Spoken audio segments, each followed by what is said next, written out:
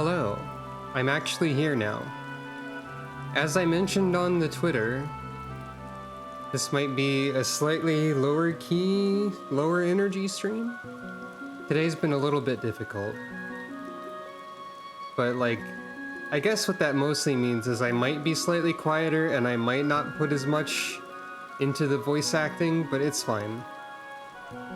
I don't think people are here for high energy action, because I'm not like a high energy person, typically. I'm here to provide a comfortable environment. Also, I need to stream Ogre Battle 64 at some point. That's what this music is from, probably. I mean, I probably need to. The music is definitely from there.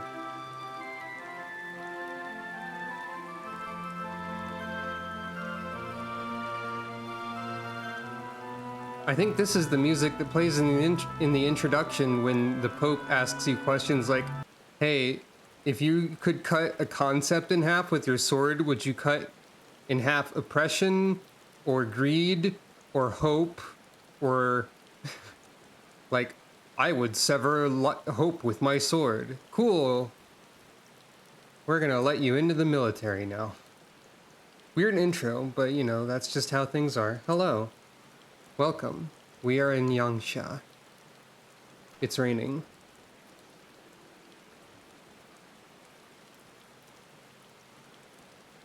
Paladins are about bringing hope to people, probably. I feel like that probably is a sin, a little bit. But given that at least the military you end up joining, the part of the... Given that the faction you're joining at the start of the game is actually evil and then you rebel against them later, I guess they don't care if it's a sin? I don't know. It is a mystery. Hello. Welcome. I need to remember that typing in /sit when you are already sitting is a way to stand up in a way that's not abrupt. And today's minion is Panda. Today's first minion, anyway. So, hello.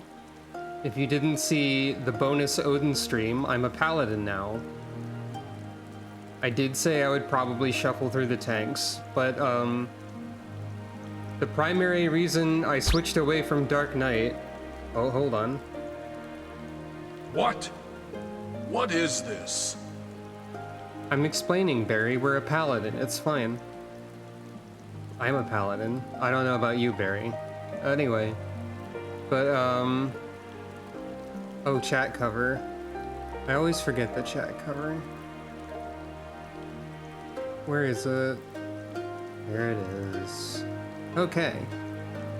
Also, there's funny buttons over here, but that's because I'm working on Realm Reborn Relic Weapon. Anyway.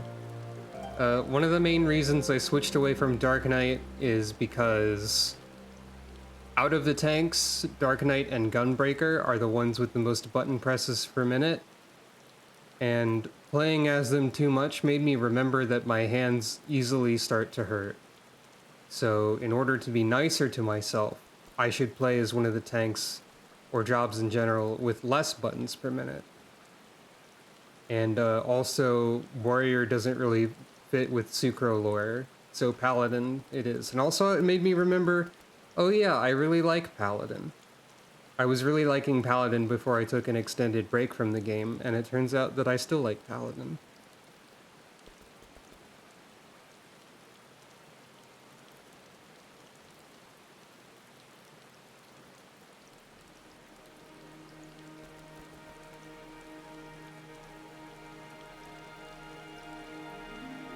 I should probably do more hand stretches and stuff before I start playing video game. But anyway, the bonus Odin stream that I did involved collecting this sword, which involves doing the Odin Fate, which is more complicated to do than the Odin Trial. This sword is humorously large for a paladin weapon. To the point where, for example, the graphical effects of casting a spell don't really cover the whole blade. That's also kind of like fine because the blade itself glows. So it just sort of looks like the glow fades, and also if I don't think about it too much, maybe it's going to be fine. I don't know. And also with stuff like the sword toss in this particular animation.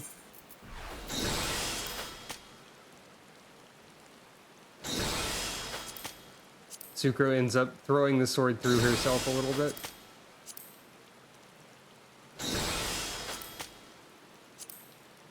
I can time this well.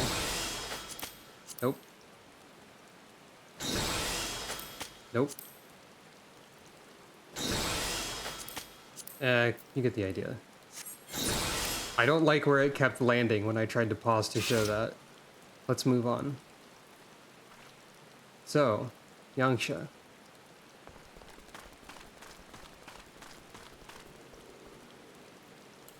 Auto umbrella, please work.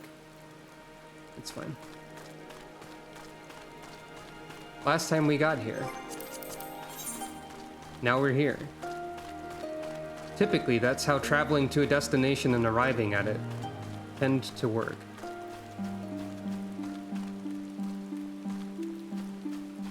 Everyone else is standing in the rain, I guess, because they don't know that there's a new auto umbrella feature in the most recent patch. Oh, I can't talk to people without my umbrella dissipating.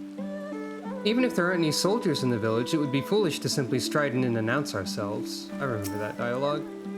Seems peaceful enough to me. Let no man claim that I'm reckless. Prudence has ever been my watchword. Sukro, venture closer if you would, and confirm that there are no soldiers lurking about.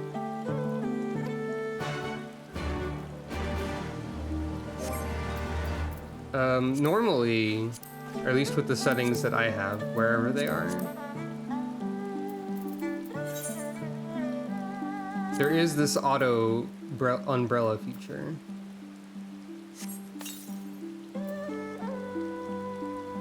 In the fashion accessories tab that you can change.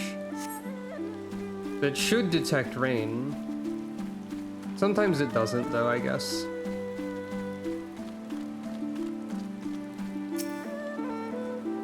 It's very important to stay dry.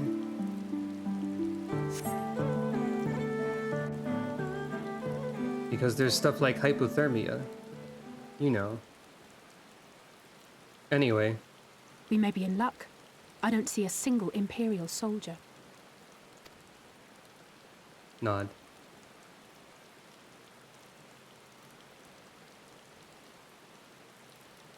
Nod. Then there is no need to remain hidden. Let us go and greet them as friends.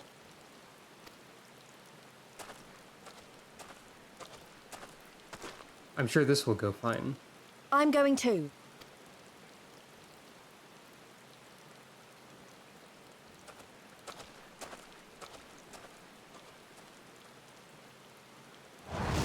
Good people of Namai, hearken to me. We come in peace and desire only information to learn of recent events. Still making a big... General. General? Lord Gorsetsu. Can we preserve your right? He lives.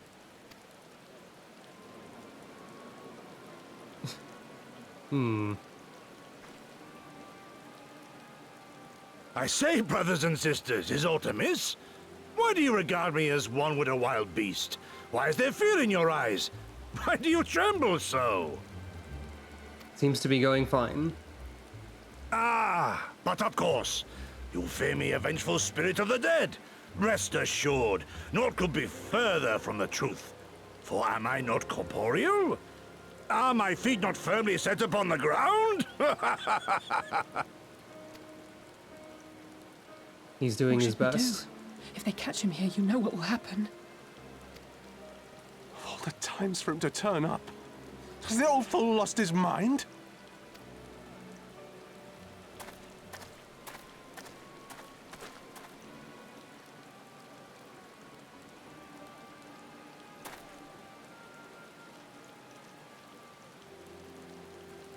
Ah. You! But why have you come here? What do you want from us? I know not who you are to speak thus to your elders, boy, but mine only desire is to be received with the hospitality owed a humble traveler, not the fear and trepidation one might afford a wrathful shade. What? What you going on about? Actually, never mind. Just come with me, now!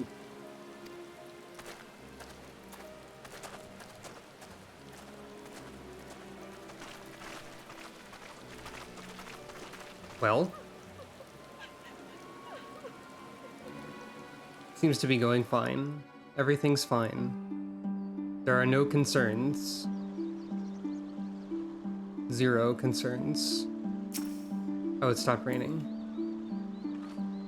Judging from the reactions of the villagers, it's probably for the best that we left.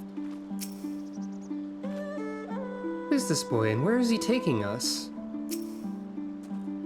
I do not understand it. Was it not clear that we wish to remain a while?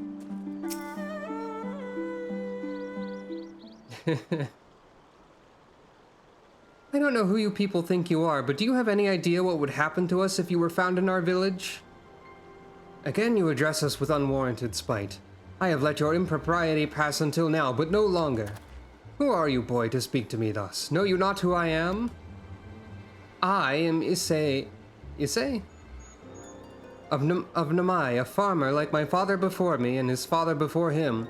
I wouldn't expect a man like you to know who I am, but I know you. We all do. Lord Kaien's retainer and leader of the rebellion, Gosetsu. Notorious fugitive, wanted dead or alive by the Empire.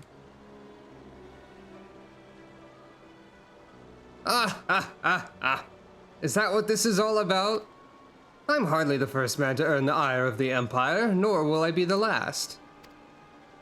Was not Namai home to brave and true warriors who fought beneath our banners for king and country? They fought and they died, every last one, and then the Imperials came looking for more because of them. They were this close to killing us all, to burning our village to the ground. We've only just begun to enjoy some semblance of peace. Never again, do you understand? We've had enough of you and yours. Whatever it is you're plotting, leave us out of it. Impassioned as his pleas may be, surely he must know that I cannot leave things as they are. But for now I shall respect his wishes. We must continue on towards our final destination, the House of the Fierce, proud headquarters of the Doman Liberation Front. There is a secret entrance but to the north of Namai, by way of a small spring. Come, I will show you. Nod.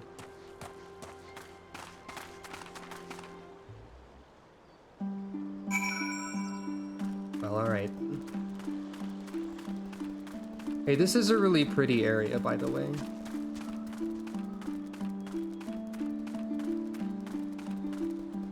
Oh? Huh.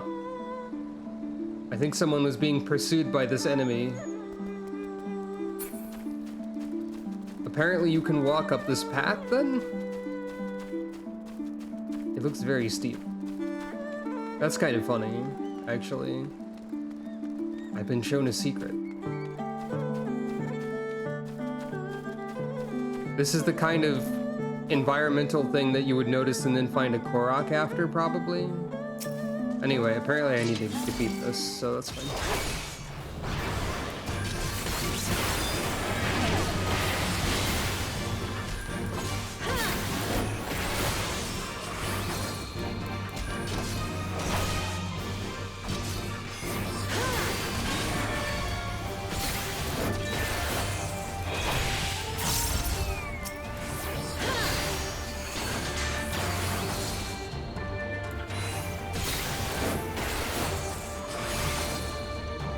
For those who don't know, Paladin was recently changed.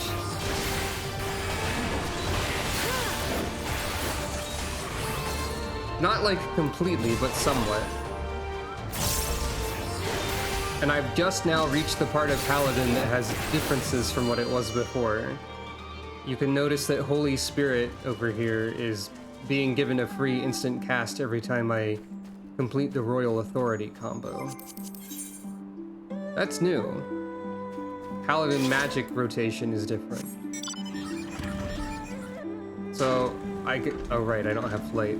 I guess I'm only experiencing it for the first time in its new form, and I've never experienced the older form.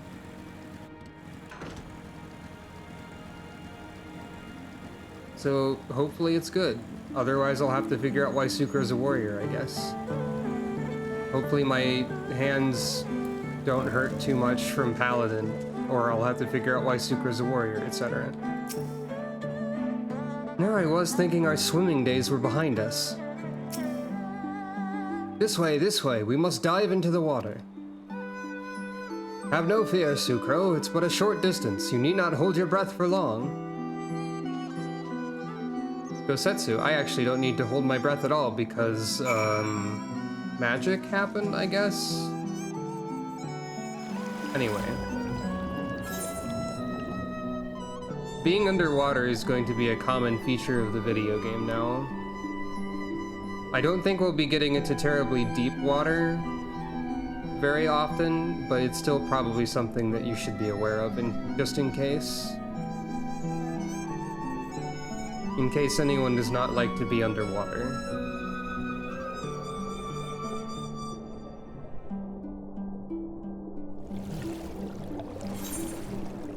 I feel like that's not really a short distance. Gosetsu seems a bit winded. That'll be a fun thing to keep count of. Haha! How invigorating! Congratulations, my friends. You are come to the House of the Fierce. The Fierce.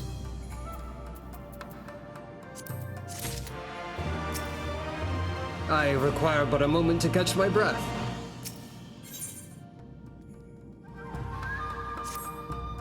You are Sucro Funk, are you not? We were told of your coming. Heroes of Eorzea, we of the Doman Liberation Front are honored to receive you. If you'd be so good as to follow me.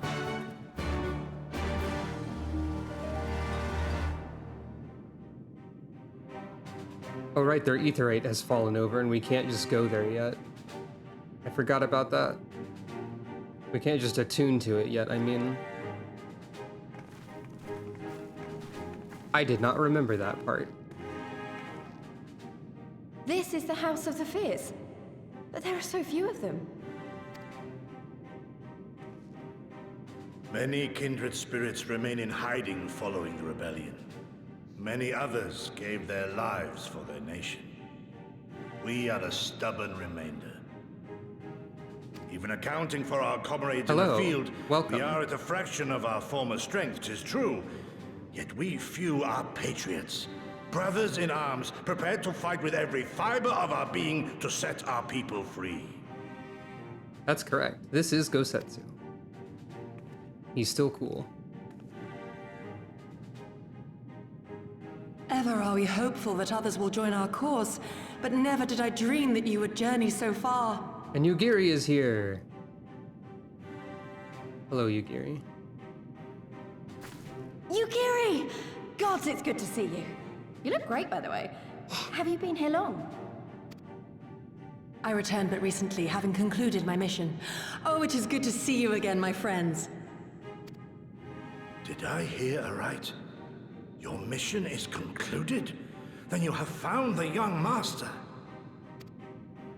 Ere we speak of that, I would know by what fortuitous circumstance our friends came to be here. Nod. Explain. I forgot Yugiri got a new outfit. The Empire's crimes are all too familiar. Lys, my heart goes out to your people. We wanted to stay and fight, believe me, but we knew it wouldn't work. We needed more time to rebuild, and more allies to stand with us against the Empire. So we decided to come here and help you free Doma, to show everyone that you're not alone, and that the Garleans can be beaten if we work together. I'd like to think we proved that in the Ruby Sea. That you did, Lys, and far more besides. Needless to say, your assistance would be most welcome. Nod. Here, here. Now then, Yugiri, You must tell me of your search for our master.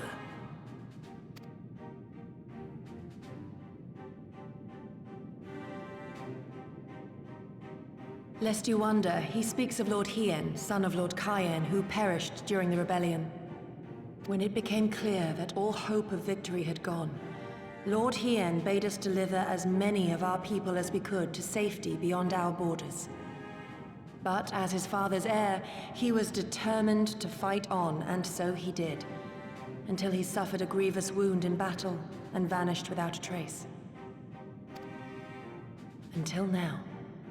For I have found Lord Hien, seen and spoken with him, on the Azim Steppe.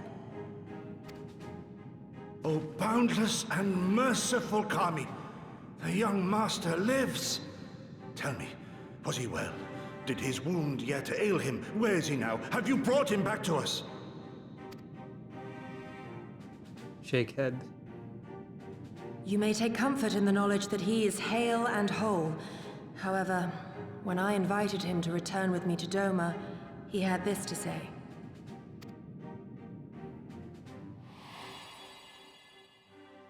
If Doma yet thirsts for the blood of patriots and tyrants, I shall offer unto her my blade.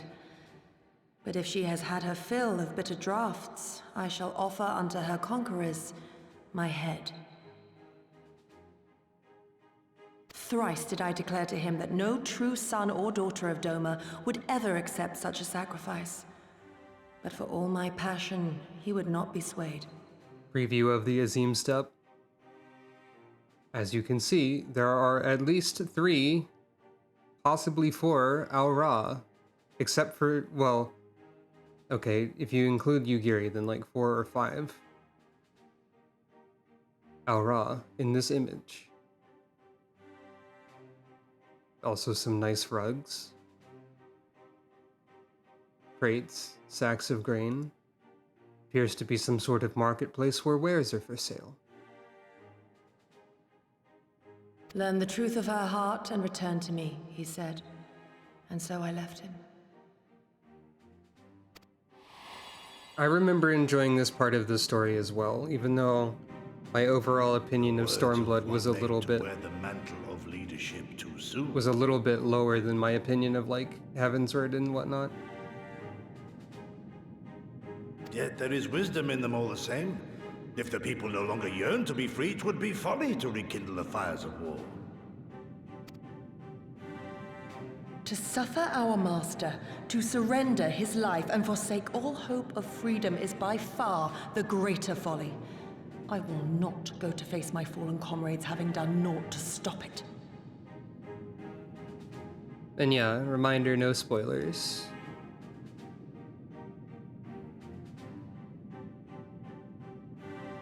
I would say you're probably vague enough, but still, best to be careful. Nor I, Shadow Walker, nor I. But we need not rouse our comrades to battle this day.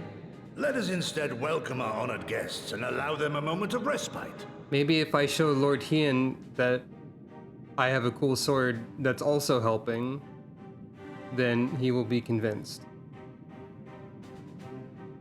Because, like, I offered Doma my blade, and it's a pretty cool sword that I got the other day. Or canonically, that Sucro received some time ago. Probably. Point is that I have a cool sword. And also that the Empire needs to be kicked out of Doma. Because they're being very rude. Worse than rude, even. Hey, what happened to your ether rate, though?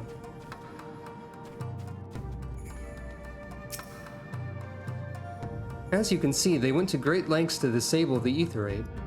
Apparently, in the twilight days of the rebellion, they feared that Xenos would be willing to risk sending unattuned conscripts. That said, it's hardly irreversible. They have the necessary materials. It would be a challenge to repair it alone, but mayhap with my brother's help. I feel like you would need heavy machinery to lift the crystal, but maybe not. Baby magic can do this as well. What's up? 11, 12. If I'm to help free Doma from the yoke of Imperial oppression, oppression, I must train my body to its physical peak. A daily regimen of vigorous exercise is essential. I believe in you, Kaidate. Yeah, it's kind of it's a little funny prank on the player. To think that warriors such as you journeyed across the seas to aid our cause. We cannot thank you enough.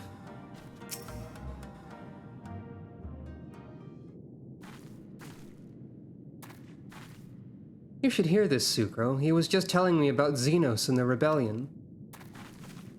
Val. What you have to understand is that it was not a simple matter of numbers. The bulk of the 12th never even took the field. It was Xenos' stratagems that won the war. They were unlike anything we'd ever seen. His formations were unorthodox, bewildering. We honestly thought we had him on the back foot. One moment we were pressing home our advantage, the next we were surrounded and at his mercy. And then he stood before us, his cornered prey, alone and unarmed. He beckoned us to come forward and fight for our lives.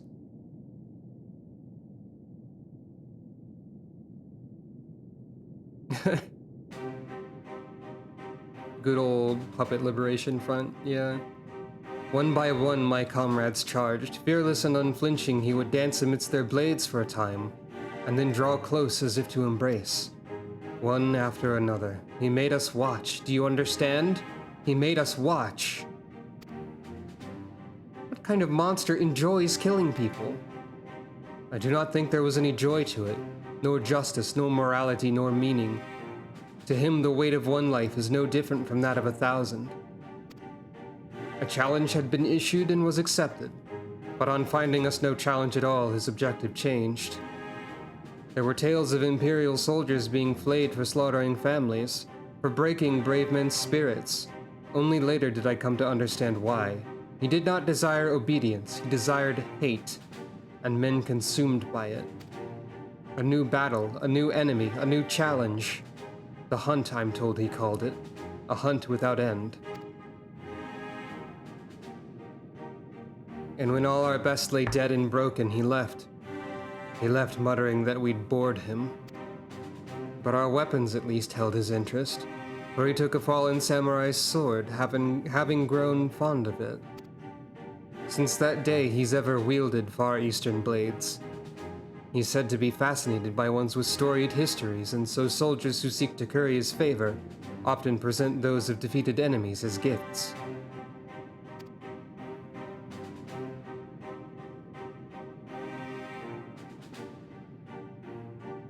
It's like it's all a game to him. People are suffering, dying, and he's collecting swords and storing them in a golf bag. We all feel the same, but my lady, you must understand. On the battlefield, reasons do not matter. The victor is not the just, but the strong, and the strong become the heroes of the tale. We were not strong enough. It's not sufficient to be right, to be just. Without strength, our path has but one end.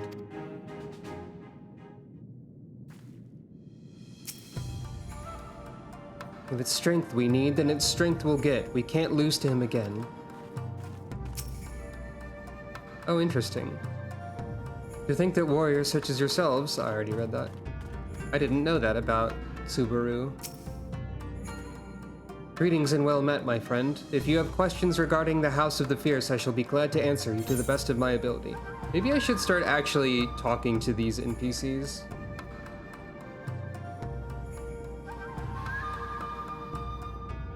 I'm sure they have interesting information. I, Subaru, am but a humble member of the Doman Liberation Front. Like my brothers and sisters, I'm wholly dedicated to the cause of driving the Imperial Devils from our lands. Day and night in the House of the Fierce do I labor for this purpose. Long ago, the House of the Fierce was a spiritual retreat for men who sought to escape the mundane concerns of the material world. But after Doma fell to the Imperial invaders 25 years ago, it was abandoned for a time, until the founders of the Doman Liberation Front laid claim to it. Since then, it's served as our base of operations in our fight against the Garleans. Thank you for the information, Subaru. What's up, Haname? Is it true that you've come from the far side of the world solely to aid us in our fight? If so, then you have my utmost gratitude. I suppose that's... I don't know if that's technically the sole reason.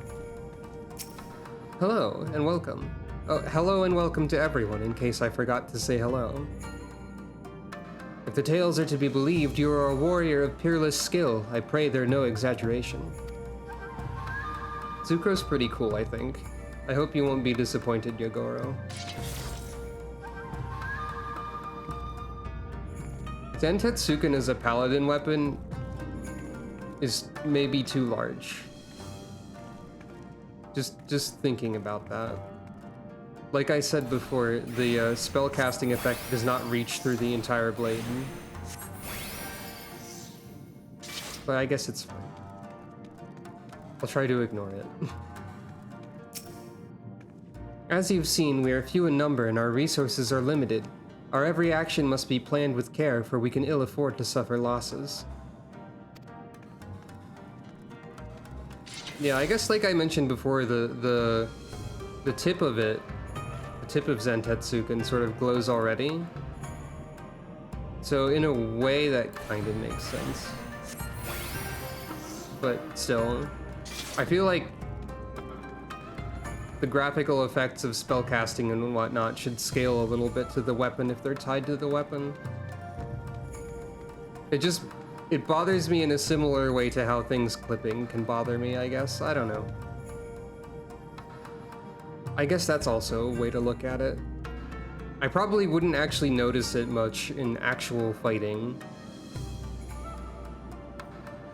And I understand that it's not like a big deal, but some things just bother me specifically more than they bother other people. And that can include silly things like magic effects on the sword and like hair clipping through clothes and whatnot, I guess. Just a weird personal pet peeve or something. Mayhap a brief respite is in order. Were I 20 years younger, these wounds would not warrant a second glance. Alas, no samurai has the strength to defeat that villain old age. But what say you to the House of the Fierce? Compared to your rising stones, I concede it may seem somewhat lacking. But it's been a haven these past 10 years to all who would set Doma free. Regrettably, our efforts in that time have come to little and less. When the Emperor died, we were so sure that the hour of our liberation was at hand. But Xenos soon put paid to that with the aid of Yatsuyu and the secrets she sold. Oh, I missed Motojiro. More allies to aid the Doman Liberation Front? We should be glad to receive you. Sucro, I do hope you have taken this opportunity to rest and recover. I've done my best, but there's important stuff to do. It's well that you spoke with one of the survivors of that massacre. To defeat one's foe, one must first understand his true nature. As the Alamegan resistance has struggled, so too has the Doman Liberation Front. More so, perhaps, given the precarious position in which we find ourselves in the wake of our doomed rebellion. We are few and our enemies legion. We are weak and they strong. Yet with your help, I believe there's little we cannot achieve. I only hope the depth of our predicament has not shaken your commitment to our cause.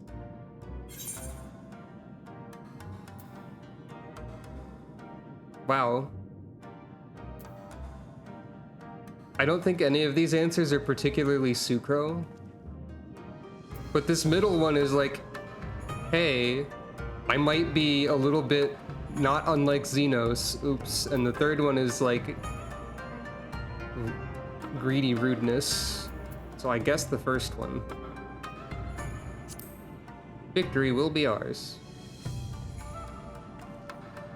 Aye, that it will. With the hero of Eorzea on our side, we cannot lose.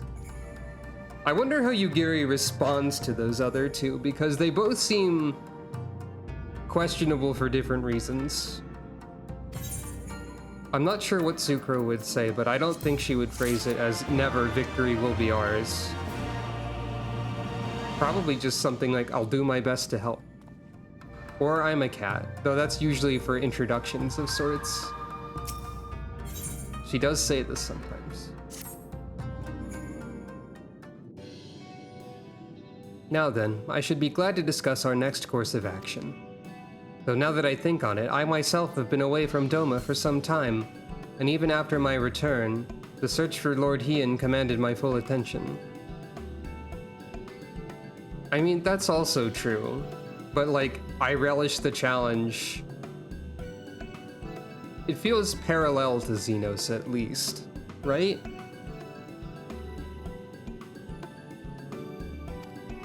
Mayhap it would be to both of our benefit if we were to see the reality of Doma for ourselves.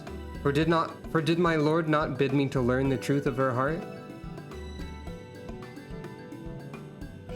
Let us do this together, Sucro. Let us go among the people and with our own eyes bear witness to their hardship. As a foreigner in these lands, your reputation does not precede you. Moreover, unlike Gosetsu, I can accompany you without attracting unwanted attention. It is kind of your specialty. I'd like to join you if that's alright.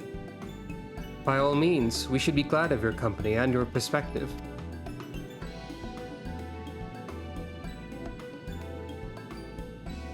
And yeah, that was my other thought. Given the situation, it seems like a weird take to have, at least for Sucro. Like, I couldn't understand other characters maybe having that take.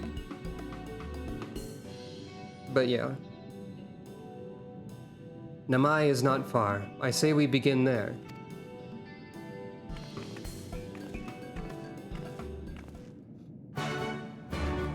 Yeah, that's a good way to put it.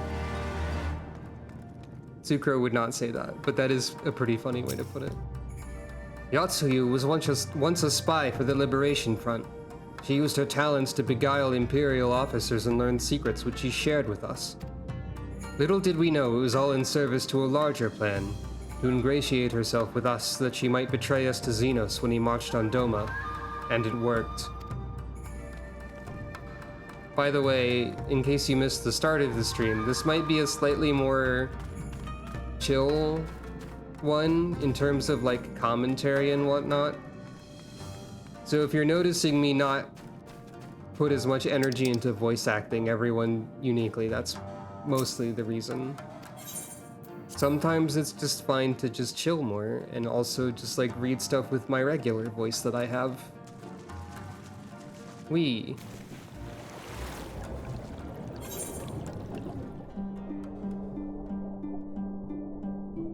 I should probably try Warrior a little bit more still, even though it doesn't really fit with the backstory ideas I have for Sucro and her connection to Odin. Because there's not a warrior version of Odin's weapon, of course.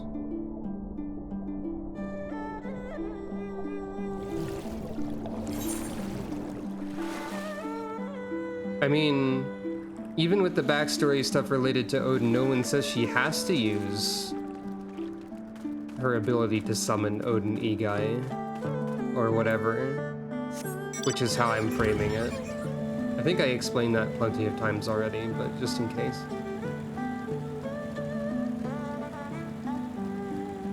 But it feels like it would be silly to have this backstory that explained a great deal and then like not being relevant to the character. It would be kind of silly. Oh, my comment about the Warrior's offensive suite feeling different isn't necessarily a bad thing. It just feels a little bit awkward before a level I haven't reached, where to my understanding it will feel more natural after a point. The main reason I would be considering Warrior is because I've switched to Paladin and away from Dark Knight and Gunbreaker, partly because I liked Paladin before I took a long break from the game, and I've discovered I still like it, but also because I need to take better care of my hands, and that involves like playing as jobs that use less buttons per minute. So Warrior might be ideal for that, but my hands are hurt pretty easily, and playing enough Gunbreaker and Dark Knight was starting to cause pain, so I switched away. So unfortunate to those who were hoping to see more of the Dark Knight story, but that might not be happening. But anyways.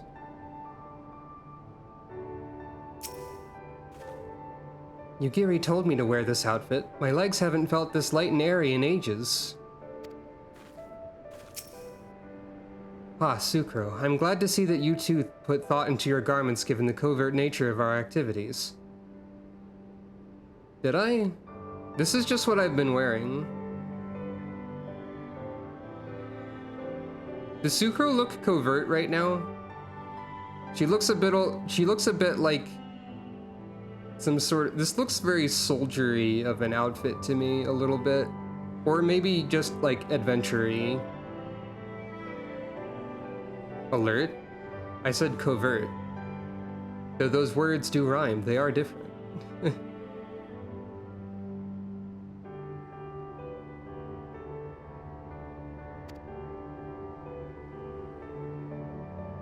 Not to like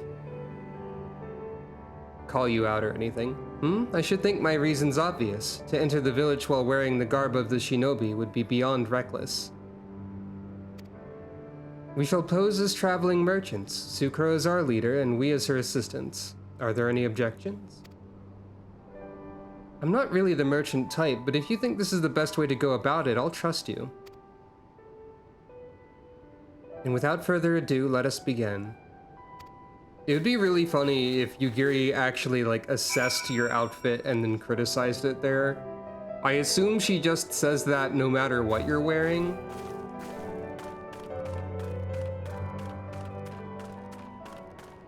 Or there's only a few things that she comments on. I feel like maybe I should at least like play along by hiding my sword and shield.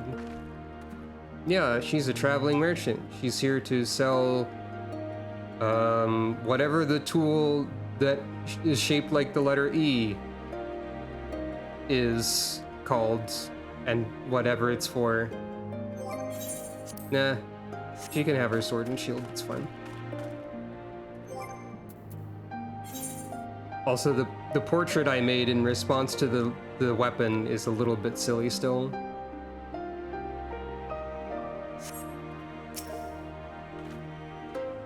Weren't you the one who came with the general? No? I see. My mistake. It warms my heart to see traveling merchants in Namai again.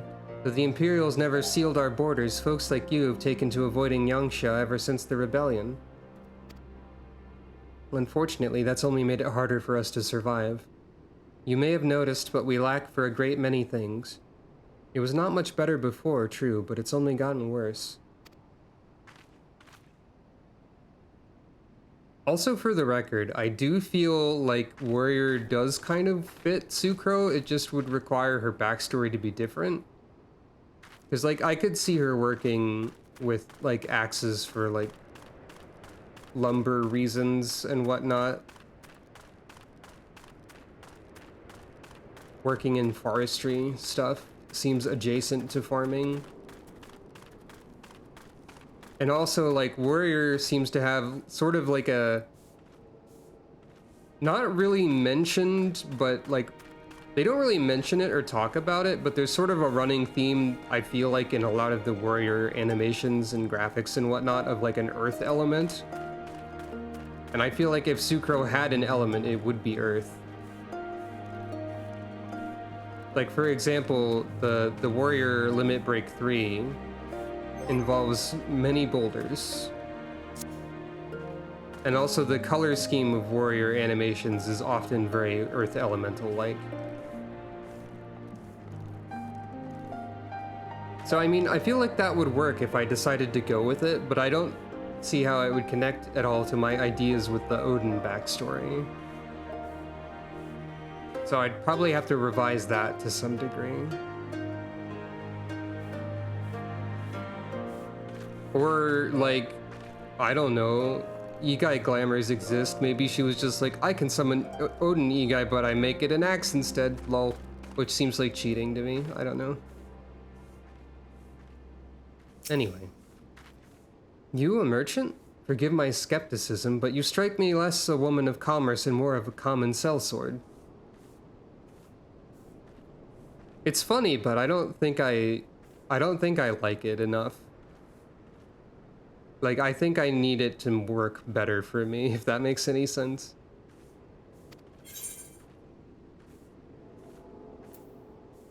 Sucro would never do an impression of Hancock. Sucro will smile. Ta-da! I stand corrected.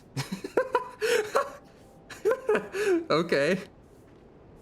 Such a warm and cordial nature you possess. I pray you forgive me my earlier rudeness. If you think about it, what is a sellsword but a merchant of fighting, right?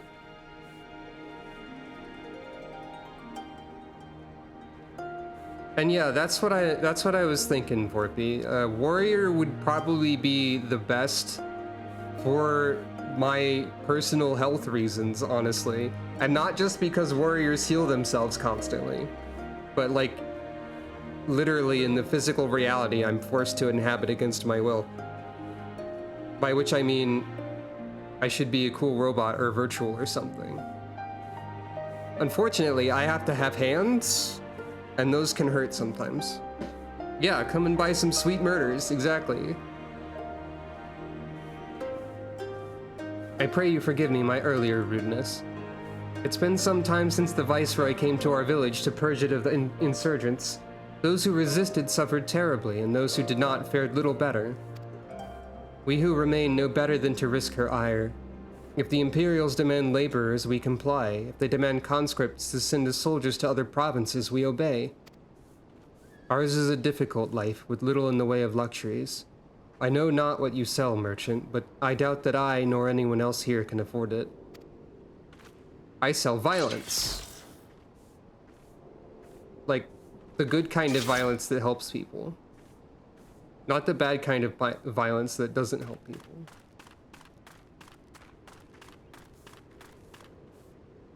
By the way, there's wolfmen. There's wolf people around. I'm not sure if they're all wolfmen or if there are like wolf ladies or non-binary wolves around. But awoo. A traveling merchant with meat perchance? Bah, better not to know when I have so little coin. I feel your eyes upon me. You know not the Lupin? Surely you've not been long in Yanxia, else you would. For generations we served the lords of Doma, compassionate and wise as they were. But the memories of such times fade with every passing day, as others will tell you.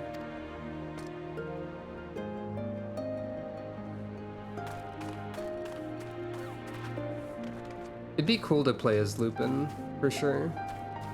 There is a high probability that if Lupin had been a playable character option, that Sucro would not exist and I would be a wolf instead.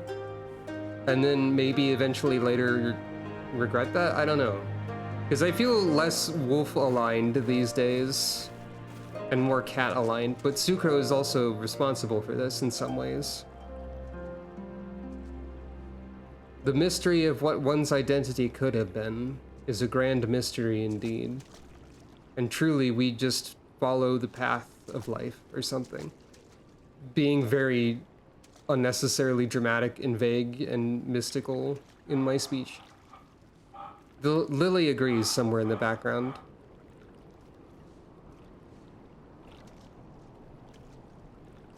Okay, that's pretty funny as a concept. Considering the fantasy trope of like, this race is all men or this race is all ladies. So I guess you could argue that like fantasy interpretations of Amazons are kind of like what you're describing, except with women. I don't know. I'm sure there's like basically humans, but they're all dudes in some random Star Trek episode or something. That seems probable.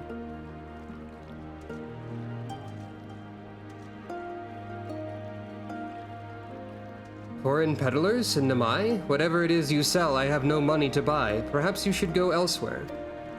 Saying that, I know of no village in Yanxia that's fared any better. I think you were all missing the part where Samantha said literally just ordinary humans. Okay, not entirely, but still. Once I would have directed you to the samurai lords of Monzan had they not all died in battle or in the purges. There is the Doman Enclave, of course, but that lies beyond the Dairyu Moon Gates. Needless to say, the Imperials are disinclined to let any but their own pass.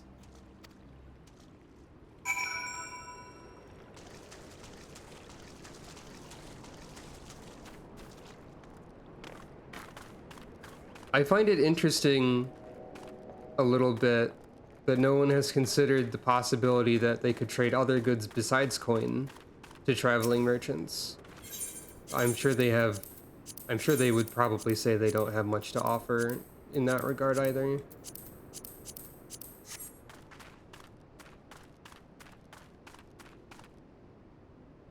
Now that I think about it...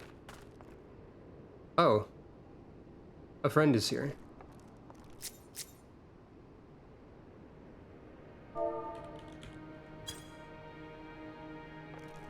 Now that I think about it, Final Fantasy XIV itself has used to have the very thing you're describing. Because Highlander heroes used to not be able to be female. They were just guys. Like, they were tall and fairly muscular, generally speaking, but for the most part, they're just dudes. But I hadn't considered that. Karma, I need your assistance.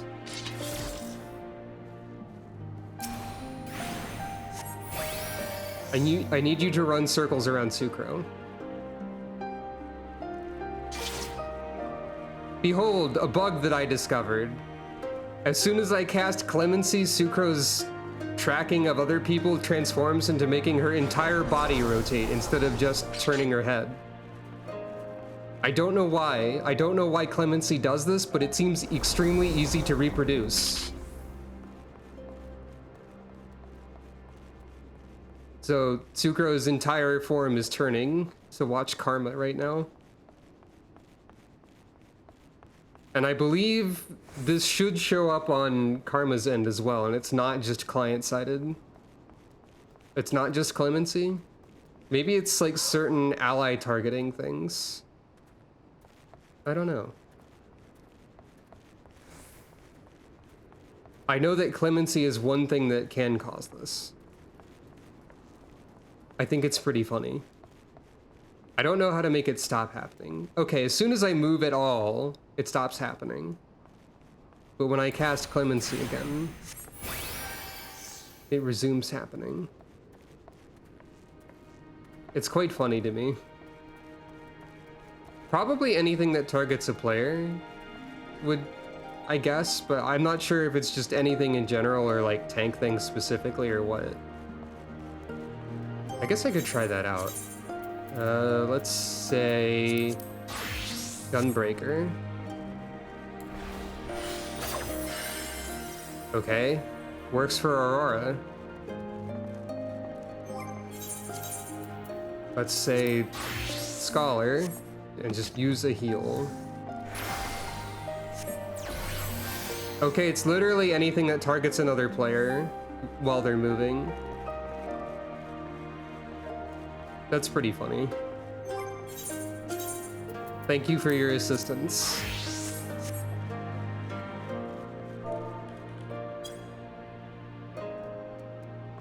Oh yeah, that was the maximum anima weapon book of Scholar. My Iron Will has been activated. My sword and my Iron Will, my friends. I'm still not over that line in Phantasy Star Online Episode 3. Orland's introduction. I have two friends, my sword and my will.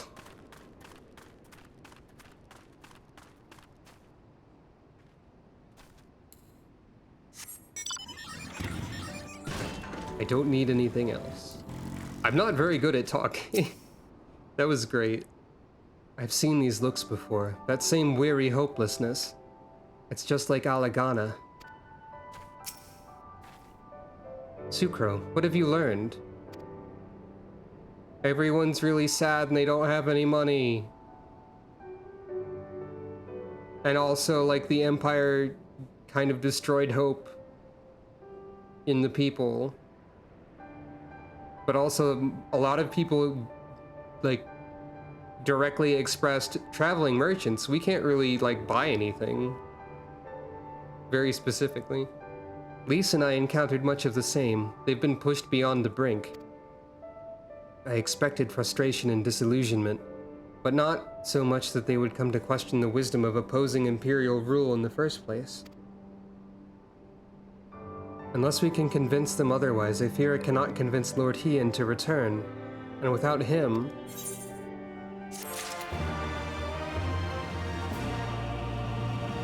It's fine, we just have to show Lord Hien that I'm really cool. And it'll be great.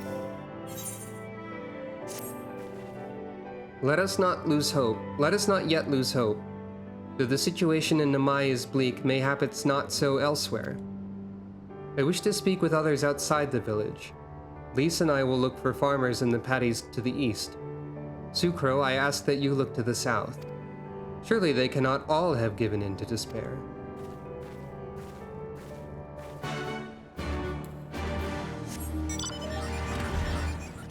Okay, cool plan number 1. We just show Hien that I'm really cool and I can beat the Empire by myself. Cool plan number 2. We wait until the Empire conveniently does something bad or evil really close by, and then we beat them up and make everyone go, oh, you can beat up the Empire, cool. And then it's fine. We've already done this like once. Anyway, there's the fate here, which I guess I'm going to participate in. We just have to wait for things to conveniently work out in a way that makes the Empire look defeatable again.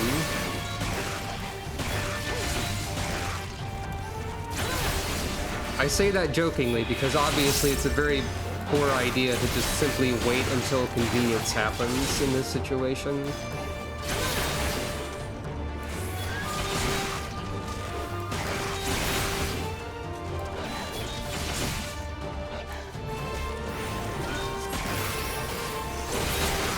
I should summon my Chocobo, probably.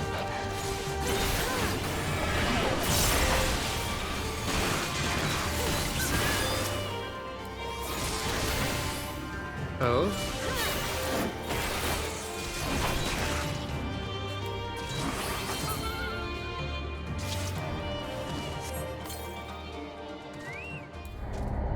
Oh. The fate failed, but I got some Centurio seals, I guess. I mostly was summoning the Chocobo for Oh yeah, that is true. That flavor text is in fact on the wind-up Odin. I can show you that right now.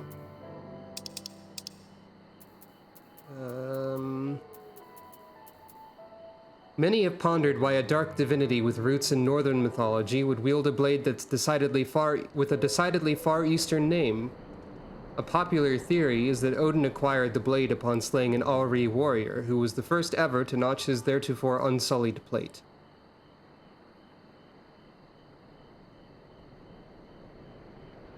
Interesting.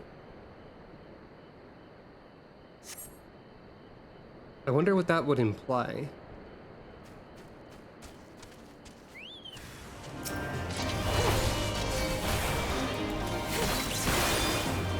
Oh yeah.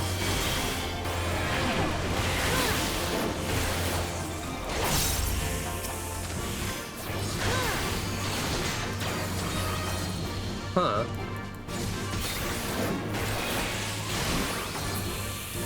Interesting idea. I don't think anything even hints at that, but that's an interesting idea.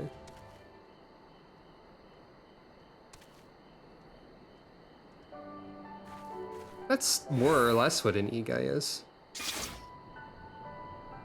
I guess it would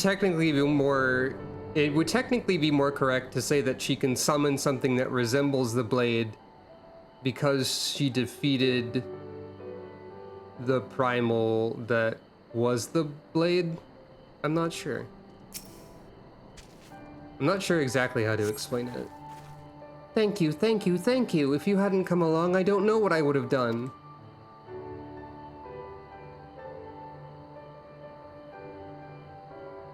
What am I doing out here? Oh, looking for flowers. I need some for my parents' graves. The ones my brother and I usually bring are yellow because it was my mother's favorite color. You haven't seen any, have you?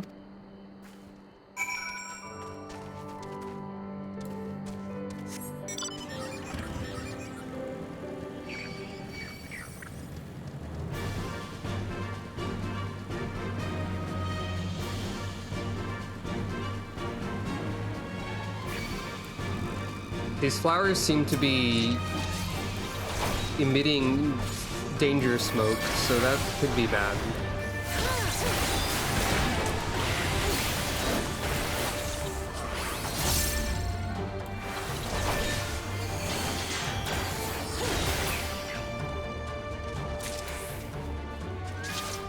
I guess, still thinking about the possibility of warrior, it sort of feels like I would be throwing out a very detailed and dramatic backstory about Sukro confronting Odin with, haha, I'm do forestry work with axe, teehee, which is kind of funny, but also I don't have any more ideas for that. More caterpillars. I'm surprised that they didn't call this one Very Hungry Caterpillar.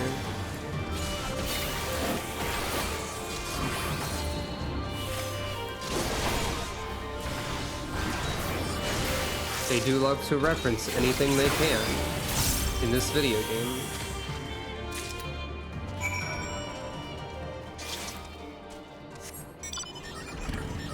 Sukro's special power to immediately detect the presence of yellow flowers when requested to find some, and know exactly where they are in relation to her current position.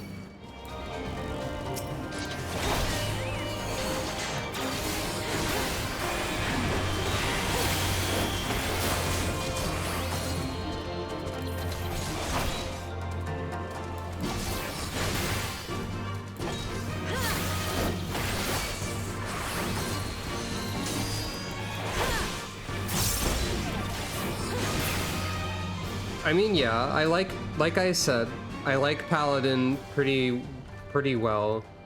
I'm just really concerned about how easily my hands get hurt playing video games, and Warrior would be by far the best tank option for that specific concern.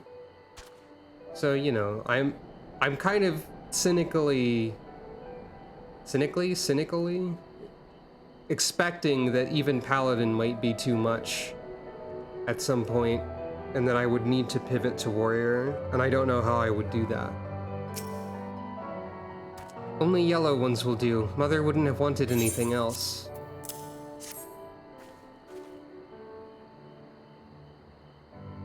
Oh, you found some. Thank you so much, miss. That's twice you've saved me now.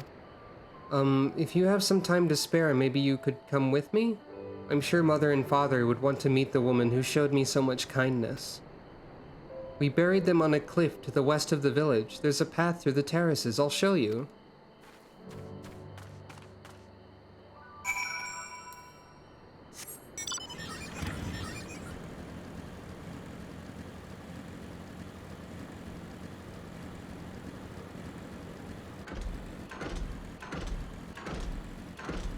I still don't know why Sukro has a motorcycle in Sukro canon.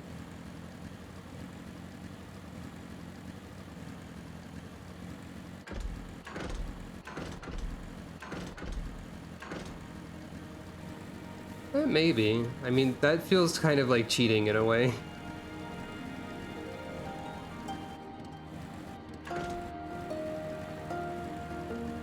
She just found the motorcycle.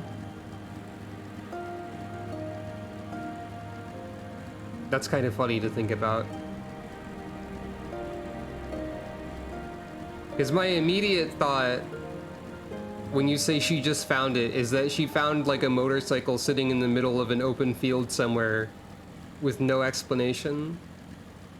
Like, rather than she found a motorcycle somewhere where you could conceivably find a motorcycle. My immediate thought is just she found a motorcycle in the middle of nowhere. And yeah, I know. When I say it feels like cheating or whatever, I mean, like, to me, on a personal level, even though it would be completely fine to do that, I don't like that idea, I guess. Not to say that your idea is bad, it just doesn't feel correct to me.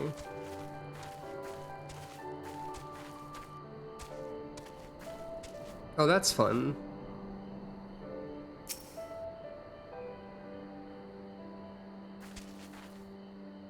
We're here. Just give me a moment to put down the flowers and I'll introduce you.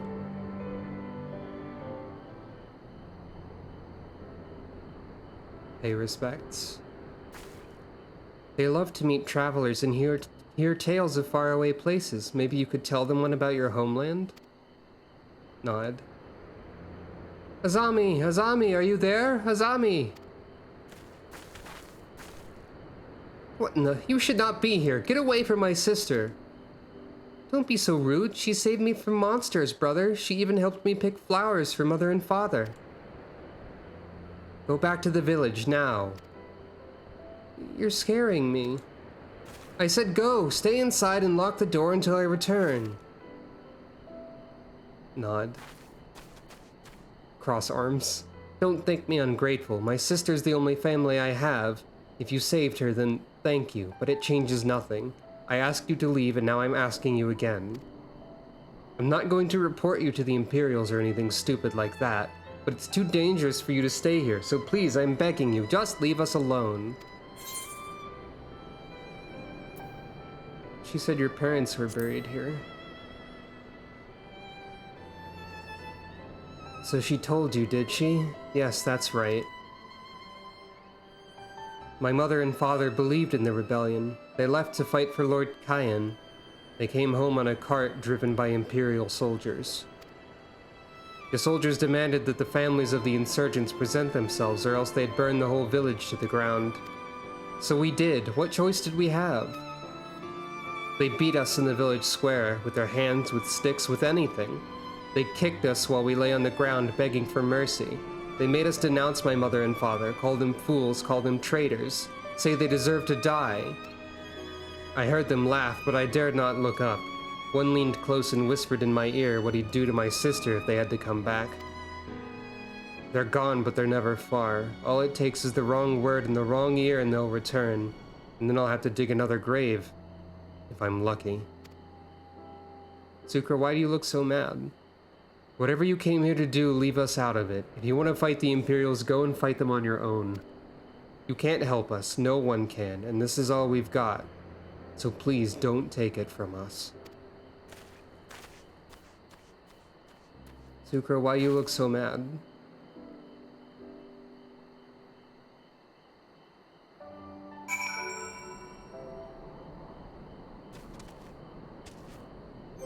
If I were Sukro, in that situation. Well, if Sukro were Sukro, she'd be more like that, I would say.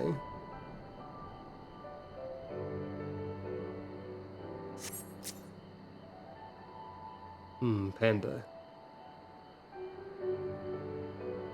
Thinking about the panda.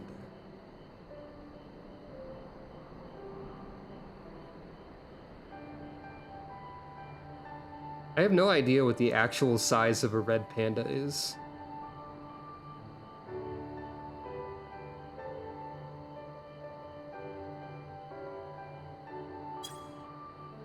Anyway. About this size? That seems fair. Rude of the game to call this panda a lesser panda.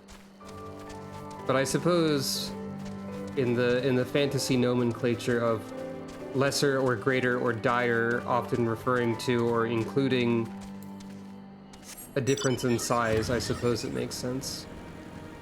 What is the description of the lesser panda?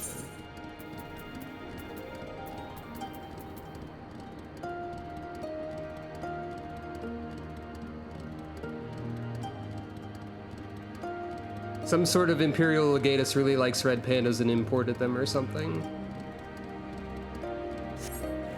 The least weasel.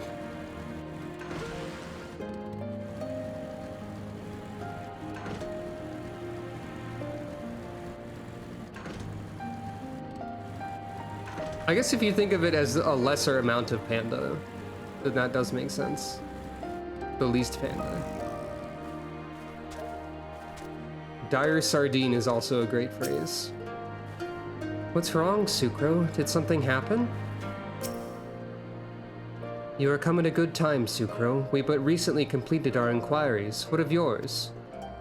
Explaining what just happened. I was not aware of these events. The boy, Issei, he told you all of this? Such disgraceful, despicable crimes. If I knew the men responsible, I would not hesitate to hunt them down and...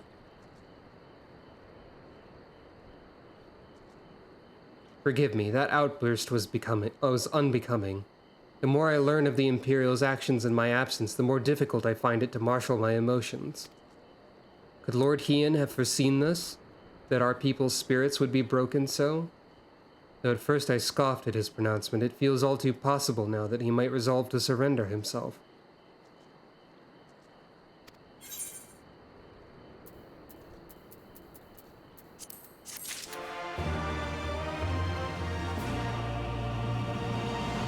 Oh yeah, I've just remembered something. That does help if Sucro has to be a warrior, but is quite different.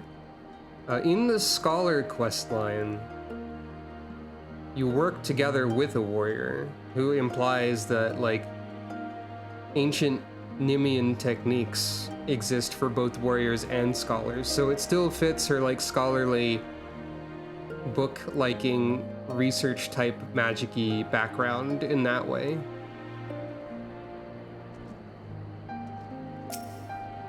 Though that's obviously completely separated from Odin, I suppose.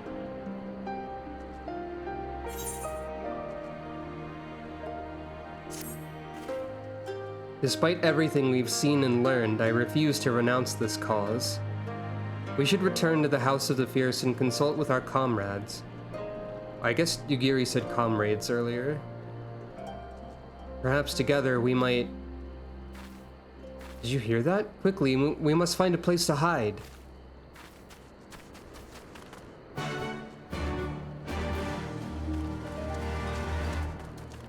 There's also a side quest over here.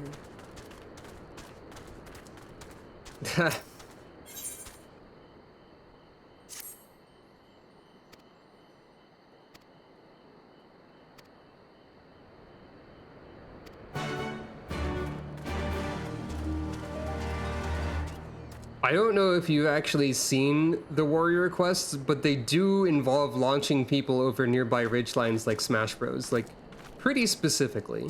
So it gives me the impression that you have in fact seen them. Of course, I've only seen a little bit of that. I would say the warrior quests overall are probably not canon, even if Sucro ends up being a warrior.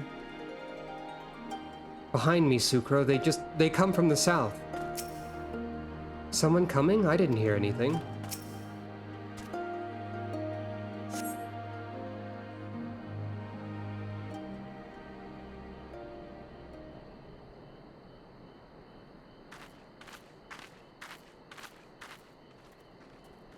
I have only seen the first Stormblood warrior quest.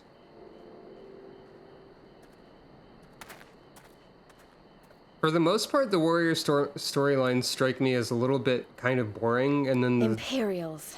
And then the first Stormblood one is suddenly kind of wacky, and I'm also a little bit wary about where it's going. But maybe I'll see that eventually, I don't know. Oh, also the Stormblood Paladin quests are like, you know, the Paladin quests were kind of bad. Let's go back to the Gladiators and do a tournament arc. So I've been doing that off screen a little bit, and when I get through all of it, I might New Game Plus and cover that if we're gonna stick with Paladin. Because I did show the rest of the Gladiator and Paladin stuff, so, like, for consistency's sake. Anyway, Imperials.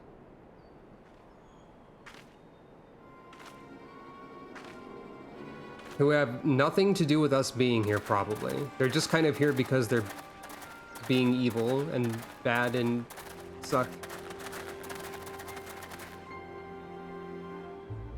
Or maybe they do know we're here, I don't know.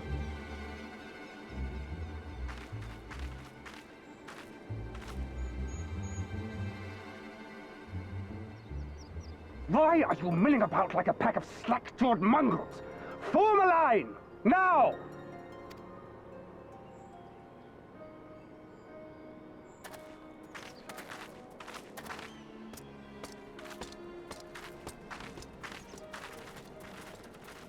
Finally. I come before you today to deliver an announcement of the highest import. So listen well. While on a charitable mission to Isari village, the acting viceroy and her personal guard came under attack from Confederate forces. This brazen, unconscionable act cannot and will not go unanswered.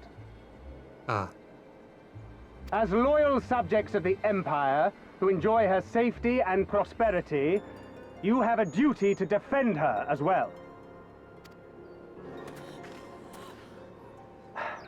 There is no cause for alarm. We have no intention of sending ill-trained fodder to the front line.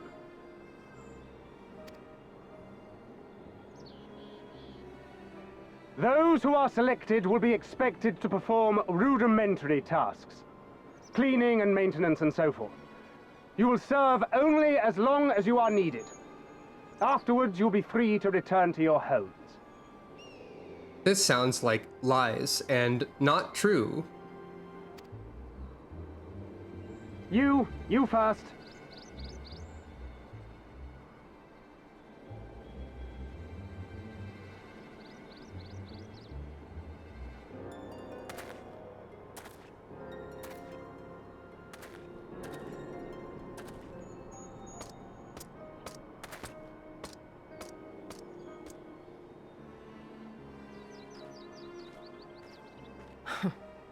The Empire has no pressing need of cleaners. This is but a thinly veiled attempt to intimidate those who supported the Confederacy's actions, and isolate any whose loyalty they already suspect. And lastly, you. That should suffice for now.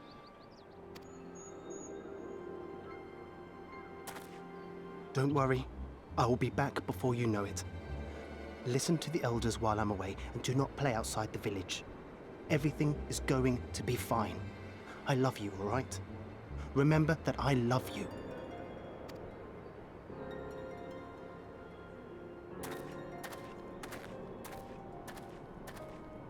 We thank you for your cooperation. Rest assured that this will all be over very soon, once the Confederacy has been made to pay our own ruby tithe. It's because blood is red, do you get it? Violence time. Probably.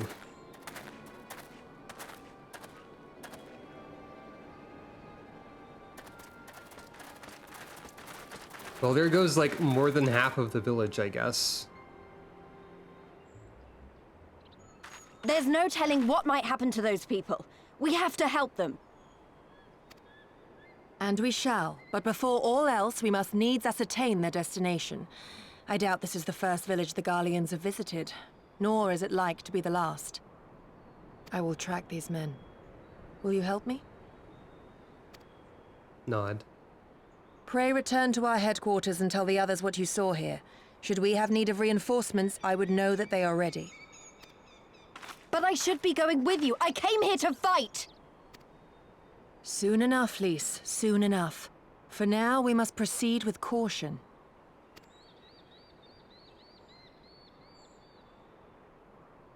I know that. I do. It's just... when I saw them rounding those people up... Look, if anything happens, anything at all, you'd better call for us. I mean it, Yugiri. Anything at all. There she goes. Very quickly and suddenly. Nod. Anyway.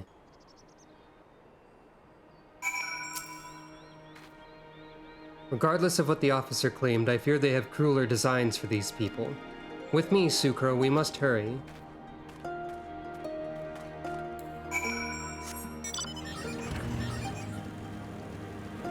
There's a variety of other side quests over here I'll worry about later. Oh, also Falcon Porter.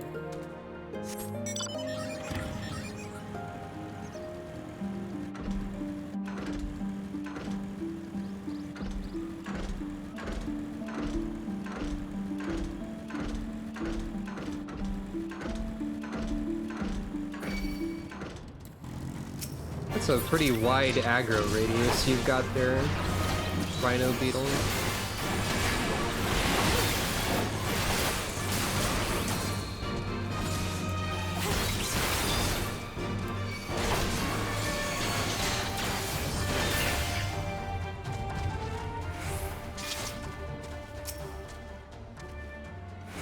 Given the circumstances, we must make every effort to refrain from needless violence. Here, it's a shinobi's tool for when a more discreet approach is required. Use it with these darts. They are coated with an alchemical reagent that induces a deep sleep. There are soldiers patrolling ahead. Where circumstances different, we could engage them directly, but for the villagers' sake, we dare not risk it. We will use our blowguns to incapacitate them. Regardless of your familiarity with such weapons, you are a veteran warrior, and I'm sure it will come naturally to you. Nevertheless, practice is in order. I forgot about this feature of Stormblood, which occurs at least 2 or 3 times, probably.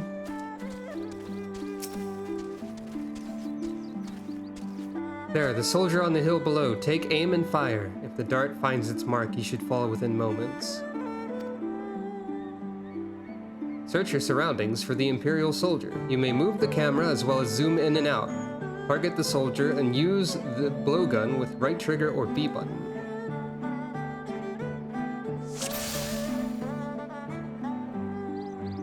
Weird minigame time. This happens a few times.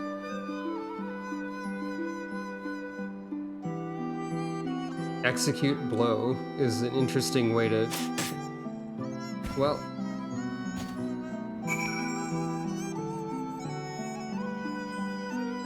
That's a pretty long-range blowgun as well, isn't it? Well done, my friend. Now give me your map. There's a vantage point from which you may observe and fire upon the other soldiers. Worry not, I shall be with you every step of the way, keeping watch for other patrols. We shall speak again on the other side of the river. I don't know a great deal about blowguns, but I feel like... Yeah, that's a good point too. I feel like they're probably not a super long-range weapon, though they are a ranged weapon. I feel like it would be difficult to propel the dart such a distance.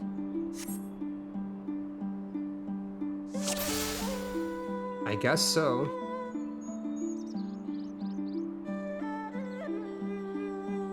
Also, they don't have scopes on them, but you know, that's fine. Greetings, Imperial soldier. Boop. The idea of a blowgun with a scope on it is pretty funny, I will say. Boop.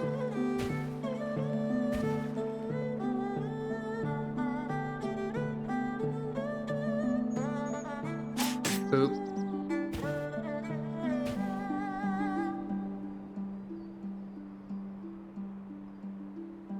Boop. Also, extremely powerful darts that go through armor with no problem, I guess. Boop.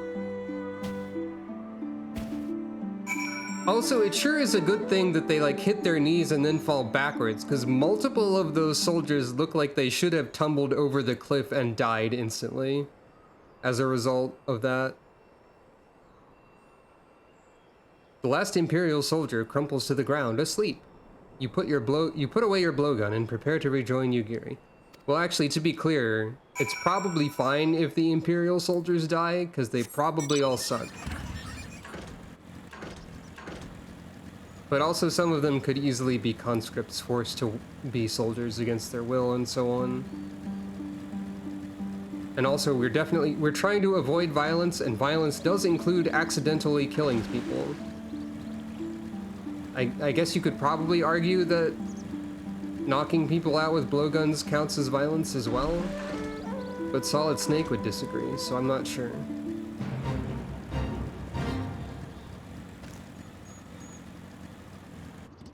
Also, interesting plant creatures are here.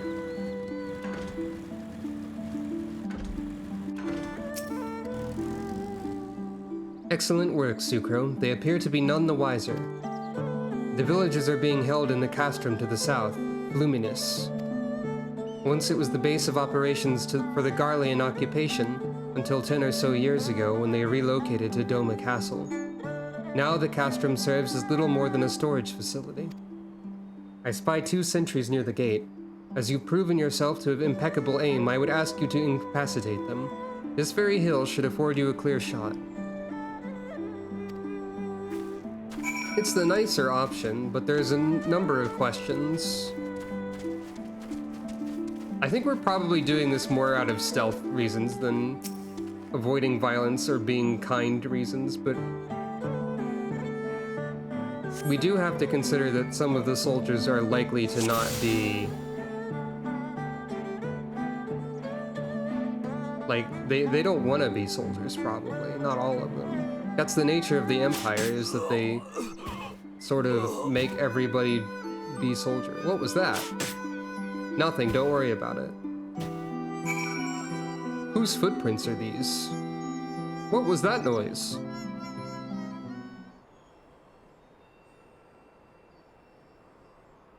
The 2 sentries slumber side by side. No others appear to be forthcoming.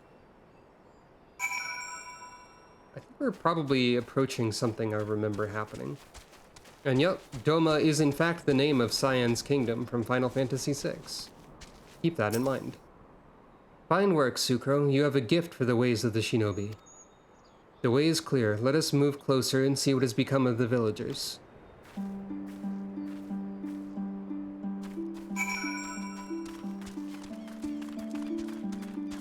I feel like just by randomly commenting on stuff as it happens, sometimes I feel like I ought to have more refined or deeper or more thoughtful opinions on things, and I'm just sort of saying words instead.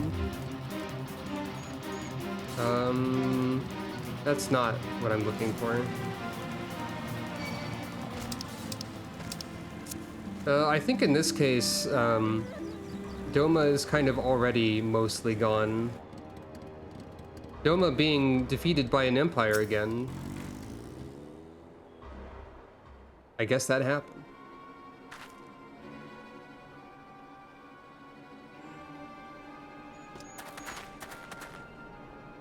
Sir, the An from the other villages are assembled for inspection. Very good, I will address them personally. Attention, shortly you will all be transported to the facility on the distant shore. Your duties, as you've been previously informed, will be rudimentary in nature. More specifically, you will be tasked with the repair and maintenance of various arms and armaments, as well as Magitech devices. Magitech? But we're farmers. We don't know the first thing about Magitech. It'd take us months, if not years, to learn how to do that kind of work. The material in question was damaged when your kith and kin rose up in rebellion. Therefore, you bear the responsibility for its repair. If you cannot perform your duties, you will learn how. And if you cannot learn how, then your villages may find themselves at the mercy of the Confederacy and other radical elements. Is that what you want? Deal with this rabble. I'm needed at the castle.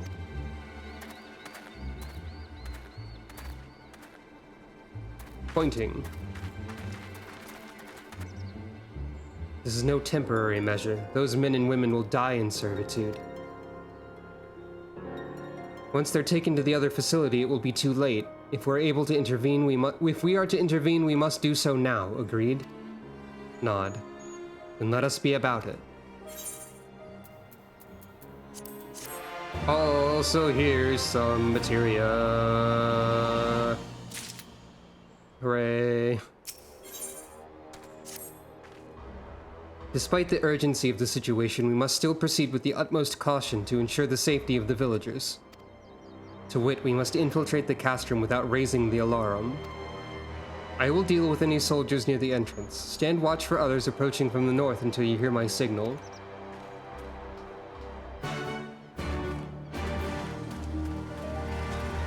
Naturally, I could just run in there and no consequences would immediately happen. But I guess I'm probably going to be sniping people somewhere.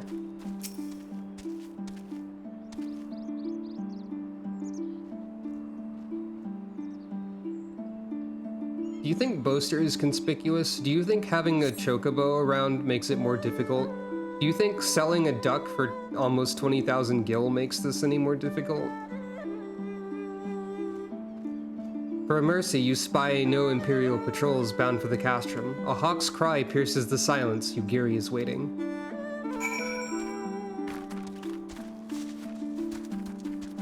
I guess Yugiri can just sound like a hawk. That makes sense, I guess. Oh, you're right. Nothing to worry about.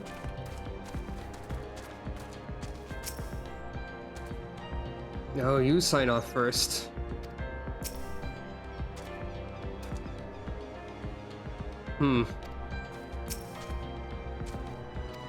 Soldiers mumbling in their sleep. One of them almost seemed to say a rude word, maybe. Speak softly lest the others hear us. What of the outside? No Imperials were seen outside. That is good. We may proceed as planned. These ones shall not soon wake. However, the others are too close to the villagers. Incapacitating them as I did these ones is far too risky. Fortunately, a solution presents itself. I'd have you disguise yourself as an Imperial soldier and convince them that the changing of the guard is in order. You have your pick of uniforms. They shall not protest. Steal a suitable uniform. Well, yours is the closest to Sucro's in size.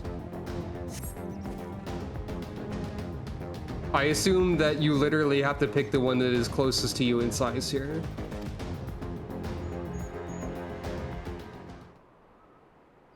With all due care and consideration, you relieve the sleeping soldier of their uniform. You've chosen one to your liking, then? Excellent. I shall hide these ones where none will find them.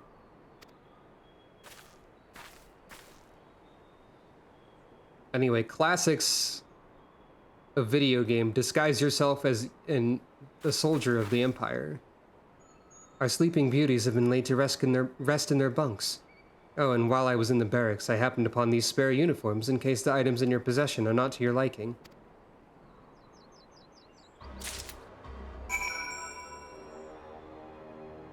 Bread? I don't think so. Bottomless burlap sack. Appears to be filled with a nigh infinite supply of Imperial equipment. Though it would be best if you did not attempt to put that cursory assessment to the proof. This is in case you somehow lose your uniform that you've just obtained. This kabuto and teko should match the uwagi hakama and choka in your possession.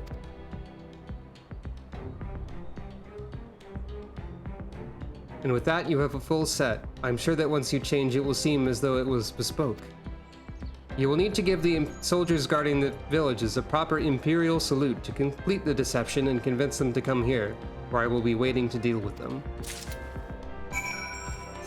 Time for Sucro to wear an Imperial soldier's uniform. Wait, where is it?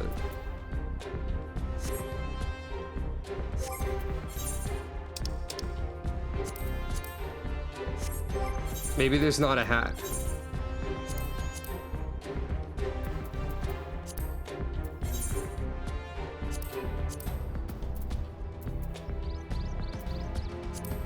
Maybe I missed it.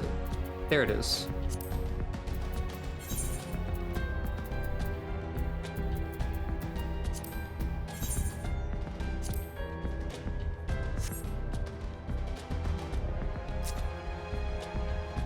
Do you think the panda makes the disguise worse, maybe. Do you think they'll mind the Odin equipment?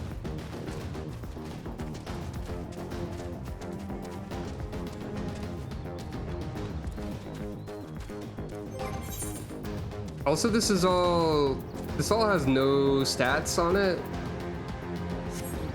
And there's actually like monsters in the way, kind of, which is a little bit rude, but it's probably fine.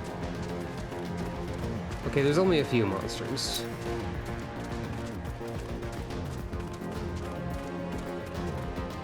Yeah. Hello, it's me, Imperial Soldier.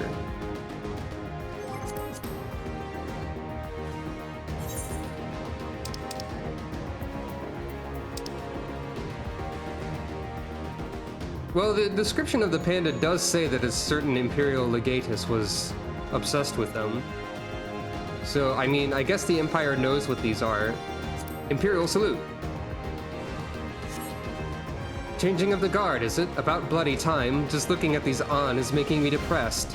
Reminds me of when I was in their shoes, pissing myself in fear. Well, I guess some of them are conscripts, but they're rude about it. A little bit. At least that one was. Is it time already? Not that I'm complaining, mind, but I thought the others would be gone longer.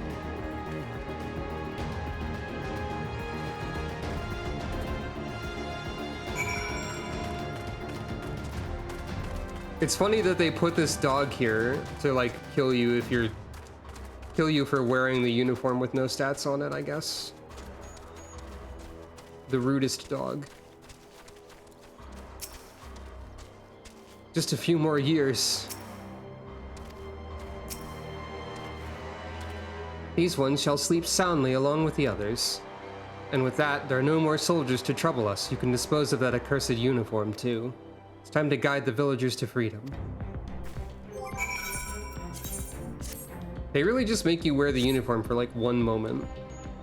Also, it's free fashion for later. So it's a little bit weird to use Imperial uniforms for the sake of fashion.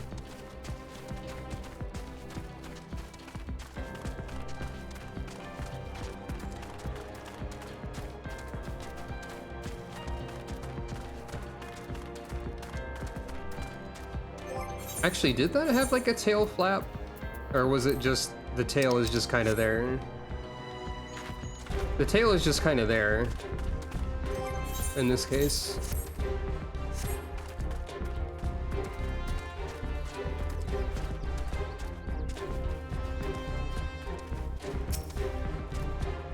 That's also true.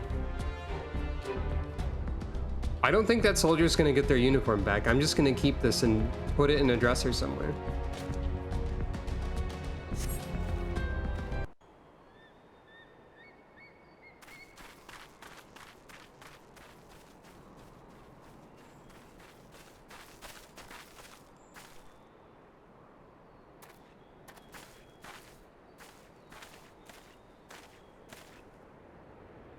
Listen to me, all of you. We have dealt with the Imperials for now, but you must flee this place quickly.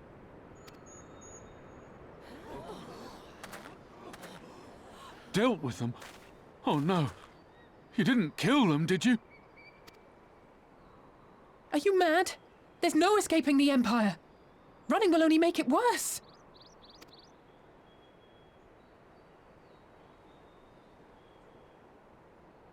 To stay is to die. You know this to be true. Even if you lack the will to fight, surely you have the will to live! Or has that, too, been beaten out of you? Is this what has become of Doma?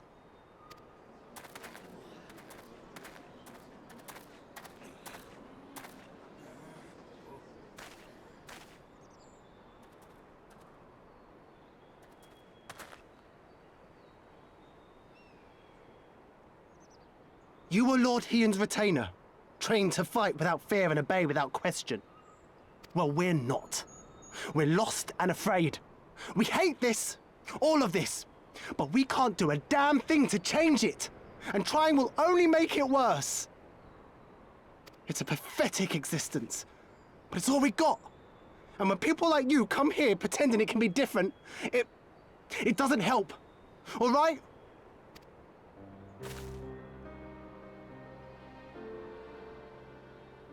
Peace, boy. Peace.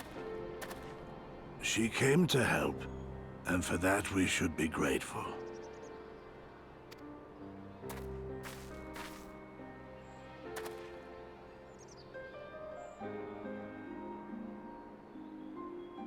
Elder, your face. We all have scars. Some too many to bear. Too many battles. Too much lost, our friends, our family, even our liege. We who survived are forced to bend the knee, to sell our souls and surrender our dignity. How are we to lift our heads when this shame weighs so heavily upon us? Your courage, your resolve, they are as salt in our wounds.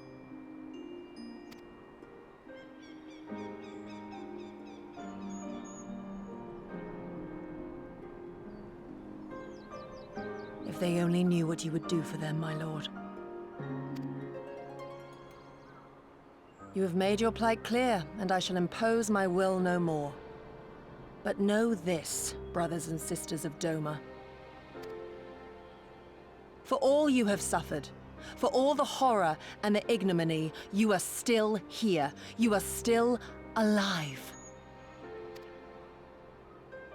My lord prays you value your life as highly as he does. As for me, I swear by all the Kami in creation that I will free you from this torment, no matter the cost.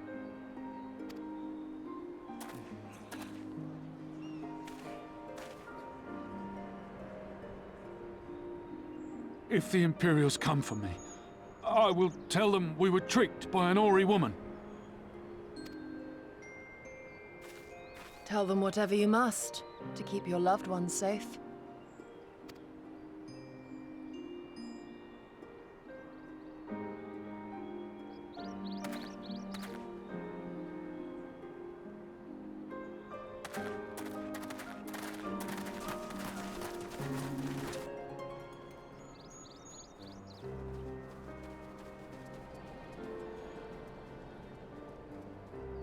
Why would you...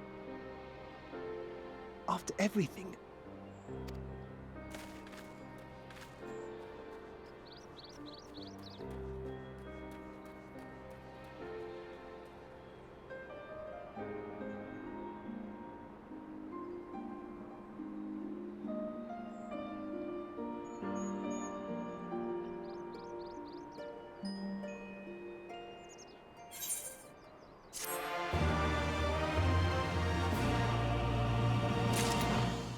Again, with the quest completion noise not really being fitting for the situation, but that's just how it be.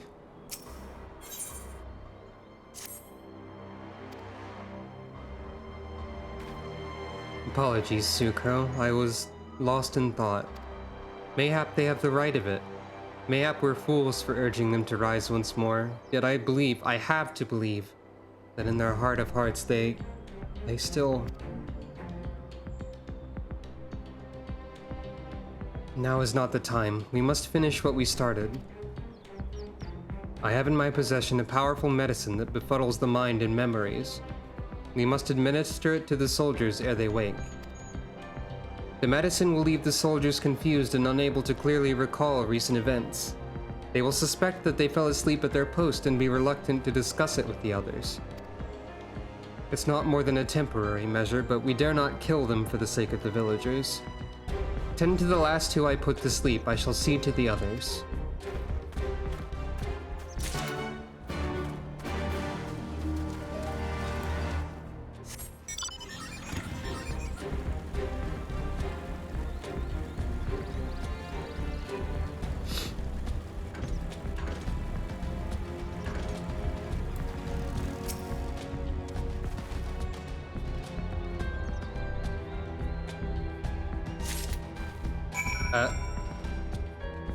Wait, what? Hey, hold on. He misses his mother.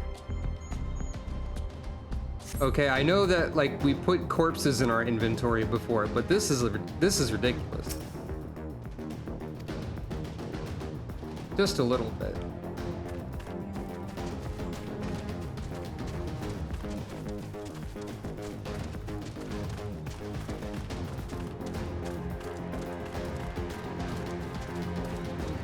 Unsellable. I didn't even think about that. Market prohibited.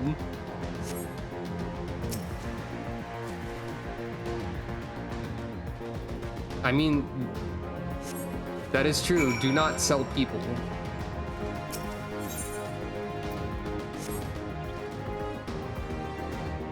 Please do not do that. Mother, is that you? He said. A dog has detected me.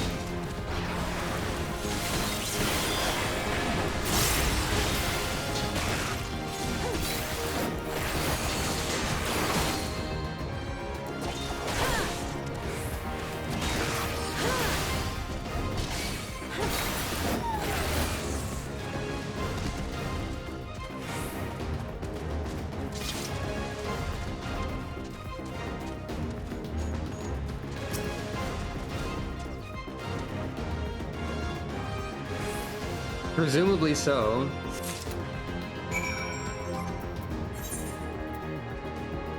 She's only a few years away from retirement.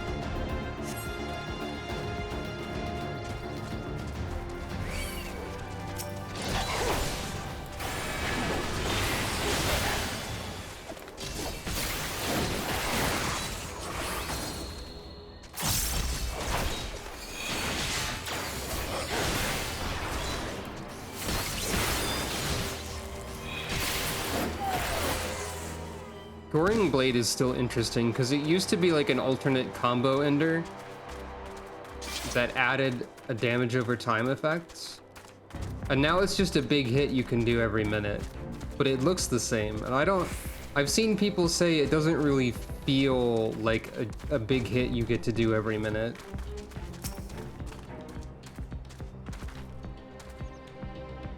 And like, in some ways it kind of feels like a big hit, but also Royal Authority, the combo ender you're doing all the time, is a more dramatic animation than it.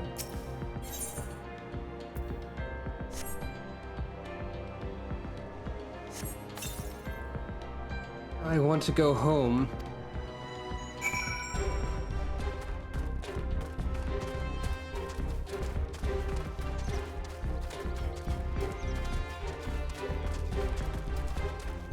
Wait, was that a thing? I'm guessing you mean between 54 and 60 because it doesn't upgrade into Royal Authority until level 60.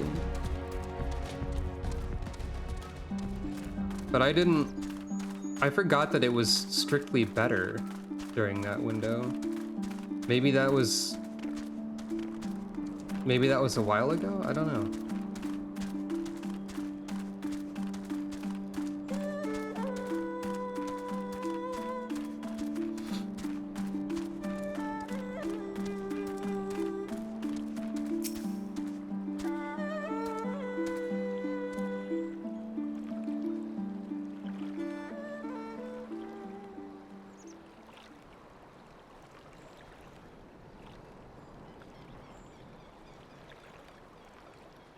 This ambient bird noise is, I think, also present in the N64 Zelda games, and it's throwing me off. Forgive me for making you search. I think the levels for Goring Blade and Royal Authority are still the same, maybe? I'm not sure. Shrug.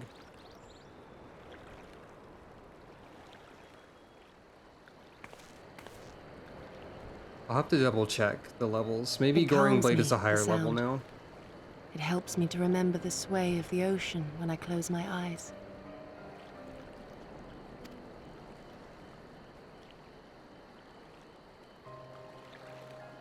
Despite the many great and noble things I said, in truth I am not of Doma. I was born beneath the waves of the Ruby Sea. Oh right, we met your parents. We forgot to tell you about that.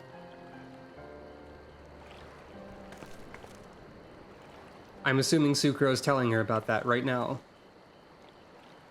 To think that you were there, that you even spoke with my mother and father.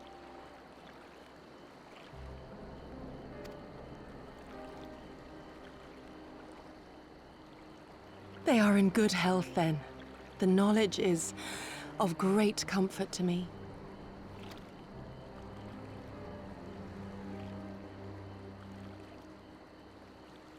That I might have the strength to protect my home from the Empire, I left to learn the secrets of the shinobi. Day and night we trained, ever striving to exceed our mental and physical limits.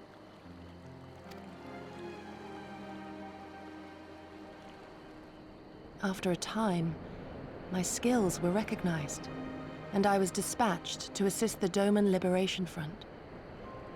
It was then that I met Lord Cayenne and his son, and their loyal samurai, Gosetsu. Good men all, brave and true, so clear their eyes, so pure their purpose. Any shinobi would have been proud to serve them and Doma.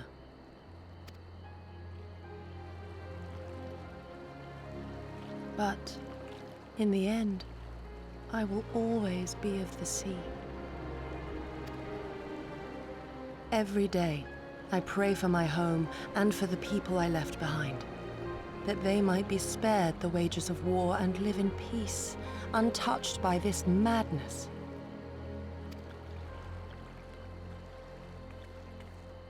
I confessed this to Lord Hien once. Do you know what he said to me? Shrug. He said, "Good.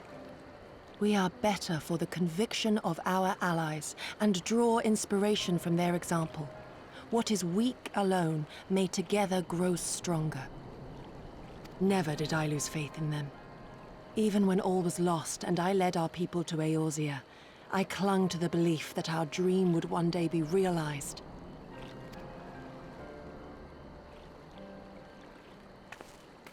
But when I gazed into those eyes bereft of hope, when those broken men balked at liberty, the dream was shattered.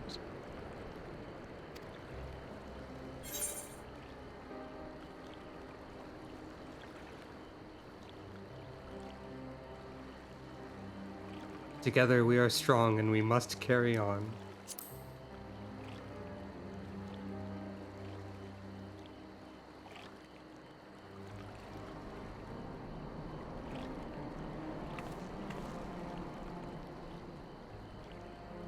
That you remain resolute even in the face of everything we have seen. It heartens me more than you know. Thank you for standing by this naive fool.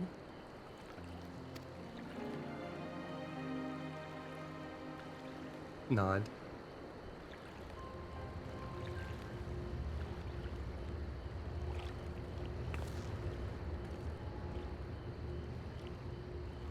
An Imperial airship. That seems bad. It is bound for Doma Castle. Quickly, we must rejoin the others. And yeah, Yugiri is good. She gets a lot of character development here, and a lot of like emotional stuff going on, apparently. I know that I am experiencing emotions in response to what is happening.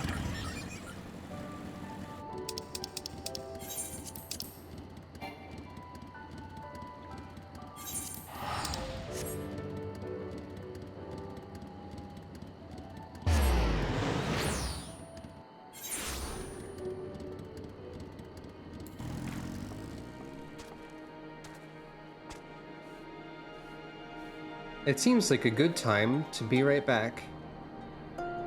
I'm supposed to take breaks more than once every 2 hours, probably. But anyway, I will return soon.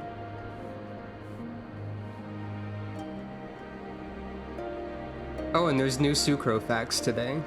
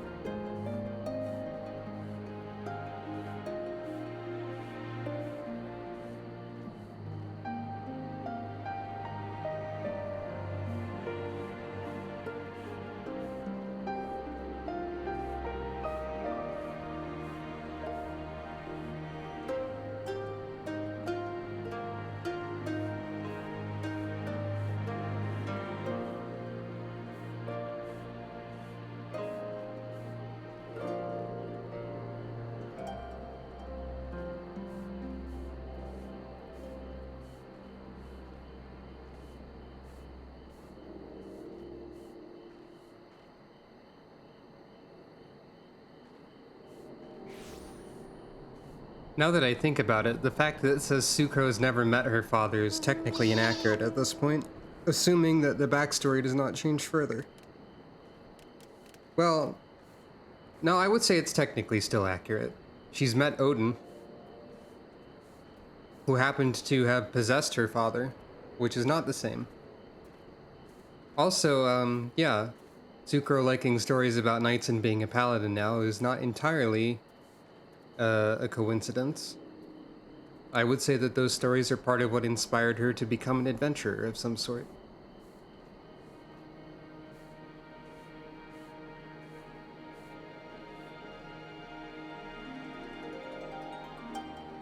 Oh, and another thing about the possibility of Warrior Sucro is that Warrior has a lot of anger going on. They talk about like taming the inner beast and stuff, and also they have a lot of animations where they're yelling, hooting and hollering. And I don't feel like Sucro's very mad.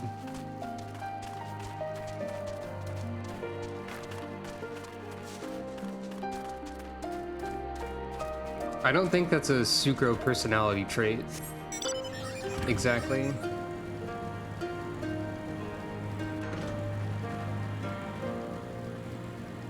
I'm respecting gravity unnecessarily.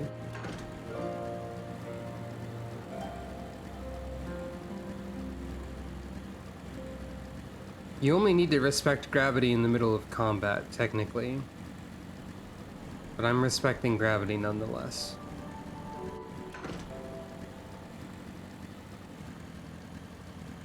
However, I will disrespect oxygen.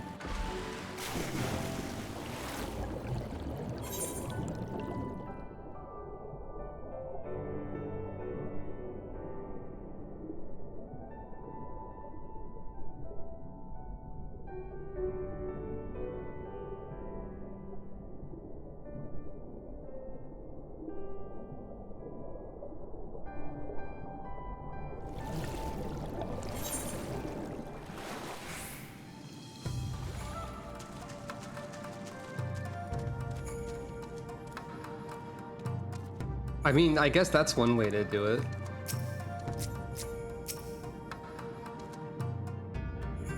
Come, come, we must tell the others of this airship or hear what they know of it.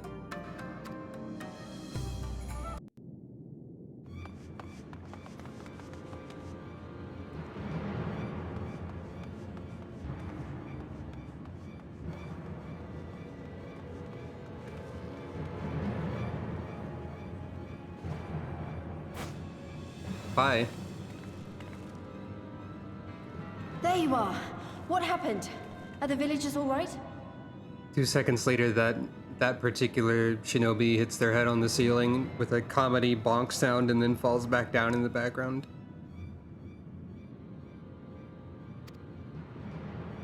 We freed them, along with many others. Kosetsu, we spied an airship bound for the castle. Know you aught of it? Aye, that we do. The Crown Prince is come to Doma. We suspect this is a result of recent events in Girabania. Our defeat notwithstanding, there appears to be some concern in Garlemald that subversive elements may be rallying in other provinces. Wow, that's literally our plan, is to rally subversive elements in other provinces. Though Yotsuyu governs Doma, Xenos remains the province's anointed viceroy, and it would seem he has come to assess the current situation in person. Wait, Xenos? Is it not Xenos? Is it Xenos? Or is Alize just... It could be either as well. If Xenos is here, we must Okay. seize this opportunity and kill him. It's both, I guess. Yugiri... That is much easier said than done at this point in the story. Unfortunately. Would that it were so simple, Lady Yugiri. You may recall that we encountered Xenos at Rolga's Reach. Oh, now she said it correctly. We have seen firsthand what he can do. His power defies explanation. I just suppose I wasn't aware of I wasn't really aware of the fact that an accident could turn Xenos into Xenos, possibly. But I suppose accidents can do anything? I don't know. I'm thinking too much about it. He faced the Alliance, the Resistance, and the Scions, and he defeated us all.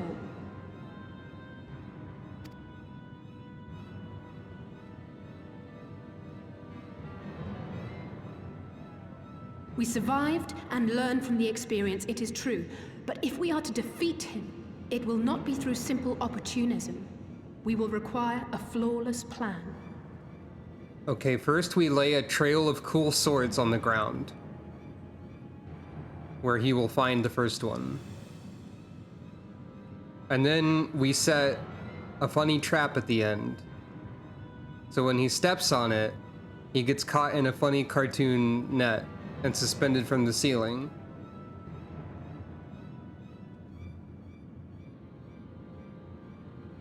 That's my plan, that's all of it. That's the extent of my plan. We just leave him there after that, I guess. We know his strengths. A prodigious swordsman trained from childhood by the finest Imperial tutors, reputed to be without equal on the battlefield, which is why we must not meet him there. Nay, we keep to the shadows, the domain of the shinobi, and thence we strike. You need only give me the chance. Yugiri, I regret to inform you that that's still technically the battlefield. He's probably going to, like... You're probably gonna, like, leap at him with your knives, and then he's gonna do the extremely powerful anime swordsman kind of technique where he immediately knows you're there and parries you. In fact, a technique not dissimilar from this exists in the intro movie to this expansion of the video game. I don't know if you saw the opening movie to the expansion. You were in it. Were this but a matter of personal revenge, I would not presume to bar your path, for I myself crave that same vengeance. But to draw steel against the Emperor's son is a grave decision, and one that will shape our nation's future. Do not forget Lord Hien's words. It'd be really funny if it cut to Lord Hien going, yeah, that'd be fucking dope. And then just cut back to us right now, or something like that. What, that we should sheathe our swords if the people lack the will to fight? I will not squander this opportunity. If we do naught, our master's life is forfeit. Even should you succeed, Xenos' death will not win Doma her freedom. More likely, her doom. Can we defend our people against the Empire's retribution? We few against a legion? Do not be a fool, child!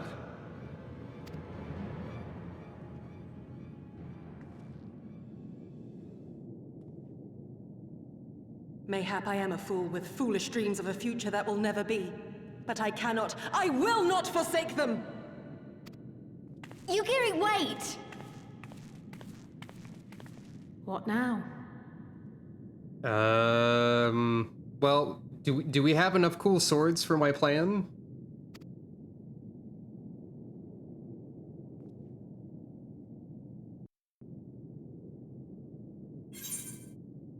No?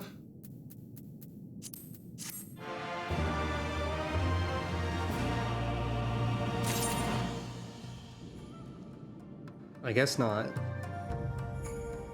Zucra, we have to gather all of the cool swords in the world. I will not pursue her. It's for her to think on our master's words and recognize the futility of her course. Those, at least, are my thoughts upon the matter. Yours may be different. Should you wish to give chase, I will not bar your path. We each have but one life, and it's not to be spent recklessly in pursuit of our goals. I pray she realizes this soon.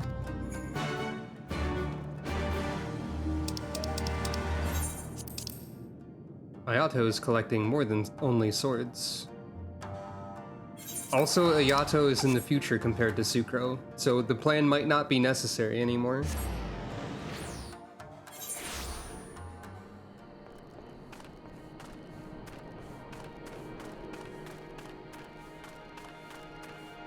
carbuncle.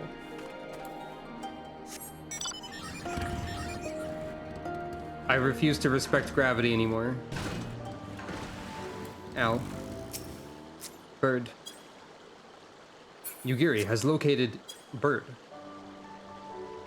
I guess this explains the hawk call signal. There's just a hawk. Unless this hawk showed up because she kept making hawk noises and it's like, hey, what's up?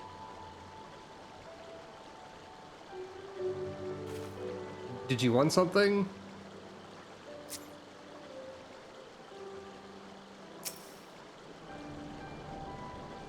Yeah, it's probably just her minion. There it goes. I believe you can also get the hawk. Hawk.wave. Did Gosetsu send you to stop me? No, quite the opposite, actually. Then you came of your own free will. I should be surprised if you agreed with my chosen course. No one else did. But it's not as fanciful as they'd have you believe. Scant moments ago, I received the Crown Prince's itinerary from one of our spies in the castle. It would seem that Xenos has no desire to remain in Doma any longer than necessary. He wishes to inspect the moon gates this very eve. His impatience is to our advantage. He arrived without warning and gave Yatsuyu no time to prepare. The whole castle is in a state of upheaval. To avoid any delay, he's declined a full escort and will be traveling with no more than a handful of soldiers. The Kami could not have blessed us with more auspicious circumstances. I will kill him, Sucro. I will. You mean we will kill him, or not alone? I mean, I guess we'll kill him. Or die trying. You understand the risks. Hey, I tried to kill him before and didn't die, but forgive me. Of course you do. Mayhap better than I. But are you sure? Nod. I feel like Sucro would actually be saying, like, you know, we tried this before and it didn't quite work. Thank you. Thank you. I cannot well express what this means to me. We have much to discuss, but we can do so on the way. Yuzuka Manor is some distance from here. We must hurry.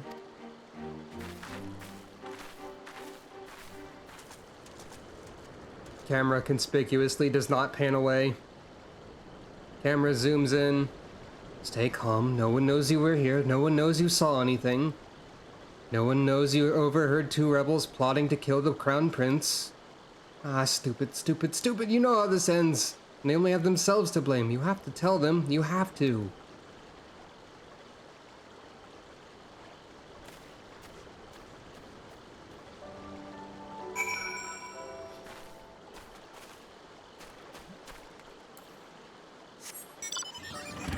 I do feel like Sucro would object to this. I guess I'm getting more of an idea of how Sucro would act. Probably just be like, yo, I'm not that many levels higher than I was. That guy is like hacking or something. We do need a more elaborate plan than just kill him.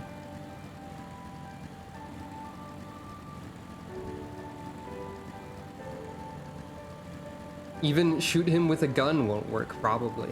We don't even have any gun at the moment.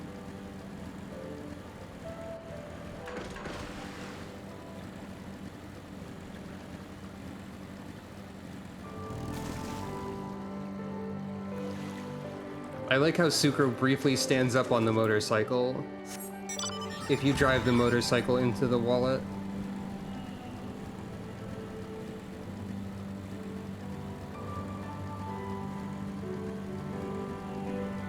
I suppose that's probably true.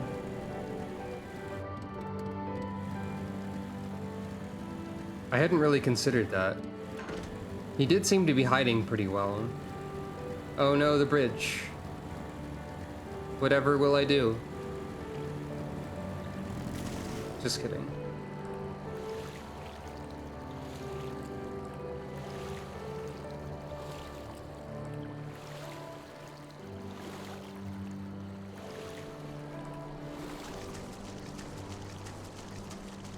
Yugiri had disadvantage on her perception check. On account of wanting kill. I think I remember distinctly spending a while trying to platform up the side of this bridge to get that without realizing there were just stairs before, and I almost did that again. I feel like that's probable, because the existence of the stairs is not readily apparent from the angle you approach at. Sometimes I just say sentences with a lot of fancy words instead of I couldn't see the stairs from there. And I don't really know why. 5 fangs. 2 fangs. But that's probably the number of fangs that most fanged creatures have. Well, maybe 4. It's divisible by 2.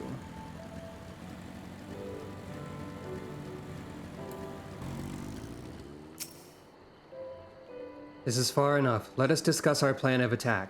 Step 1, I kill him. Hyperlexia? Is that a word?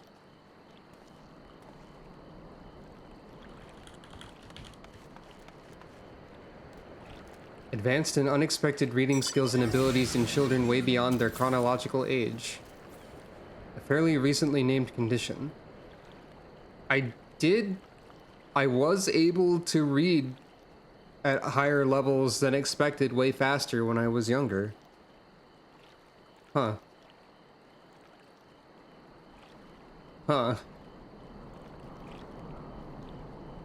Often accompanied by an obsessive interest in letters and numbers. I don't know about that part, though.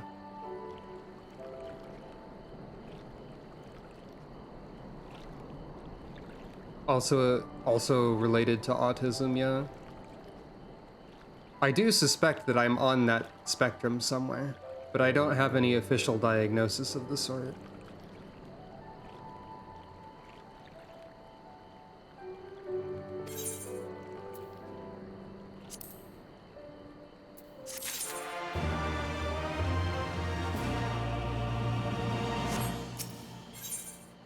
The time between the seconds is a heck of a quest name.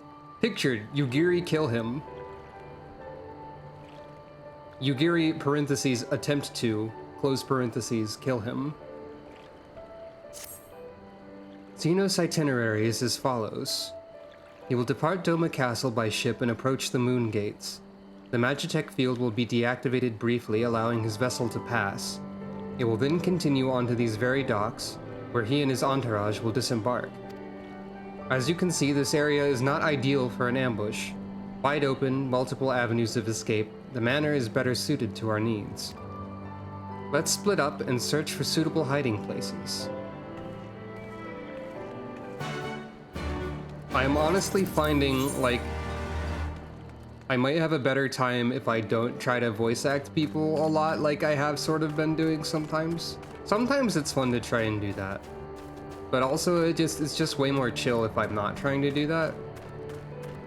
Also, it's like less throat problem, because there were times when my throat was starting to hurt for reasons like that. Especially trying to imitate Gosetsu's voice and whatnot. And I feel like I can get across a lot with just tone, and I don't really have to try and imitate voices. Also, on the subject of voice acting, I suspect that Yatsuyu does not have a single line of unvoiced dialogue for a considerable period of time. And when she does start to have unvoiced lines, that is after a significant change that might make it not good to do a funny Hotel Mario voice for her.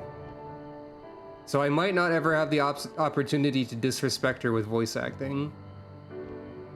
But also I feel I had the idea of like reading over her voice dialogue in the voice to disrespect her, but also that's disrespecting the voice acting itself.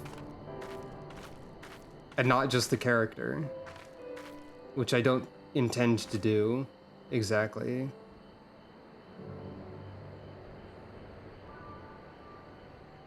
So I'm a little unsure about that for that reason.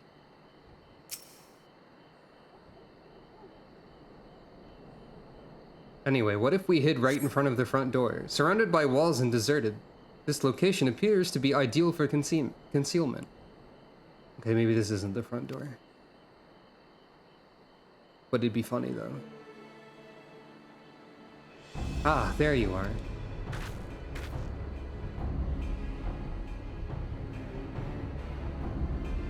From the roof, we would have a clear view of the docks. It's settled. We will lie in wait here until Xenos arrives. As discussed, if all goes to plan, he shall fall with my first blow. If not, then the two of us will have to engage him in open combat. Yugiri, what makes you think you will be able to kill Xenos in one hit? I know that, like, ambush adds so many d6s or whatever to your attack, but still. Like, sneak attack damage isn't that much more than regular. Like, against Xenos, clearly an important critical character in the story, definitely has a lot of HP, right? I don't know. His escort is of no consequence, which means he will have a 2-to-1, we will have a 2-to-1 advantage. Nevertheless, he's not to be underestimated. Selectively applying genre conventions is a funny way of describing it. That's also true, but also Xenos' neck is likely to be covered in extremely technologically advanced armor.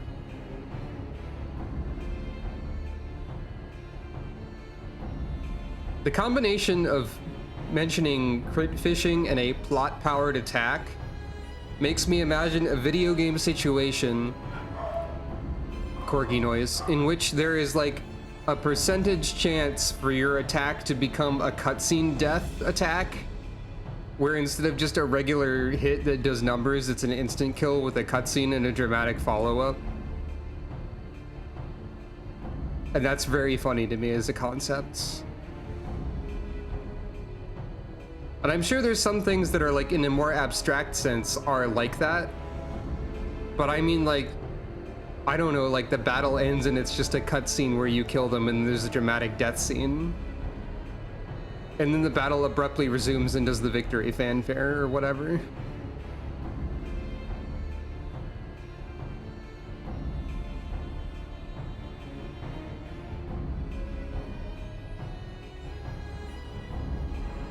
Oh, there's absolutely tabletop RPGs that do stuff like that, for sure.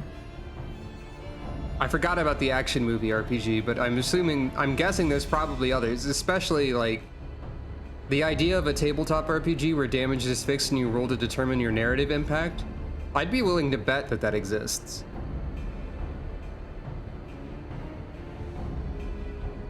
That's a really good idea, actually, if it doesn't exist. But I'd be willing to bet that it does. Tabletop RPGs are a vast, like, landscape of ideas and, like, stuff like that. Oh yeah, the shuffling off the mortal coil table. I remember that, sort of. But yeah. Fun fact, D&D is really kind of falling over right now because of Hasbro's greed or whatever. And a lot of people are apparently buying or trying or being exposed to a bunch of other tabletop RPGs, so maybe that will also inspire more new ones, and stuff like that probably exists or will exist. I haven't really looked into too many tabletop RPGs myself, but I'm sure there's plenty of interesting ones. And personally, I still enjoy like the mechanical systems of D&D, even though many people say that other things are better. Anyway.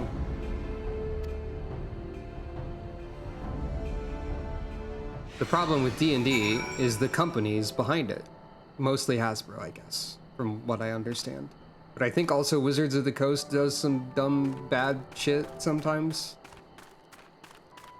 I won't claim to have a lot of knowledge in this regard, but Sucro's on a shelf now. She likes to climb. Oh no. I got distracted by jumping up a wall.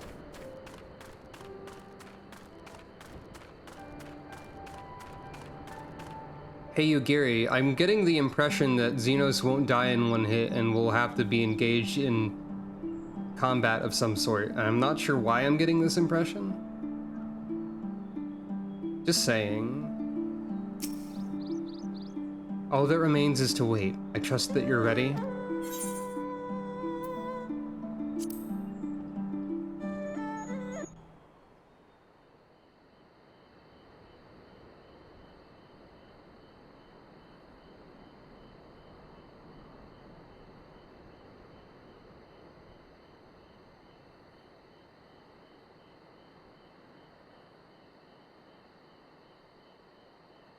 That'd be pretty funny though, honestly. How did we get up here? He comes. There he is.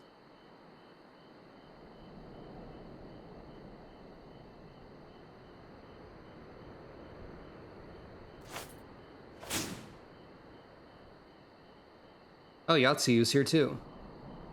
The village is not far, my lord. If it please you, we shall escort you there directly.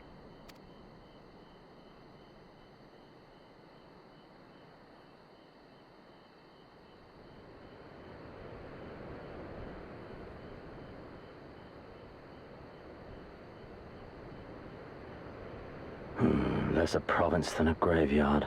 The rotting husk of a broken nation devoid of proper sport. But as his radiance wishes...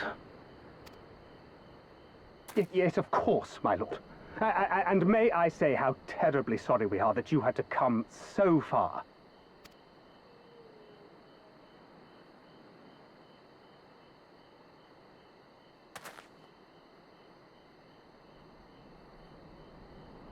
Nobody ever knows what to do about Xenos. We labored long to sow the seeds of hatred, of fear, to train them as beasts. Now we shall see the harvest. Let there be savage beasts baying for blood, and not hollow-eyed prey cowering in the dark. Or there will be no joy in this hunt.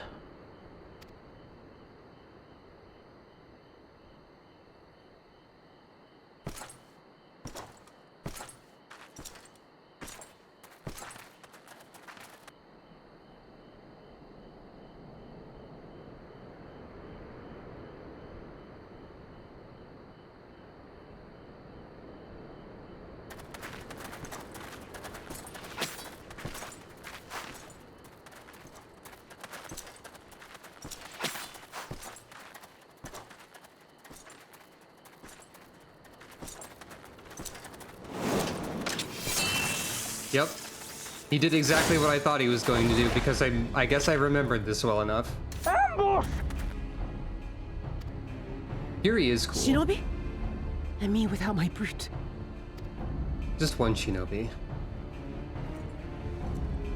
How weak you are. Is this the sum of your hate? This is only the beginning. For Lord Kyan! For Doma! Ah! Oh, I'm here too, by the way. Tsukro didn't, like, animate there, so it's like the guy just suddenly went, ah, and fell over because Tsukro appeared. He just got scared. I shall test this new blade of yours. Let us hope it is to my liking, lest your misfortunes compound. I hope that sword you got in that cutscene earlier is actually cool and not shit, Yugiri. I mean, Yatsuyu. I mixed up the names. If this sword is shit, I will be very sad. Look, it's right here.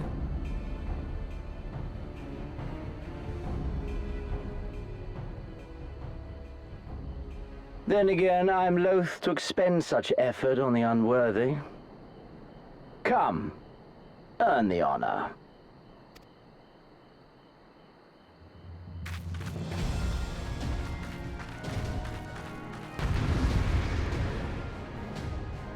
He didn't even, like, turn around when Tsukro was running up to him.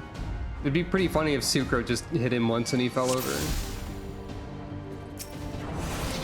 Xenos Galvus, you will die by my hand. First, you must kill my men. You can do that, can you not? What are you doing, you fools? There are only 2 of them. Oh wait, that was an unvoiced line. What are you doing, you fools? There are only 2 of them. There we go. There's one. How much longer must you make me wait? That wasn't even... That didn't even really feel like the Hotel Mario voice. I thought that would kill all of Xenos' guys.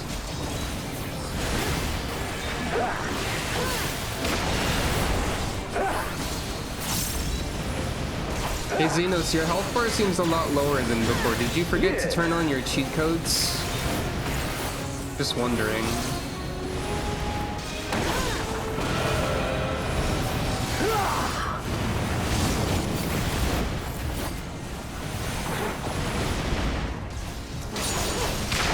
Oh, I didn't even.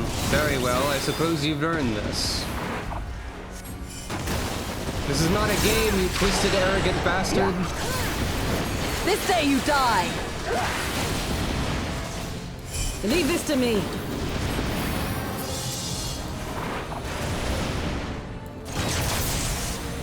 Xenos, have you stopped, like, doing... Oh, she limit break with Xenos and did nothing. Okay.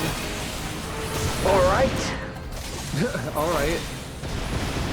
Alright, time to not have... Time to cheat.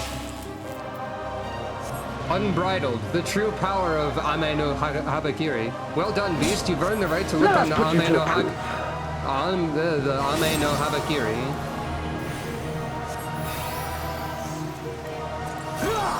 What is this? Kami forfend. Even Yatsuyu hates this. No, I must fight on. I must. Run, Beast, run. Okay. I will run because it helps me leave your AoE. Thanks for the tip. Also, I'm not a beast, that's rude. Yeah. Don't call people that. Give me something to remember. No.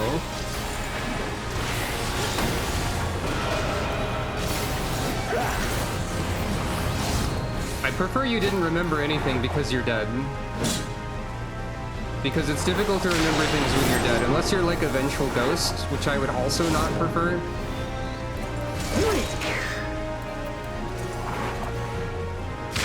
Cerulean can do a lot of things. Cerulean is like nanomachines. And like ether.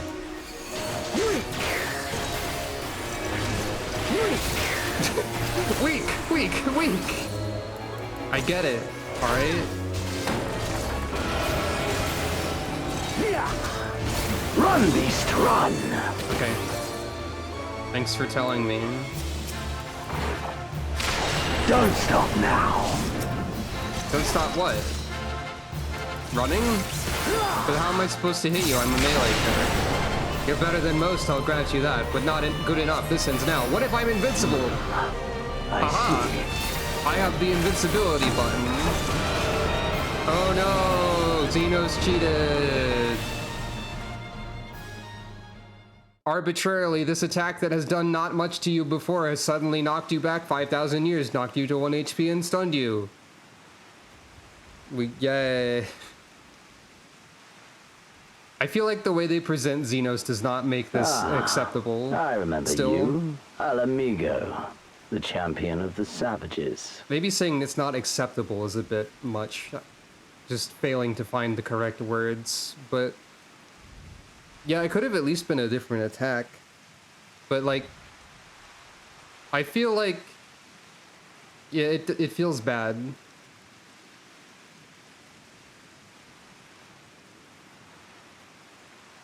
Xenos continues to feel a little bit arbitrary in his power level.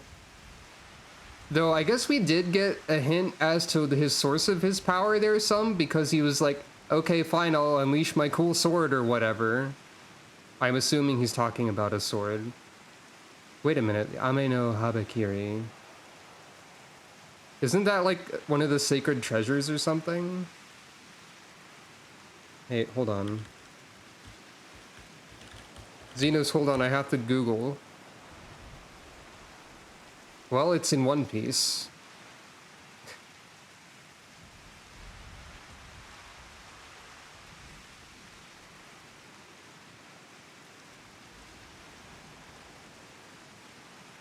it does seem to originate from some sort of legendary mythological sword. So, I guess Xenos being relatively weaker until he unleashed the power of a sacred blade does give a hint to the source of some of his power and explain some of this a little bit, so I'll give them credit for that. But also, they did use the same attack, animation, and name to suddenly delete you. That was fine a second ago, even with the unleashed sword. So, like, maybe this isn't as bad as I remember it, because they are showing that Xenos has a distinct, powerful item. At least one.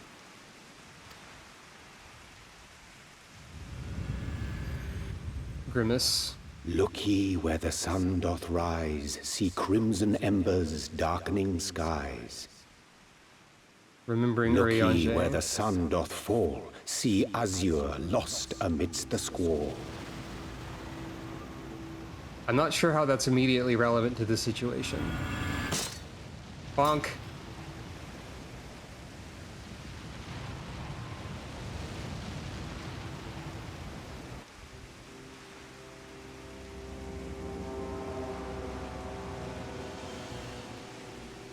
Oh, did I chip your horn somehow? And it just now fell off?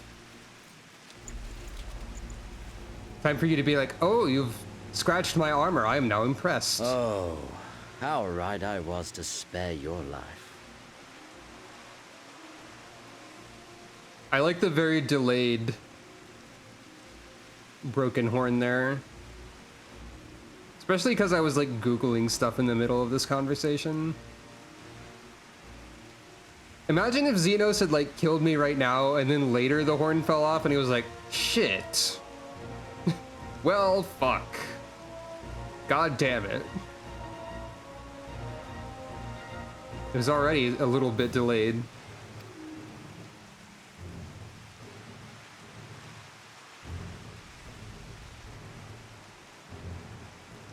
Is it always raining during this scene? Because that seems thematically appropriate somehow.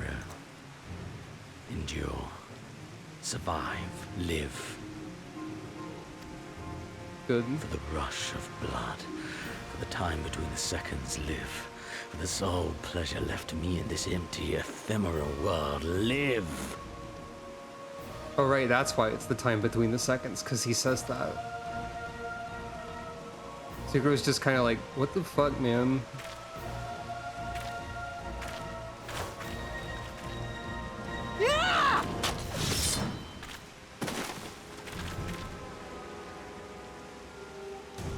You are not worthy. Sword called it? What do you mean?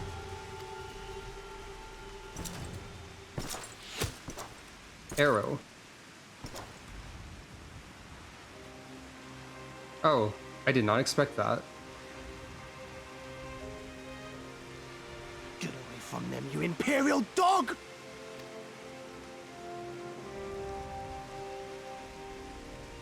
No, don't. You must flee.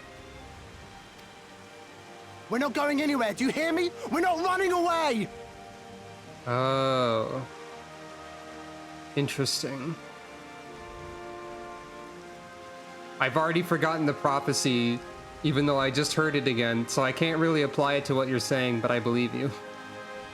My short-term memory has failed me again. What you're doing is stupid and reckless, and I never wanted any part of it, but here we are! I've spent my whole life hating myself. For every time they made me beg, for every time I held my tongue to protect the people I love. And then you came along and reminded me of all the things I never said and never did, and it was even worse. I would have given anything to forget, to walk away, but I knew I'd never be able to live with the guilt.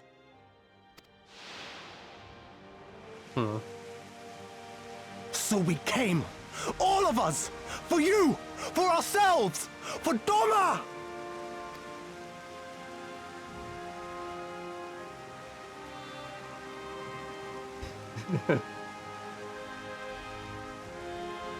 Death is death, regardless of the reason. Yet you seem determined to die, intruding upon this sacred ground, turning weapons you can scarcely wield upon me. Your lives will not even begin to redress the balance.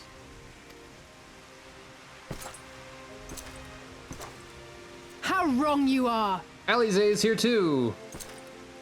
What? Oh, hey!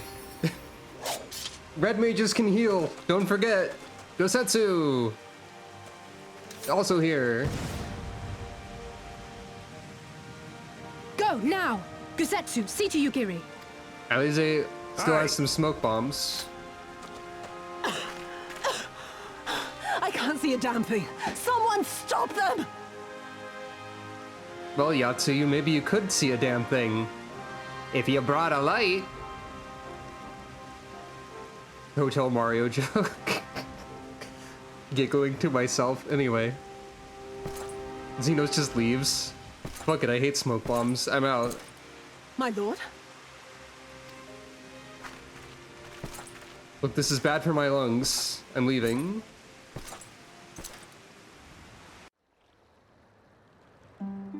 Anyway. Rain stopped. Dome and Weasel? We were talking about least Weasel earlier. This is most Weasel over here. We found it. Most Weasel.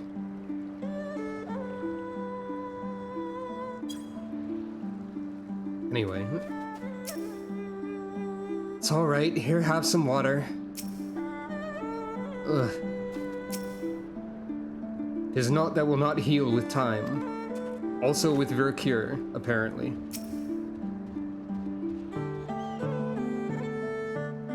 This cutscene gives the impression that Sucro just was unwilling to move until she had about 1,000 more HP or whatever. Because Vercure doesn't have the most potency in the world. But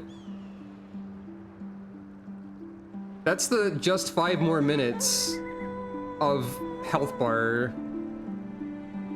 That's the health bar equivalent of lying in bed and refusing to wake up for 5 more minutes. Is just 1,000 more hit points. Anyway.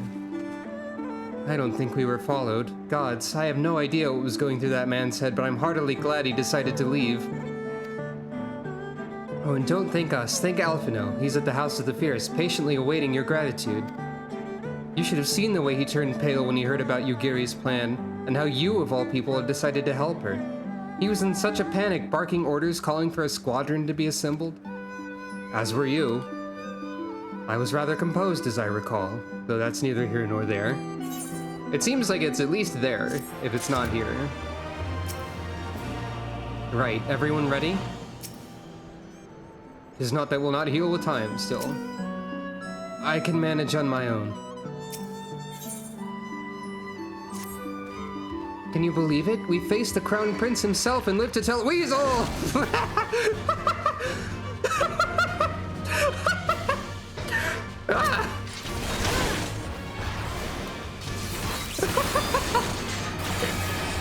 I was completely taken off guard by that.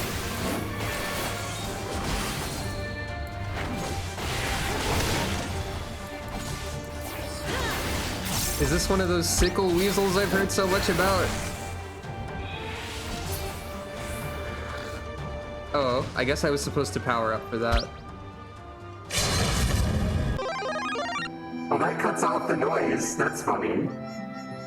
I never thought about that interaction. Well, the weasel's gone. It's fine. Sickle weasel is something that's always going to be in my brain because it's a literal translation of a word I'm forgetting that was used in one of the RPG Maker localizations as the name for, yeah, Kamaitachi, or however you say that. I think it's Kamaitachi. But I always remember it as the literal translation in one of the RPG Makers for one of the default wind moves. Because clearly they were naming it after Kamaitachi. But it was just translated to Sickle Weasel. I'm sure there's other instances of things being that. But yeah, sometimes they just don't recognize that a yokai is involved and they just translate the name directly.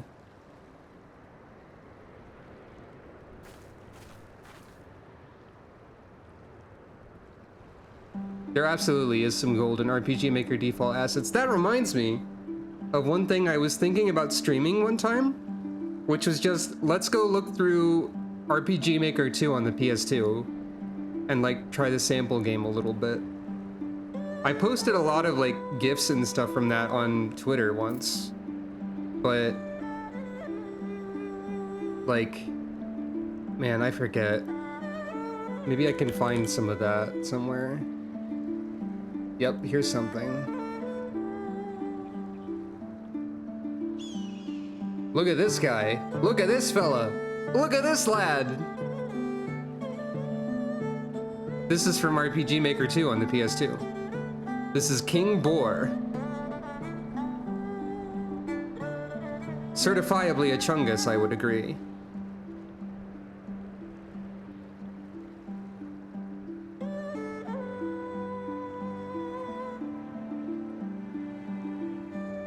I think I have an image of his attack animation somewhere too.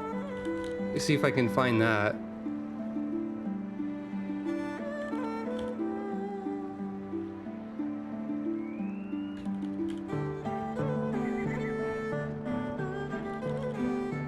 Ah, it's searching a very specific pictures folder. Hold on. I feel like I had one.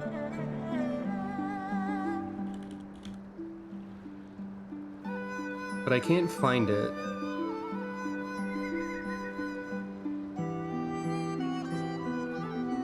Oh no. Well, I didn't find that, but I did find this image from Digimon World 2 instead. Which is also a game with 2 in it that has content.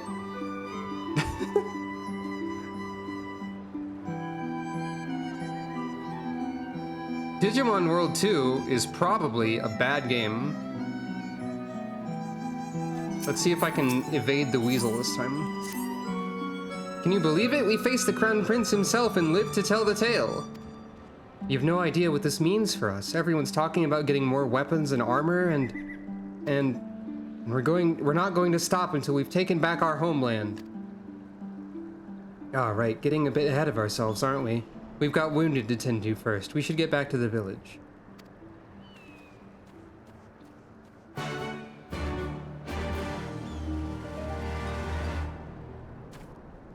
Wait, what is the...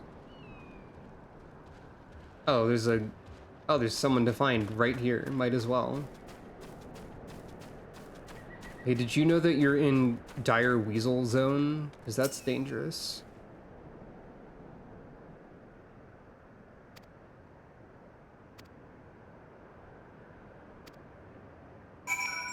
Well, I'll deal with that later, too. I just wanted to access the objective that was here. I gotta see if I can find... The problem with saving a billion goofy images is that I never remember the file names for any of them. Clearly, if I just search GIFs... Actually, that does... Okay, look. I'll stop with the bike sound, but RPG Maker 2 is important, alright? It has many good animations that we all need to look at right now, such as this sheep.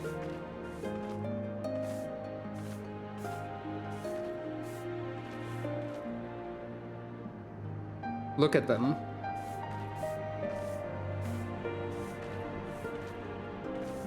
Look at them. I demand that you look at them.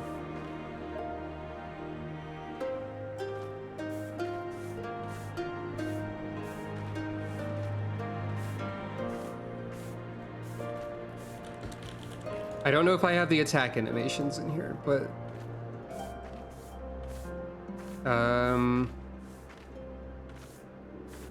I have a number of things around. Like, for example, here's God. You know him.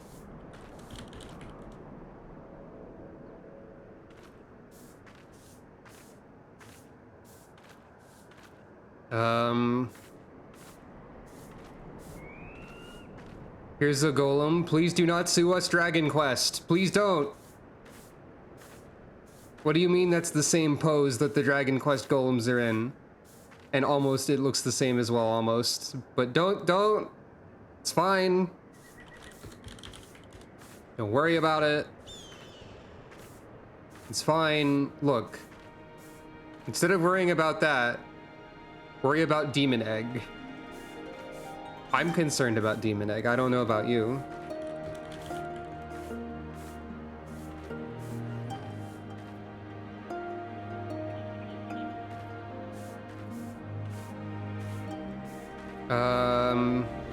I do have some gifts of like creature animations. Here's an awful creature. This creature is terrible and I hate them.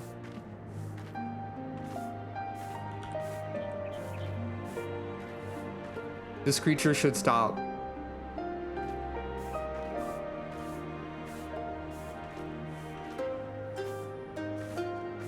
Here's a guy. A fungus. A fun guy. Ho ho ha he he he.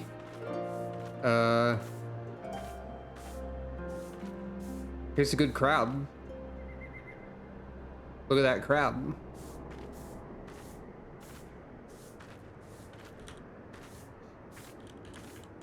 I realize we're very off topic at this point, but look at the crab. And like, okay, one more silly one. Oh.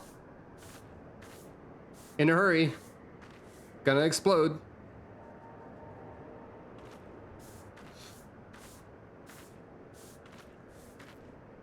Now, the thing is, every RPG maker has some goofy nonsense in it, but it also has some stuff that's legitimately kind of cool in it. And I will show you some of that as well. This was the crawler. This is kind of a cool creature design. I kind of like this creature. It's kind of like actually kind of cool or intimidating or scary in a way.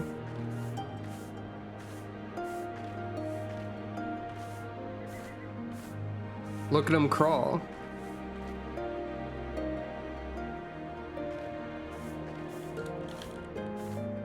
But also there's two creatures which I'm assuming are supposed to be like late game boss entities. I don't have animated GIFs of them, just pictures. This is the Timekeeper.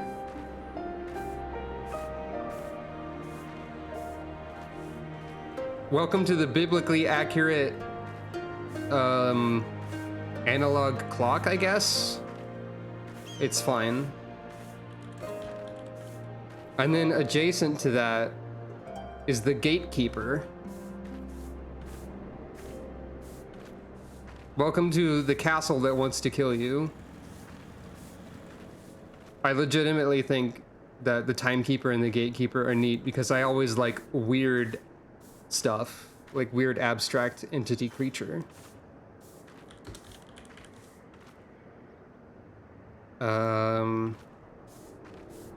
Is there anything else?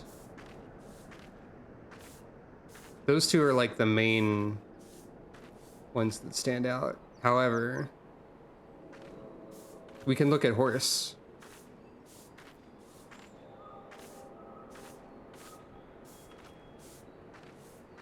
How do you feel about horse? Oh, do you recognize these? Do you know these specifically?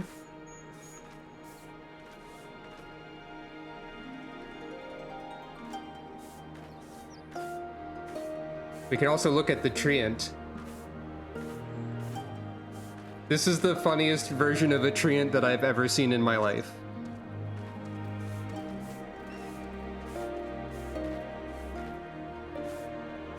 For the record, this is like the map sprite equivalent of a treant, which is just like I don't know exactly what this is just like, but it reminds me of Chow because I think Chow could wear a tree stump hat with eye holes in it if they wanted to in Sonic Adventure 2.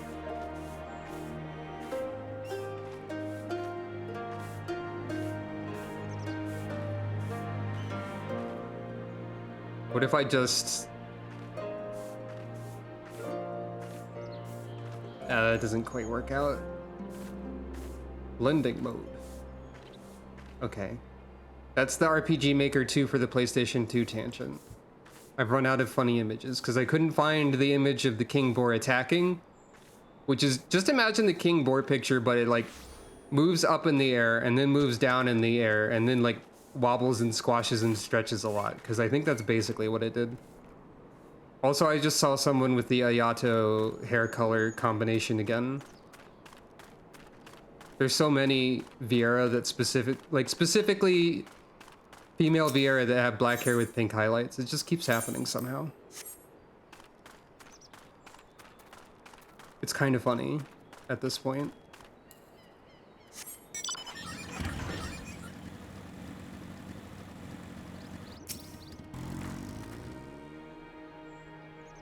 I haven't played Lego Island, so I can't really compare them to that specifically. How are you feeling after fighting that demon? I can only imagine. That sounds accurate. I suppose I ought to apologize to you for, you know. Anyway, thank you for not giving up on us, the Shinobi too.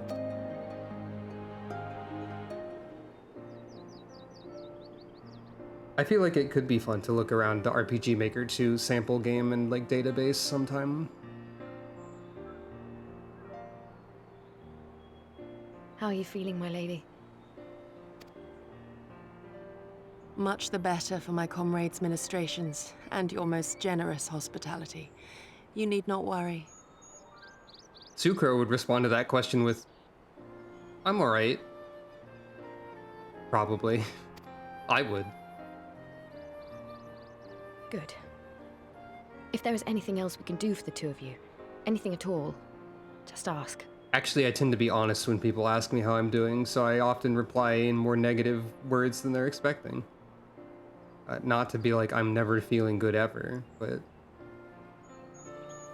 I don't know, never mind. Usually the occasions in which I'm asked that are when I'm at a doctor's appointment or something like that. Out of presumably politeness, but I have to be like, I'm at a doctor's office for a reason. So chances are I'm probably not feeling the best right now, actually. But Stare any harder and you're like to burn a hole in them. Go and say your piece, for goodness sake. Anyway. I've got nothing more to say to them. I'm going to find out how the others are getting on. There he goes.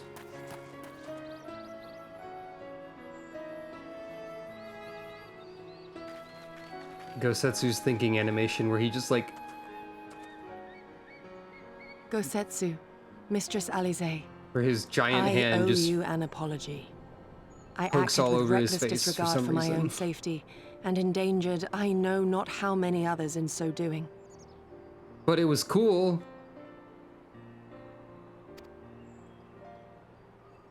When you tried to Scorning kill your wise Xenos. counsel, I knowingly defied our master's wishes, and left you no choice but to follow suit. Nonsense. I followed our master's wishes to the letter. Consider once more his words, and the intent therein. In offering his head, he but sought to shield his people from harm, loyal retainers included. You must value your life more highly, Shadow Walker. On the other hand, your recklessness did serve as an inspiration to many. Mayhap you should not be so hard on yourself. Maybe it's good to just fight, says Alize. In character, like, In definitely. any event, if you must apologize profusely, it seems only right that you expend as much effort thanking the one person who supported your plan from the first.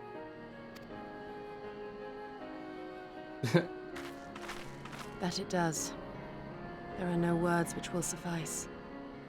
But thank you. I did my best.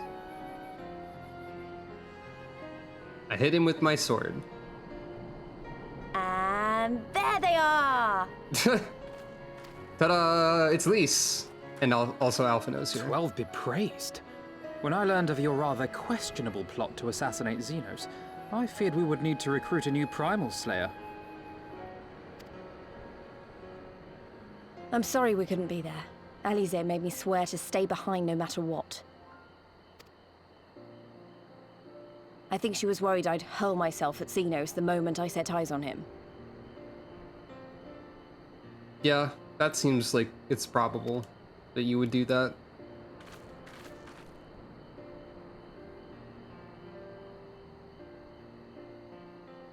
What?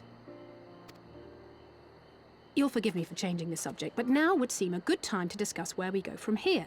Though the Empire has yet to retaliate, the fact remains that we have revealed our presence and signaled our intentions in so doing. It is only a matter of time before the Imperials move against us. Probably go time to see Hien then.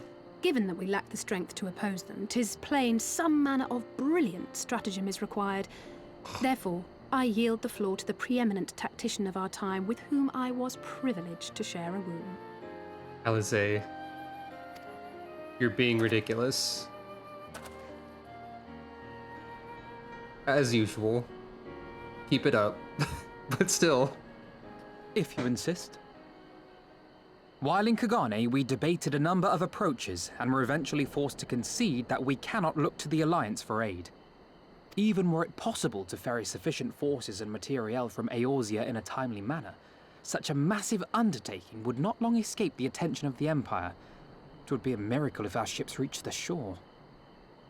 That's true. Fortunately, according to Tataru and Hancock's intelligence, the Empire has withdrawn most of its forces from Doma in the past year, leaving her relatively unguarded. People always say siblings tease each other constantly and pick on each other constantly, but I don't feel like... As a person who has a sibling, I don't feel like it's exactly like that. I feel like that's kind of an assumption that's always being made about siblings. Not that I interact with them terribly often. That being the case, a popular uprising, spearheaded by the full might of the Doman Liberation Front, may feasibly be sufficient to threaten the seat of provincial government, namely Doma Castle. 'Twould be rather easier said than done, of course, but I have seen worse plans prevail.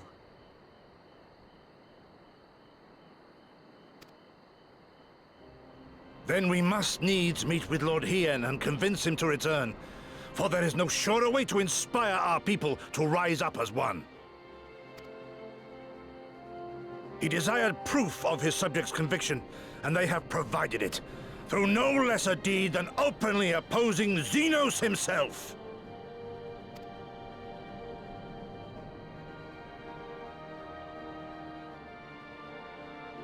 It will work. It has to work. And next time, we will defeat him.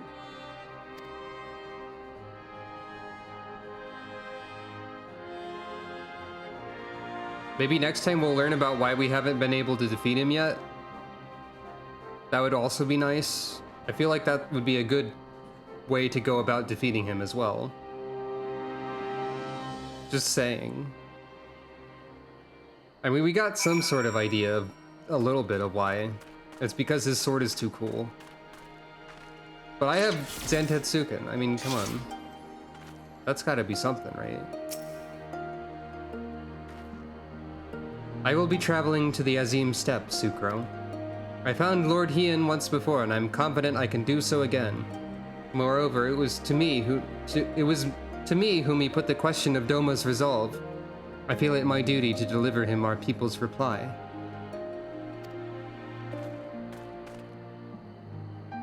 The only thing I've seen so far is that, like, he was noticeably weaker until he activated his cool sword, and then he became the cheater Xenos again.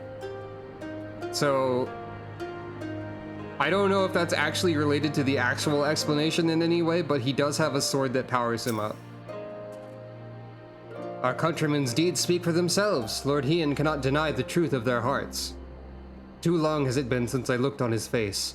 It would be of great comfort to see him again, and no small comfort if you were to join us in the search, I should add.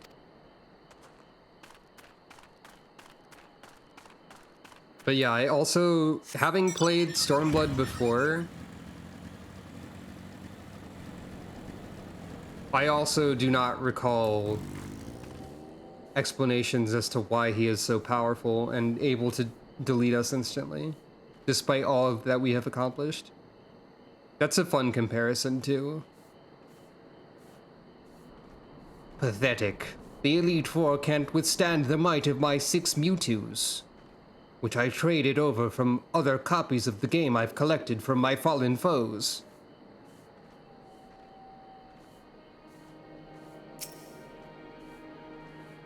Xenos, except he beats you up and steals your Game Boy. And then takes all your Pokemon. In the meantime, how shall I occupy myself? The beloved king returning to urge his countrymen to rise up in rebellion. Not a story you'd ever hear in Charlian or Ul'dah, is it? Not in those words, perhaps, but no land's people is so cynical to be wholly immune to inspiration. Singular individuals have the power to move hearts and minds no matter where they go. Doubtless you speak from personal experience. As much as this Lord Hien intrigues us, Sucro, there are vital tasks to be attended to here. Preparations for the inevitable assault on Doma Castle, for one. There's also the matter of coordinating our efforts with the Confederacy and our comrades in Kugane. Dealing with this troublesome Aetheryte, I could go on, but you understand.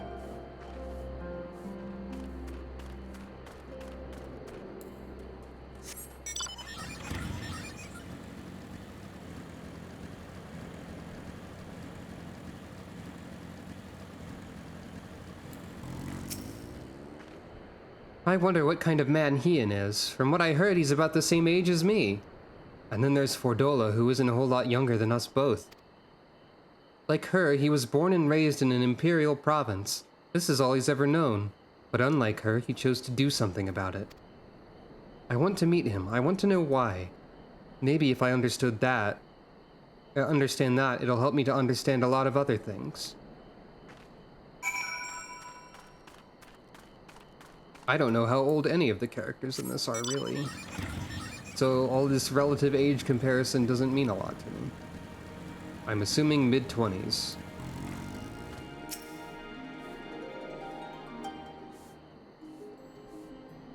Oh, this is new music.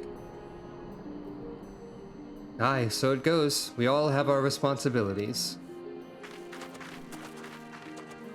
We shall depart for the Azim Steppe at once. You will be joining us, Sucro. Nod.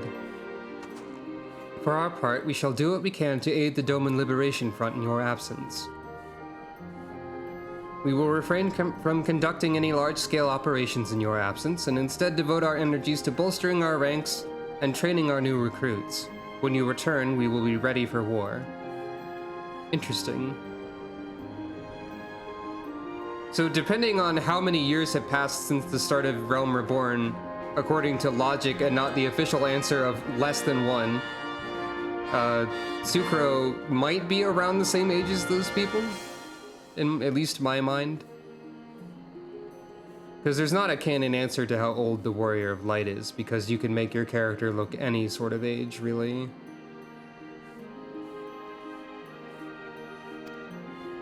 If anything happens, if you need us to come back sooner, you'd better contact us. Noble sacrifices are a last resort, remember? Ha. I feel like Gosetsu has to be, like, actually old.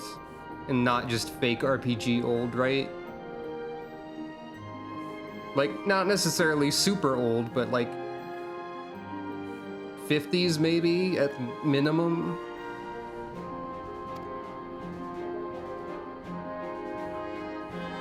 Follow me, my friends. We have many malms to travel before we reach reunion.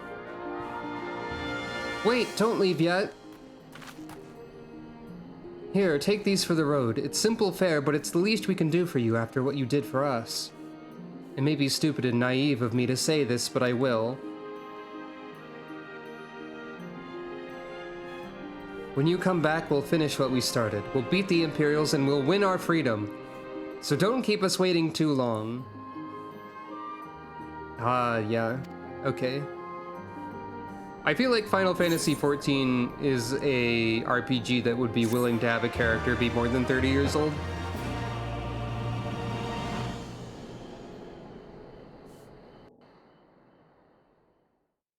I mean, obviously Louis Soix was also much older.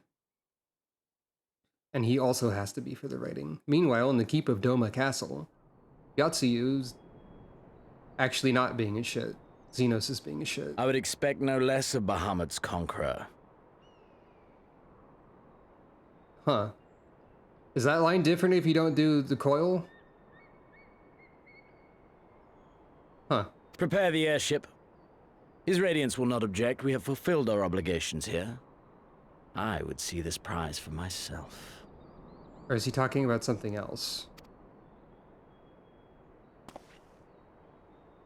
Okay, interesting. I would expect no less of... Checks notes. What, she didn't do coil yet?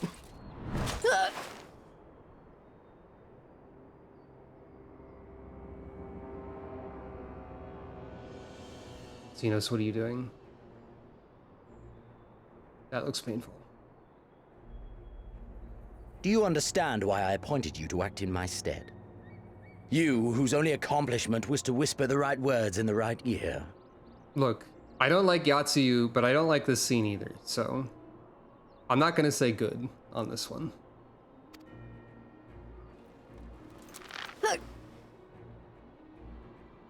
Because of your petty hatreds. They render you the perfect instrument to bleed your kinsman of hope. To make an example of Doma, such as was ordered. Listen well.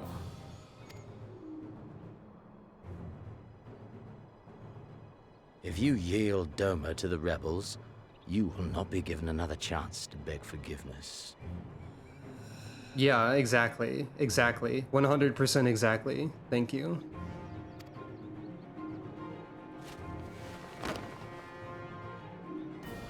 Do your duty, now.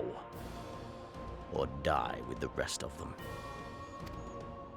I forgot about Xenos doing that.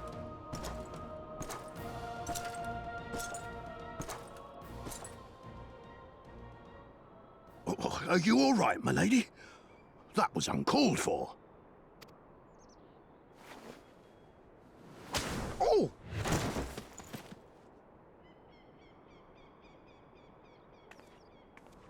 They say your Eorzean is helping the rebels.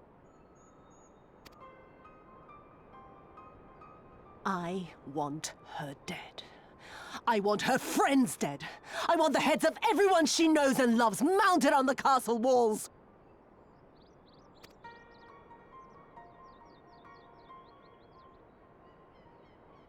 You mean I can finally go after her?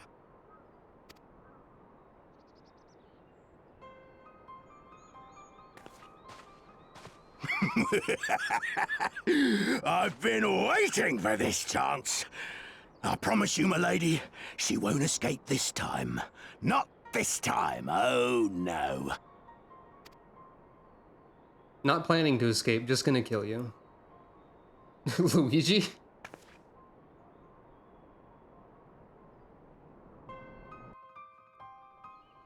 Is that because she's Hotel Mario, that he has to be Luigi? Meanwhile, in the fringes of Garabania, less fucked up shit is happening, probably?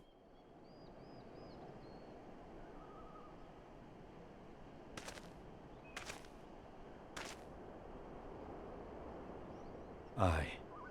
This is the place. Estinian has found a crater. When his shade was banished, you swore to leave this life behind. And yet here you are. Estinian's just thinking, bet I could do a really cool high jump out of that. That would be sick.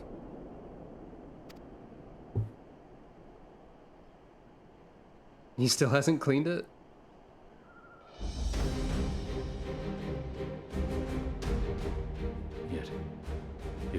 the work of the Eyes. What choice do you have but to end it? Or so the boy would say. Damn you, Alphino. Smile.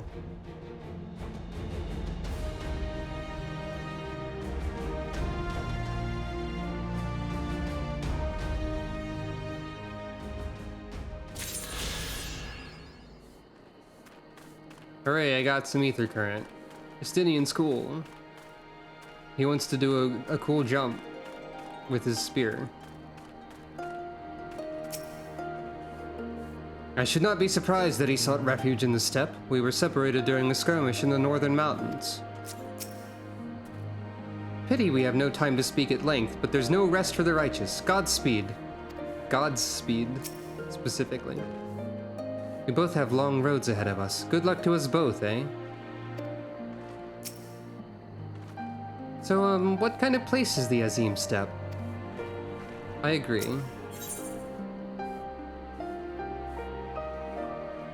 I get the impression that Azim Steppe is a place with Zayla in it. If all are ready, let us depart for a reunion in the Azim Steppe. Our route will be somewhat circuitous. We will need to return to the Ruby Sea and head north along the coast past Isari.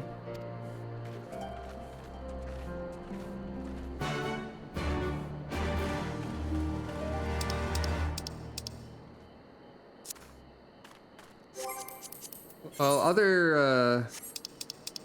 other Final Fantasy Dragoons that I am familiar with include Kain, who betrays you like 60 times, and Ricard, who doesn't have much of a personality other than being the last Dragoon and then dying. Because in Final Fantasy II, your job as a fourth party member is to die. Oh right, I have flight here. I actually unlocked flight here when you weren't looking. And I forgot that I did that.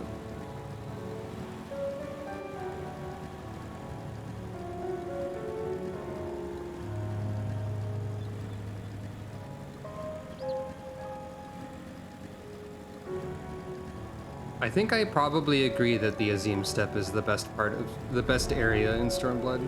Maybe the best part of Stormblood as well? It's funny that we have to go over here when actually we could just turn and go up there, right? Yeah. Oh, but... Oh, right, because from Yanxia that makes sense. Okay, never mind.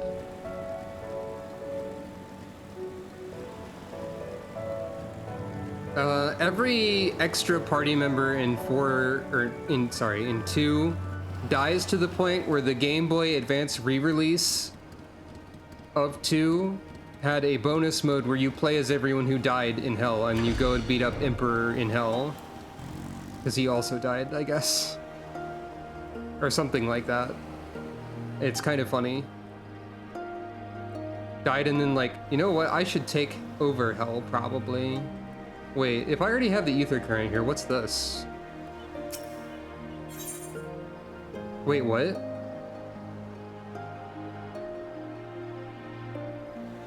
What? Heaven on High is accessible? I thought you had to beat Stormblood for that. Interesting. Interesting typo there also.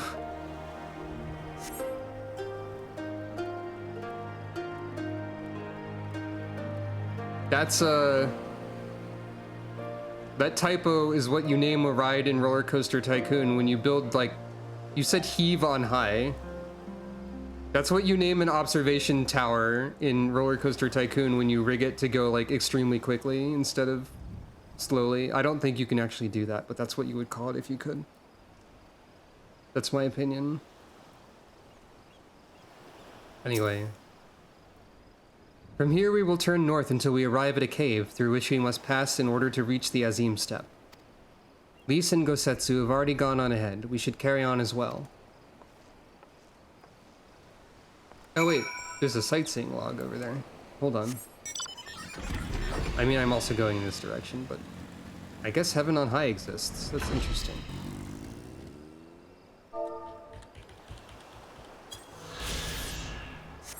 I saw it. No, I'll continue. I don't need to read those, I don't think.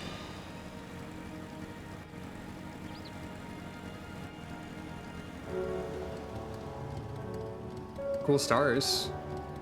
There are many very bright stars in the sky. And also there's the moon.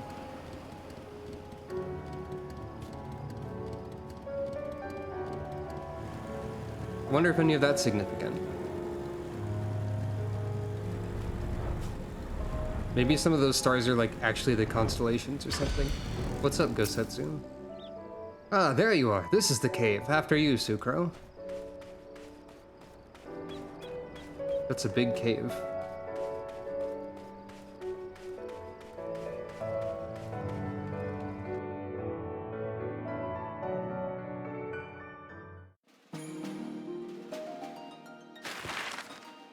It'd be really funny if this map screen just moved the cursor like the smallest possible amount.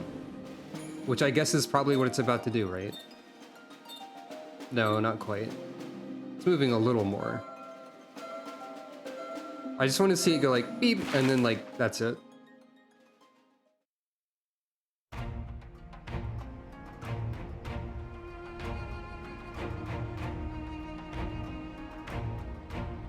Sucro is now the shortest in the party again.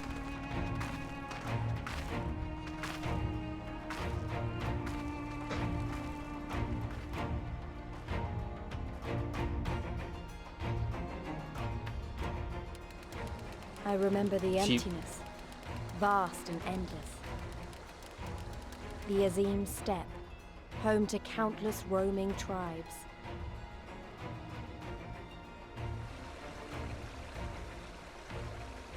A sacred land, watched over by elder gods.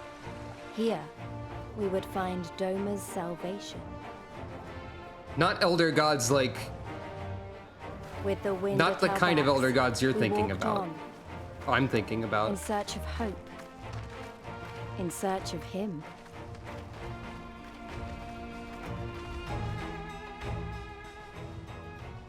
No great old ones or whatever around here. Probably.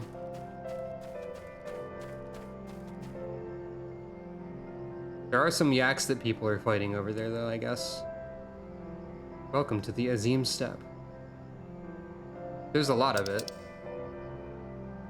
I'm not in the right map. There we go.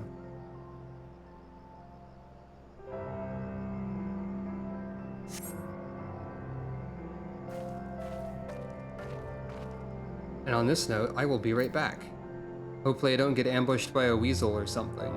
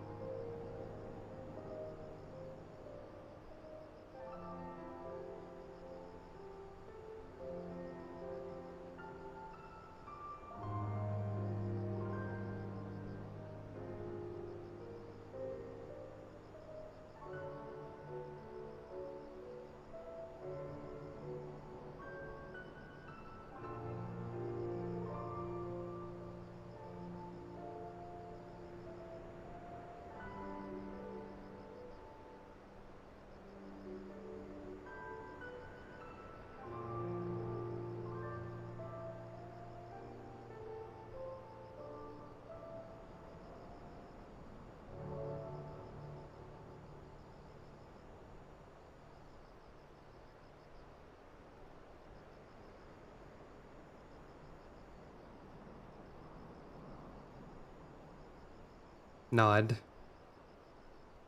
Hello, I am here.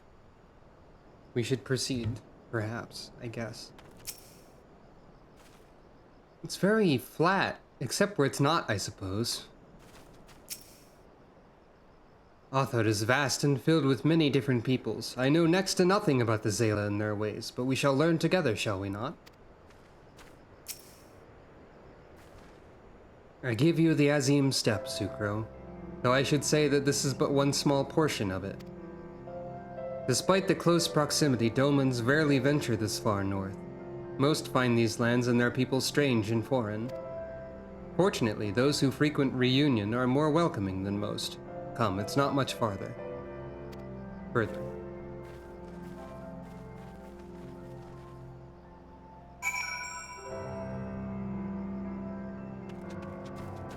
Oh, my chocobo disappeared at some point, I guess? That's fine. The Azim Steppe, or some portion of it, is also the location that a specific PvP map takes place on. So that's pretty neat.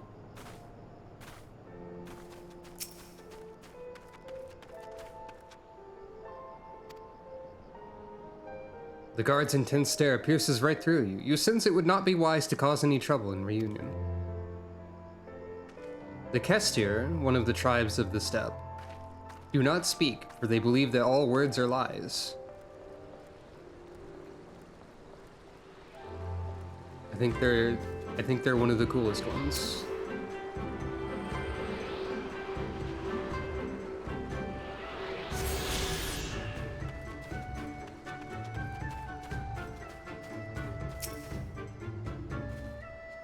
Is it me, or is it just me, or is everyone here Zayla? I must confess, this is my first time on the Steppe.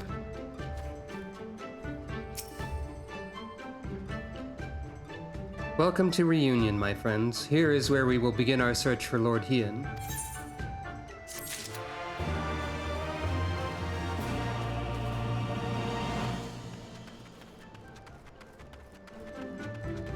Also, I need to attune.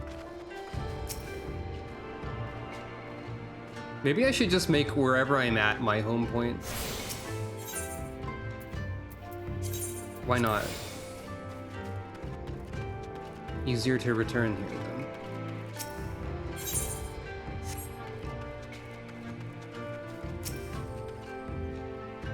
Travelers from without are always welcome. Travelers with a taste for organs and coin to pay, that is. Organs, huh?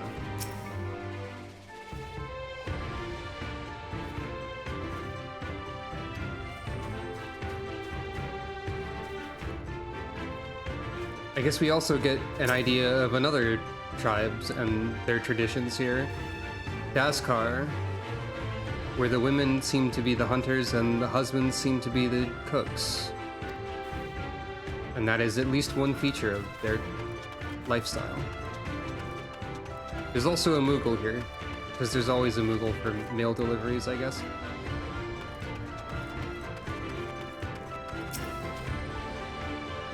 The Kestir believe all words are merely lies. That is why they do not speak. It's also why I'm forced to deal with so many troubled travelers unable to understand Reunion's ways. I do not enjoy the role, but there are a few others here willing to explain things orally.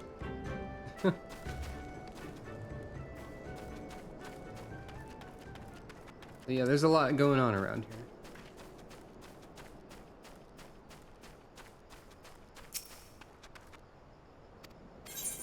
I guess I will learn about the bird of this location.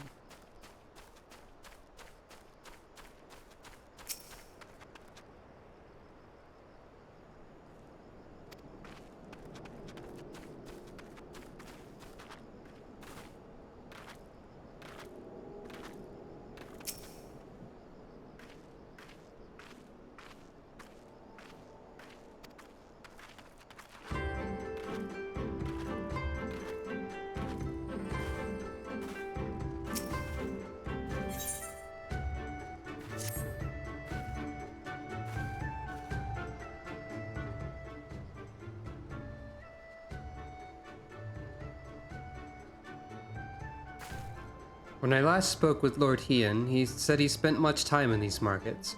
I'd hoped we might find him here today, but alas. Hey, Yugiri, I've been meaning to ask. There are an awful lot of Zayla here, aren't there? Oh, I assumed you knew. The Azim Steppe has been home to the nomadic tribes of the Zayla since antiquity. More than 50 roam these lands, and though they do not constitute a nation, there's a hierarchy of sorts determined through ritual combat. Funny, if they're so busy fighting each other, you'd think the Empire would be able to march in and take the steppe with ease. I wonder why they haven't. Why indeed, Lys? Why indeed? Perhaps they see little value in it, especially given the fierce reputation of the Zayla warriors who would fight tooth and nail to oppose them. These lands were not made for men. The soil is thin and the weather is unforgiving. The Zayla found ways to survive, it's true, but they're made of sterner stuff than most Imperials, conscript or citizen.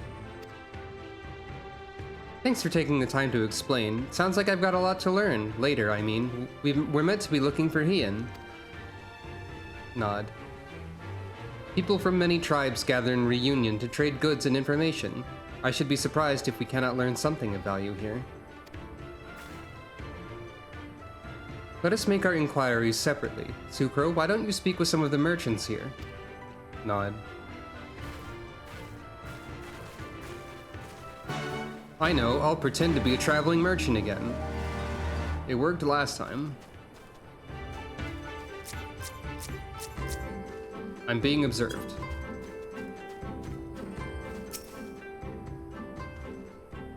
Booze, or buzz, fresh buzz, your choice of lamb or zo, guaranteed to satisfy. How many will you have, miss? I'll have information number. A doman? Unless another Dazkar is keeping him in her yurt, he's not here. Or fool her if she took a doman for a husband. But enough about domans, let us speak of buzz instead. Buzz. I don't know. You cannot come to the Azim Steppe and not sample this most traditional of delicacies.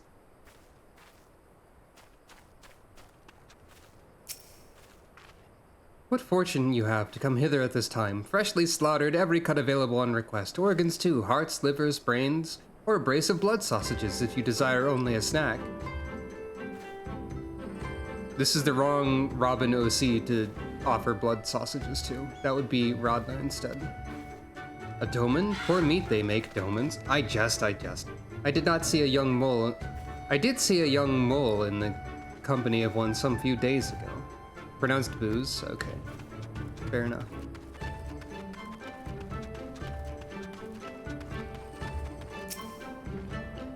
Roasted fish with pumpkin, an exotic foreign delicacy cooked to perfection, beloved without the steppe. Come, come. You seek domans? Then you are come to the wrong place, my friend. Delicious as my foodstuffs are, they find little favor with those from the south. Now, if it were Goro you were looking for, on the other hand, then I might be able to help you. They flock to my stall.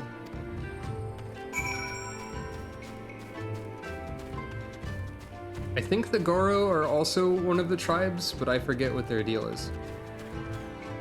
Hey, you look familiar and relevant. Spoilers. I did not think it'd be so expensive. Oh, well, there's Goro.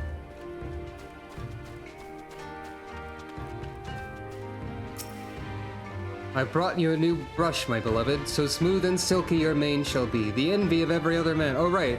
The deal with the Goro is that they marry their horses, I think. Say again, you're seeking who? Ah, the doman. I know of whom you speak. He comes and goes with a mole girl. Though I could not describe her, I only know that she is mole because I heard them talking as they passed. With the chat mode say, use your keyboard or the software keyboard to enter any phrase that contains mole to ask the Zayla in reunion if they are in the mole tribe. Immediately beelines to the one I know is in the mole tribe because I know the game more than I should.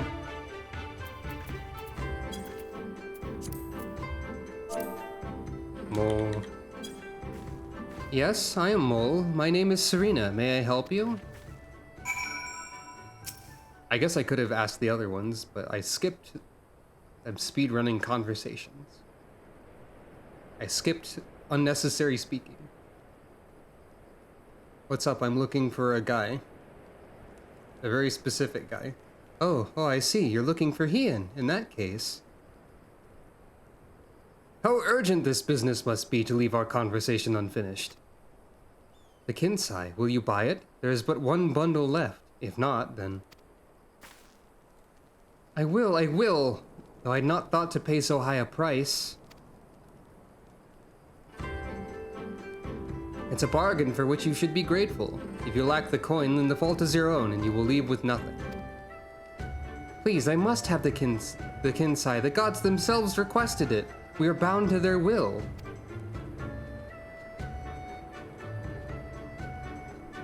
Pay me the difference in whisper root. I will sell it to the next apothecary to pass through reunion, and we'll each feel fairly treated. But do not tarry. Should another come before you, coin in hand, I will not refuse him. I understand. Thank you for this kindness. I'm sorry, but we must speak of Hien later. I cannot leave reunion without that Kinsai. I don't know what that is, but I'll help anyway. Probably. Before the rebellion, men from the south sometimes came to trade. Now, much less.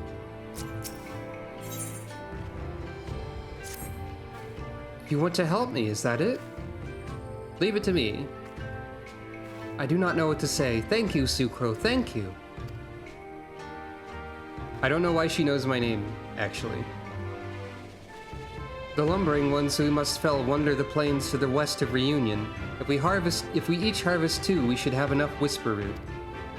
Return here when you've finished. Good luck.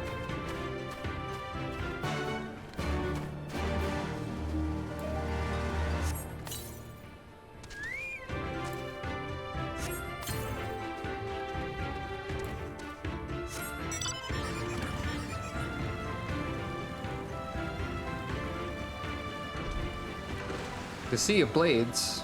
Oh, like blades of grass, I guess. Anyway, the Azim Steppe music is good.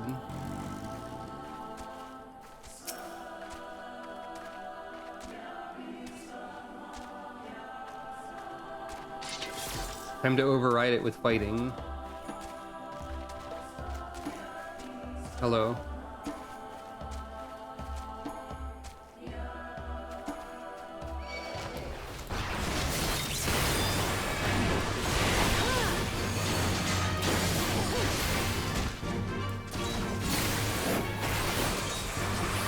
Oh no.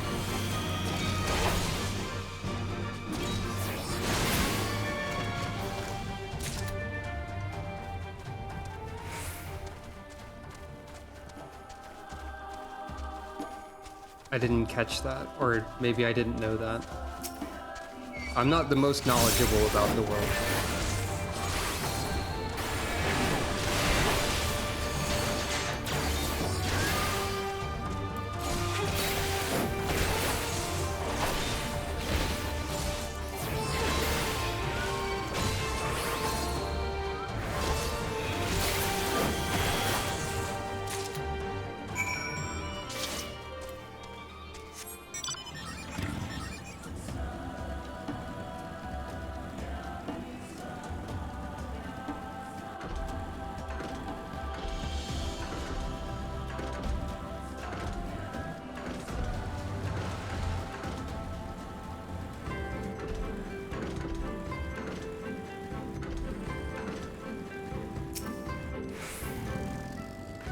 Welcome back, Sucro. Have you brought the whisper root? A common, if valued, ingredient in Zayla medicines. Blessed is he who shows kindness to strangers, for with fortune does he ever ride. Will this quantity suffice? It shall. The Kinsai is yours. The gods favor you more than you know, child. Udgan rarely have need of such herbs, and so my stock is limited.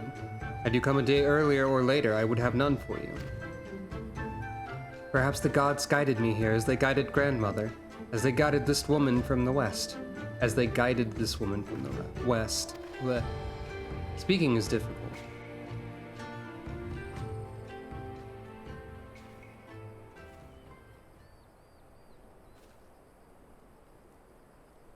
Hey, How goes the search? Any luck? Hey. Sonic 06 voice. Hey.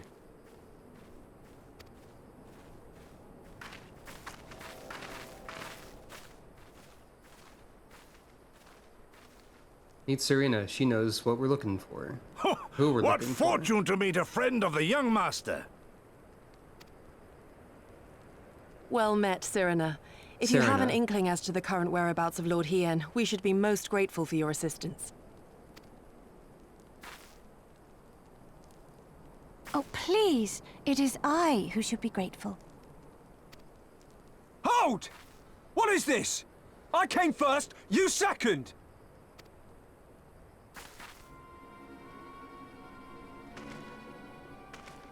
Know you to whom you speak? All people of the steppe should.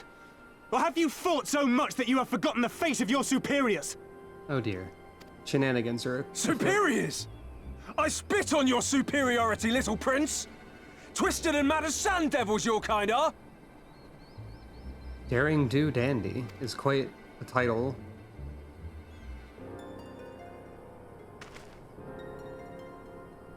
Those two don't seem to like each other very much.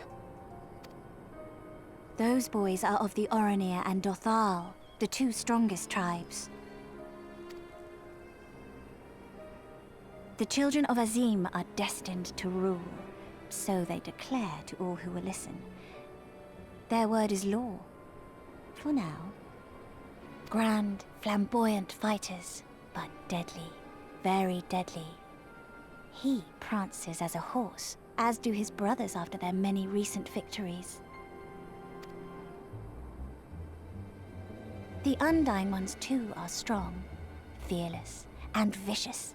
They often reigned in the past. Now they are sorely tested.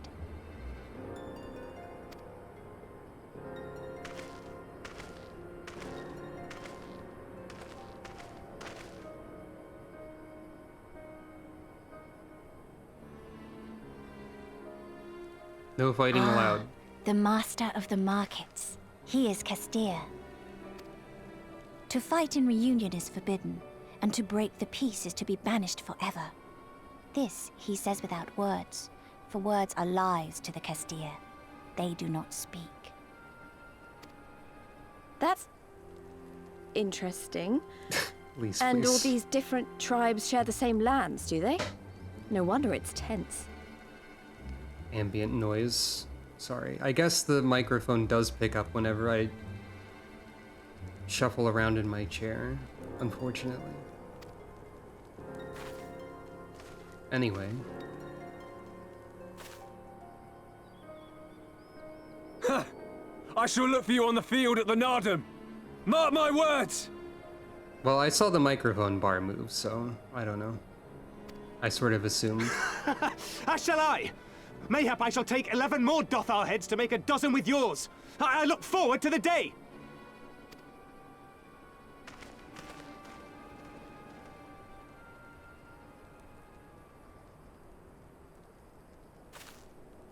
The dispute will be settled at the Nardum? A great battle held on the final day of the Sahan San. During this time, all bonds of hierarchy are broken. All Zayla are equal and free to prepare for the fight. The tribe which triumphs in the Nardum rules until the next Sahan San. Which in these lands is now. Ah, so that is what they call the custom. I presume your tribe will also be taking part? Not all seek the Dawn Throne. Some are satisfied with their lot. Others, like the Castir, have reason to remain neutral. Them all are lambs among wolves. Long were we content to remain apart and live quietly, but...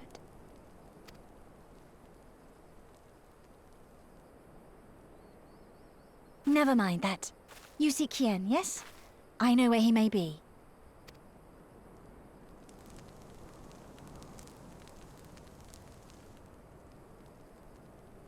Sucro is thinking. Someone needs more help. I must help. Gotta help. Helping is important. Sucro detects the need to help people. I like a good fight as much as anyone, but we should probably find Hien and head back to Doma as soon as we can. The people have spoken, and Lord Hien will heed their words. He must. If she knows where Lord Hien is, then what are you waiting for? Ask her. I found him. He's in the picture underneath the quest title. Long ago, my grandmother, having received a vision from the gods, bade me go forth into the southern mountains. It was there that I found Hien, near death from many wounds. I brought him to our village, and there we nursed him back to health. Afterwards, he chose to remain that he might repay us for our kindness. Domans set much store in honor and shame, so at first I did not question it. Excuse me, if I could see your map for a moment. Here, he has grown fond of this place. It affords him a view of the markets and the steppe. I would accompany you, but I must return to our village to prepare my grandmother's meal. Thank you again for your assistance.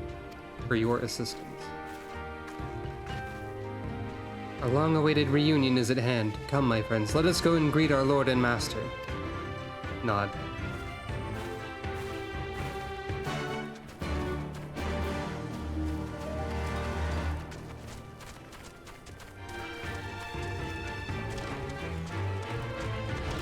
Found him. That's kind of funny seeing the quest icon up there.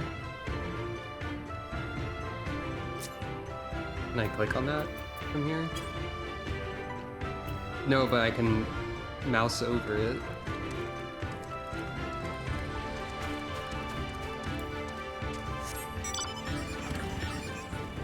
I feel like this was close by enough that that Sirena could have just pointed at it instead of marking it on the map, but I guess I won't complain or anything, because maps are helpful. How do we get up there, though? That's the question.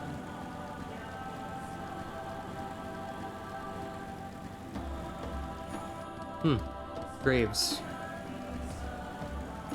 It's probably fine.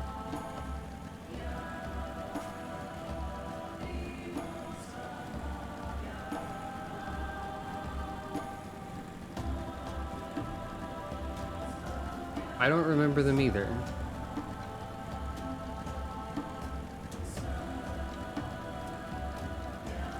They're probably not really ever mentioned or anything. I think I found Lord Hien.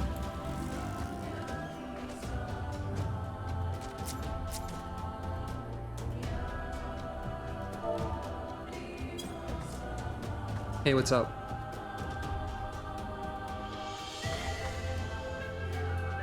Is my Chocobo blocking your view at all, maybe?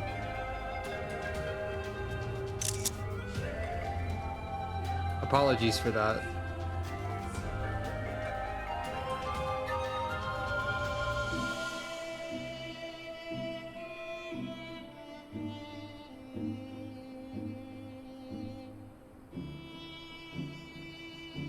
Anyway.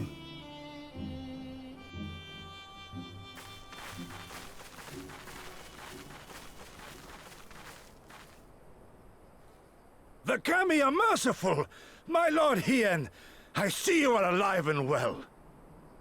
I feel like that's exactly what Hien would do. Just silently lean over a little bit to see around the Chocobo. Ah, you are come sooner than expected. So, my blade or my head? Which would you have of me?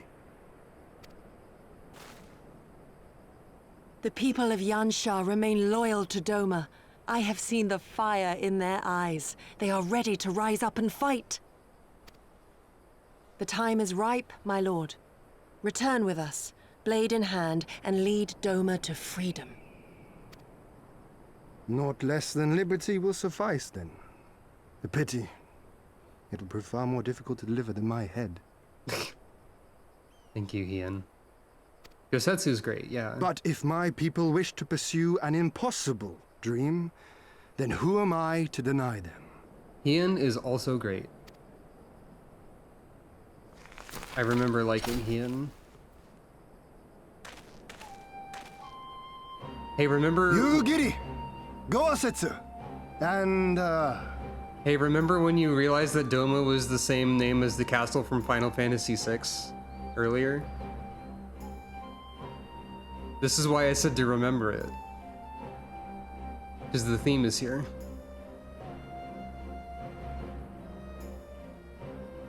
This is the Doma theme from 6. It's here. They put it in the video game. It's really good.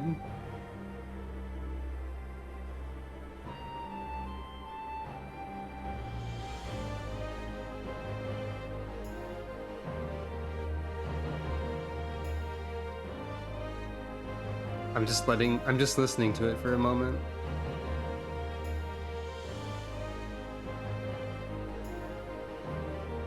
A very dead family. Well, I mean, they do die in the process of the video game, yes.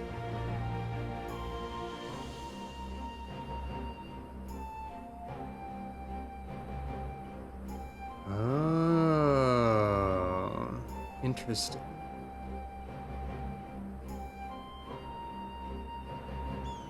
Interesting. I did not know that. I forget what they localized the name of the son to, but I think it was Dwayne. Like Dwayne. I remember that. Elaine and Dwayne were the mother, the wife and the child, I believe, in the original localization. Well, also the more recent localization because they didn't change the names, I think. The scions of the Seventh Dawn, my lord. Good and true friends who opened their hearts and homes to us when we fled to Eorzea. And I'm a cat. Far across the sea they have journeyed to stand with us in the fight for Doman liberation. To oppose the Empire, as they have in the West, where they are lauded as heroes for their many deeds. Say no more, Yugiri. Say no more. I observed how you helped Cyrena, to whom I am deeply indebted. For that and for the aid you provided my people, you have my deepest gratitude. Ian, what is the purpose of the portion of your gauntlet that exposes the back of your hand?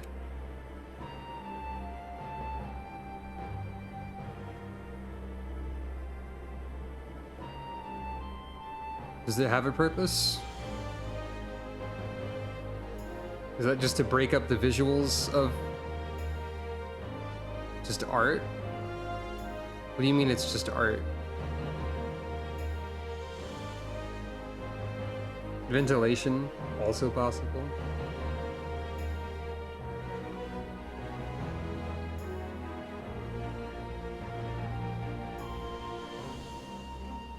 Oh, okay. Maybe.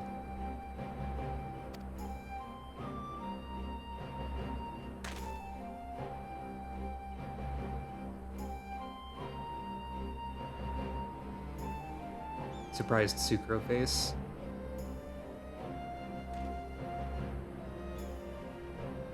There is no doubting your strength nor your character. It would be my honor to fight by your side. Nod. So, what of Doma? Arise, my friends, and tell me of our home.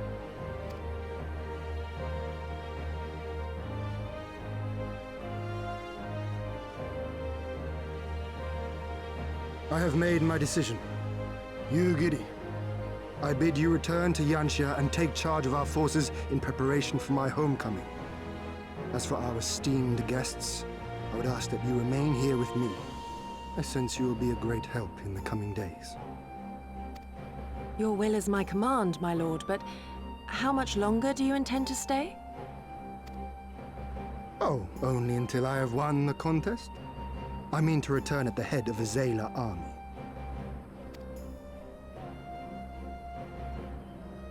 Questioning you head mean to tilts. participate in the Nardum? Have you a better idea? Consider how soundly we were defeated before. The Imperials may have since grown weaker, but we are weaker still. 'Twould be folly to challenge them without first supplementing our forces, so yes, I intend to win the Nardum, and enlist the aid of every able-bodied Zayla I can. Furthermore, by championing the mole in the contest, I can at last repay their kindness. Lest you forget they saved me from certain death, and a man who suffers such debts to go unpaid is without honor and unfit to lead.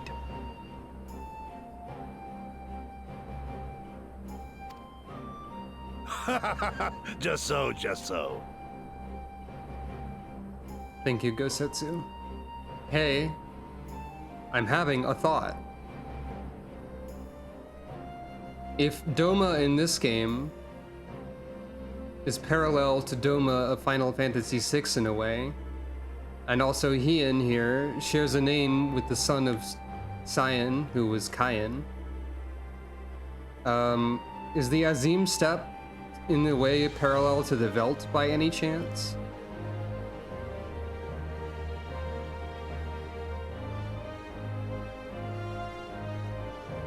Not like super directly, but there is, as soon as I checked the wiki for the Veld, or a wiki for the Veld, it mentions that like Sabin and Cyan wash up there, and I'm like, hey, not entirely unlike how Hien here was saved by people in the Azim Steppe. Gao saved Cyan and Sabin and whatnot, and so on. I mean, that's a very like loose parallel, I guess, but geographically and like thematically speaking and whatnot, there are some similarities, I guess. It's a big wide open grassy plain that is directly related to Cyan and Doma and whatnot, or Hien. And they're clearly doing some Final Fantasy VI shenanigans in general in Stormblood, because there have been multiple enemies that are like based on Final Fantasy VI sprites and whatnot. Our lord has spoken, Yugiri. But take heart, I shall keep him safe. And should it come to it, bring him back by force. This is no laughing matter, Gosetsu. But if these are my orders, very well. Once more, I place my faith in you. Pray look after them both. Nod. There she goes. Looks like it's up to us then. Though it does seem a bit risky. Isn't Hien meant to be the next king of Doma or something? Every time Yugiri or someone does the ninja jump off screen, I want to see them like land in the background somewhere and then just sort of like walk away. I feel like that would be a really funny running gag if they did that every single time. I'm guessing that the people who don't like Hien are like, there's probably some overlap with the people who don't like Lise. They have some similar characteristics that I can think of, I suppose. And also they're both in Stormblood and everyone likes to hate Stormblood. So they say, though in truth I am but a pale reflection of my late father. All the more reason to entreat your assistance.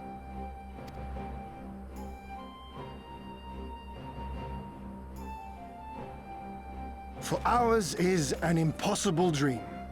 To set in motion a revolution that will rattle the very firmament and shake off the yoke of the most powerful empire in the world. Hien is cool. I don't know how you could dislike him, really. Like, I could maybe have seen an argument for why you would dislike Lise, except for the fact that she character developments out of the thing that people were complaining about a bit.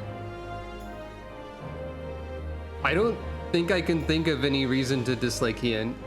Also, it's really funny to just watch him stand like this, motionless, until I press the A button.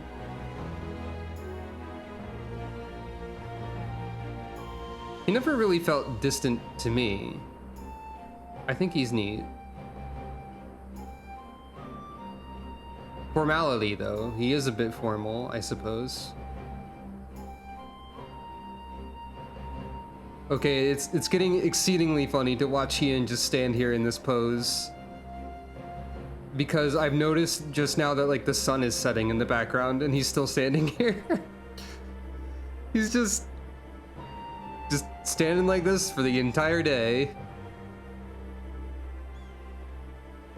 I'm pretty sure time is passing in the background as we sit here. He is a little bit of a very important guy in the story,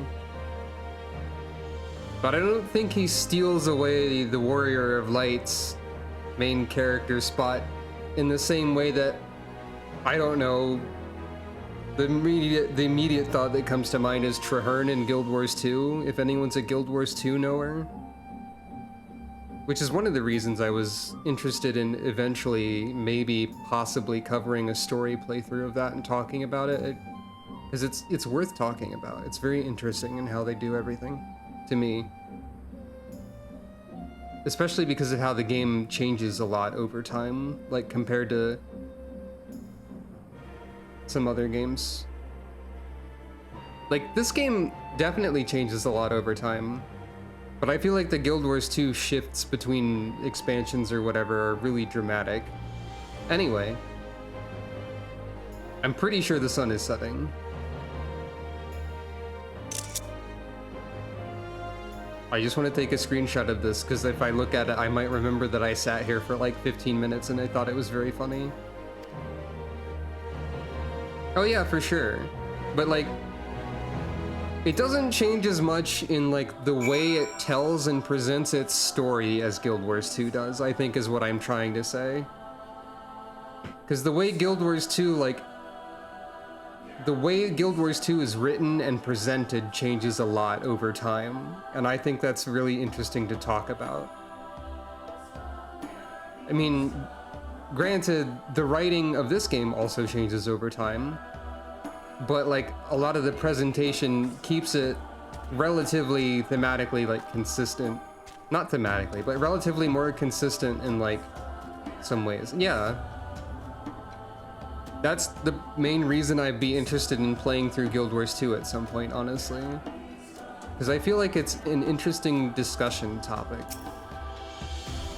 He's a lot more straightforward than I expected, and he's certainly not short on confidence. But maybe that's the kind of leader Doma needs if we're going to beat these odds. And hey, we've come this far, haven't we? Who's to say we can't go even further?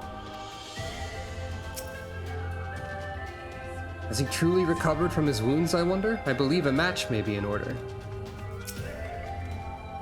Sucro Funk, was it? Once again, allow me to thank you for your many deeds in service to Doma. For 25 years did my father rule in name only. My rule, if one would deign to call it that, has been naught in comparison.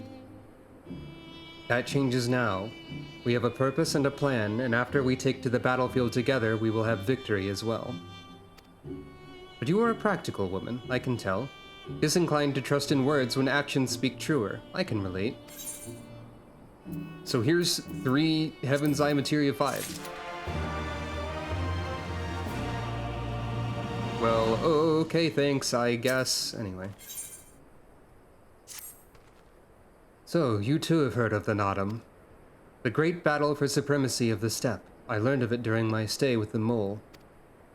To my knowledge, no foreigners have ever participated, much less triumphed in a Nadam. Oh? But lack of a precedent notwithstanding, I should think we would have good standing to bid them to march with us to Doma, should we win. Will they even permit us to fight, my lord? We belong to no tribe of the steppe. We are not without options, given what Serena has told me. You see, in accordance with the god's wishes, her people shall participate in the coming Nadam. Ah, yep. That's where I remember seeing the information about the various tribes. I didn't realize that was the first place they were mentioned. And when they take the field, I mean for us to fight alongside them as fellow warriors of them all. But we need not discuss this at length here. Come, let us head north to Mal Ilo, where Serena and our people have made camp for this season.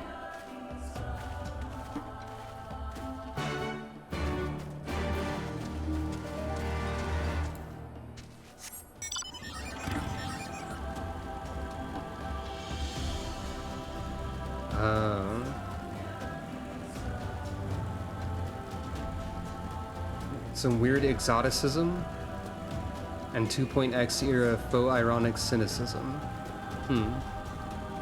I don't know exactly what you mean, but I did think it was a little...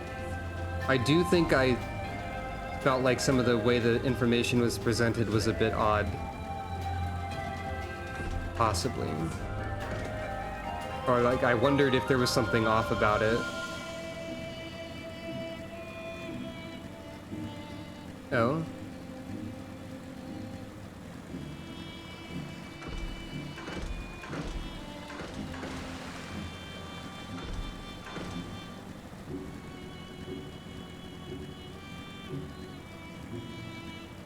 Also, this sort of marble is around here, I guess.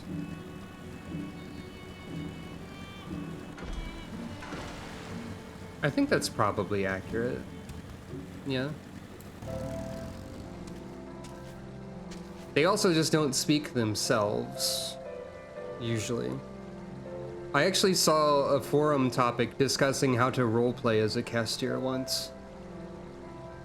And most people described that they used, like, custom emote messages to sort of get across their emotions and feelings and whatnot.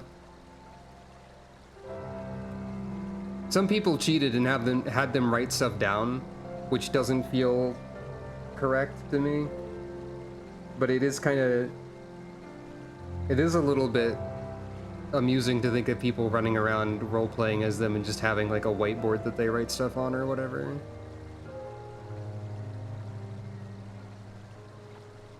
I mean, that's a perfectly valid way to communicate if you have reasons for doing so. But I don't think that's what they meant when they said the Kestir don't speak words exactly. I feel like written words would also fall under that purview. But yeah, what you're saying makes sense. They prefer action to words, but also they just, like, within the, in terms of their presentation within the game, they definitely do not speak and convey a lot through body language and, like, their eyes and whatnot. So I don't really know what point I'm trying to make here. Cyrena came all this way by herself? She's braver than she looks. She also felled 2 of those at our level enemies by herself, presumably. The beasts are never far. I saw more than a few stalking us as we walked. Truly, these lands are fraught with peril.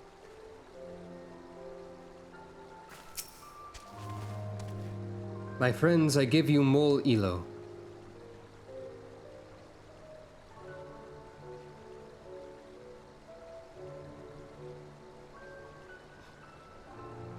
I don't quite get the flightless bird part, I would say. This feels like a reference I'm not catching. The Khatun of the tribe, Timulun, resides in the largest yurt. We should go and make our introductions.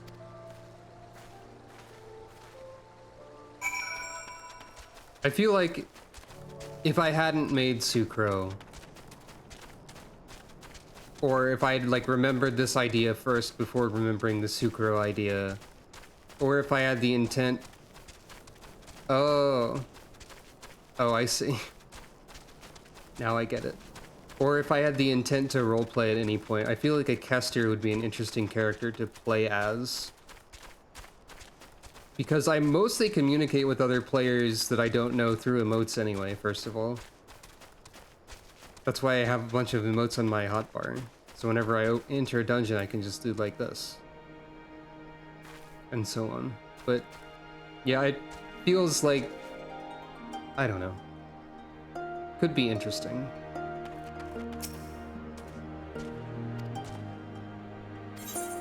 I don't think I particularly have the intent to try role-playing, though. I just like to think about how my character is like and how she would act, and what her deal is. I'm told you have a knack for making excellent first impressions, Sucro. Why don't you lead the way? For all the grand promises my Lord Hien has made, it would not do for us to falter now. We must earn the mole's blessing. It's smaller and more cozy than Reunion. Is that music I hear? It's strange, but somehow comforting. This is a large yurt. I don't need to repair. I just instinctively feel like I have to repair. Hello, Serena. Oh, it's you. Where are your comrades? Did you find Hien? Oh, I heard the music faintly. At last, the traveler comes. Oh, you foresaw that there'd be a cat. It's me, I'm a cat. This is a nice yurt. Tamarun Hatun. Serena. I am returned. Tamarun Hatun. Okay. I need to try and remember that. Tamarun Hatun. Not pronounced the way it looks like it would be in, like, English. Tamarun Hatun. The steppe is really cool. Ah, you found each other. Ours is the soil, Hien. The Domans, and the Eorzeans, too. You know us? The gods know you, child. As do the stars in the heavens, which shone bright at your coming. Yeah, the microphone definitely says it picks up any chair noises that happen.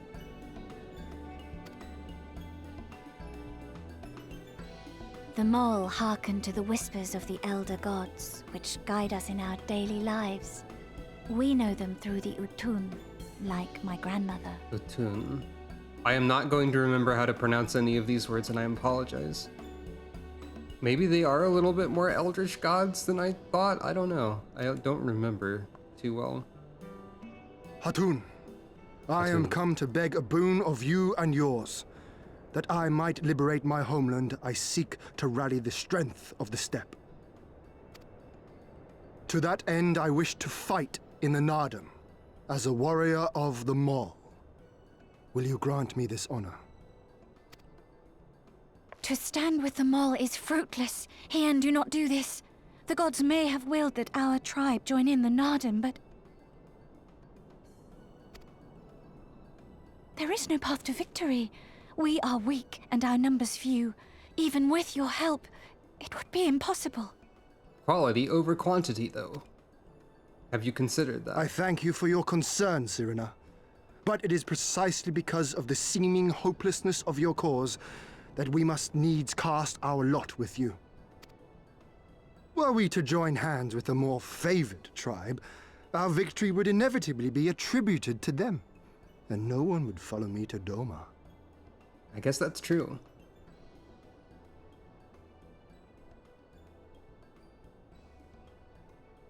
Nod. 'Twas the gods' will that we fight. Mayhap this too is their design.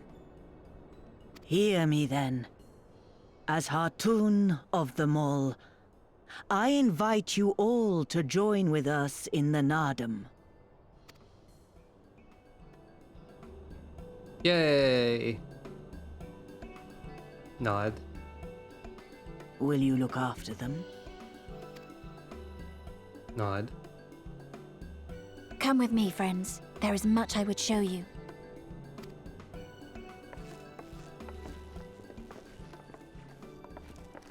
You... wait. I would have words. What's up? A singular radiance, shimmering, like a jewel of the Dusk Mother, blinding in its brilliance. Stars flicker and flock to you. Before such gathered light, even the secrets of the gods may be laid bare. Huh, okay.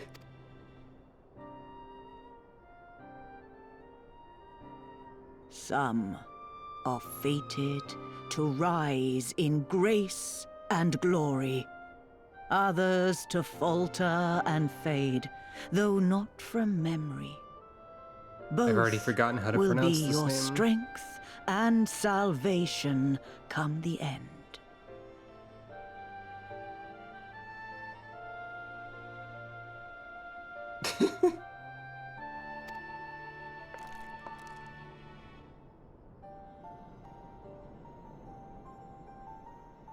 Cherish the stars and the light they bring you in the dark. For you are a traveler, are you not? I've already forgotten how to say your name. I'm sorry. My short-term memory help. Please say your name again. I guess it's more of your title, maybe? Wheresoever you go, remember that you're not alone. Remember that you carry the fire for them and they for you.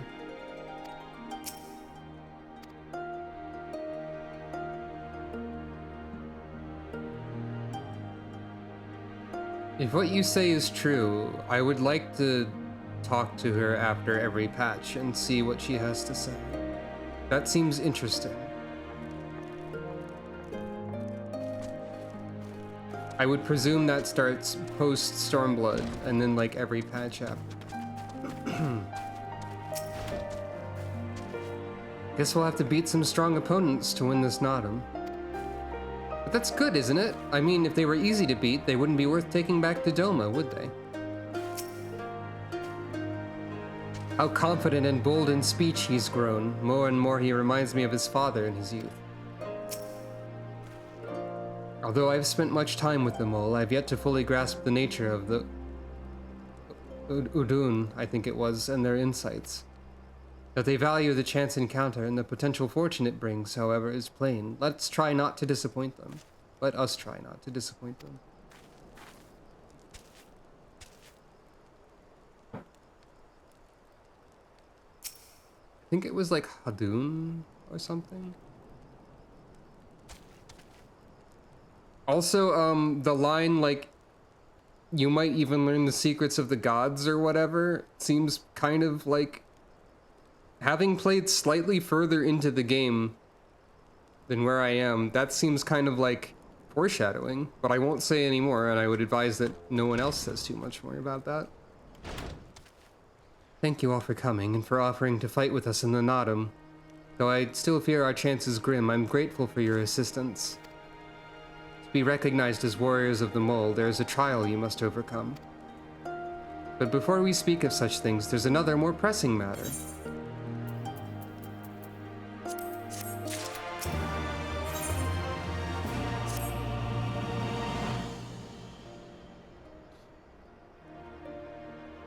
My friends, I must warn you, the path upon which you embark is fraught with peril. You will journey into the far reaches of the steppe to confront a terrible foe as the warrior Bardam in days of yore, as did the warrior Bardam. 3 days he battled with the demon ere he returned to his people. So it is written, so it must be. I also heard he solved a lot of puzzles or something? Probably. Don't worry about it. Many who follow in his footsteps perish, lacking in strength of body and mind, therefore. We must treat you to a great feast! What? Huh? Surprise?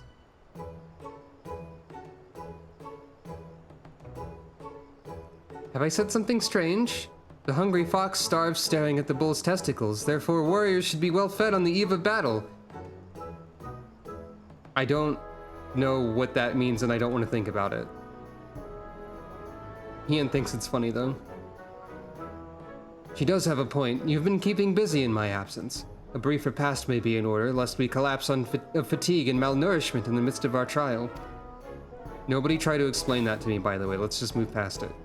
Yes, just so. However, it will take some time to prepare. It will take time to prepare. Is there anything we can do to help? It might also give us a chance to learn more about your people and their ways. Well, if you insist, I'm sure that the others would be glad of your assistance.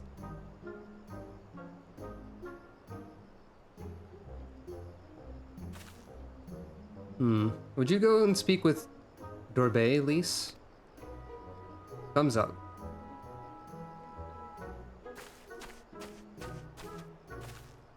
As for you three, you can help me with another task.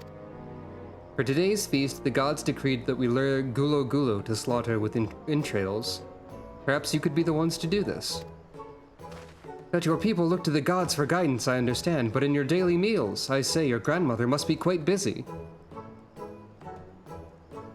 This is a pretty fun take on that.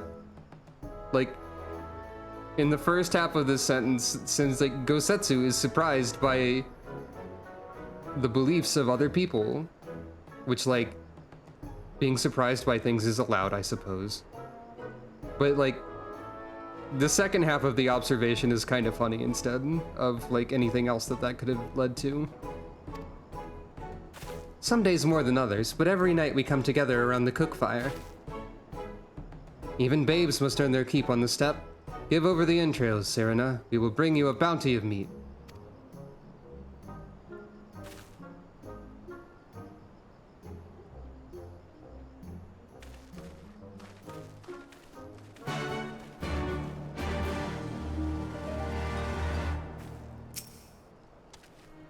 Ian has the entrails. Good hunting, Sucro.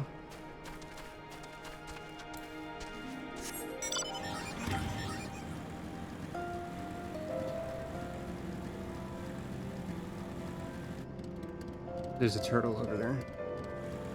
Some kind of turtle-like creature. Shall the Gulo Gulo be so easily lured to the slaughter, I wonder?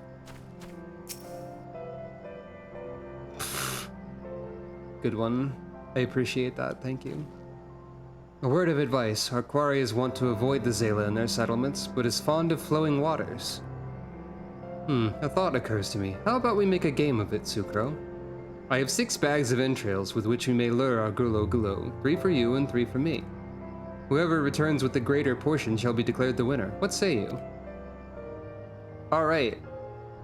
Why not? Then it's settled. Gosetsu will stand as witness. Let the game begin.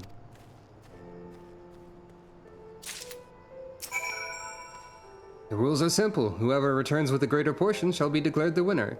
You have but a limited quantity of bait. Use it wisely, Sucro. Seek places far from men and near water. Not deterministic? What do you mean by this? Oh. I see. Well, this doesn't seem to be too near to water, so this destination is dumb. Maybe not the best way to put that, I don't know. This destination is a bad choice.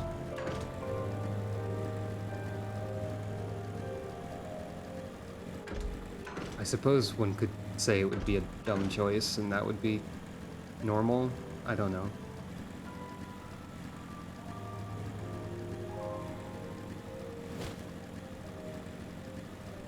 However,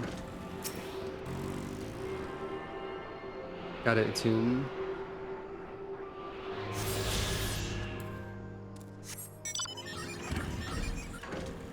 I think anxiety makes me assume that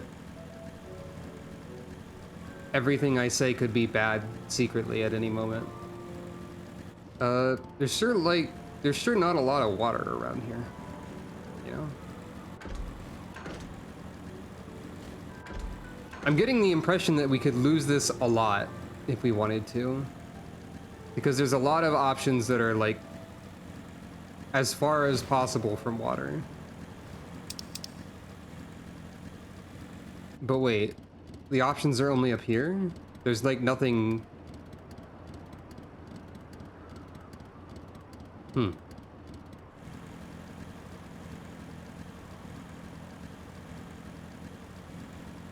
One of the chat window options let you review what NPCs have said.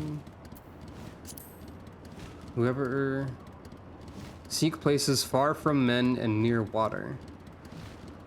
No, it says near water.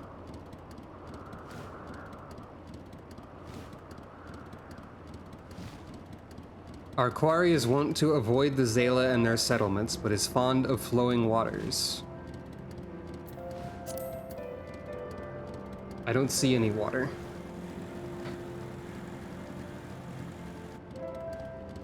Like, all of this is away from water.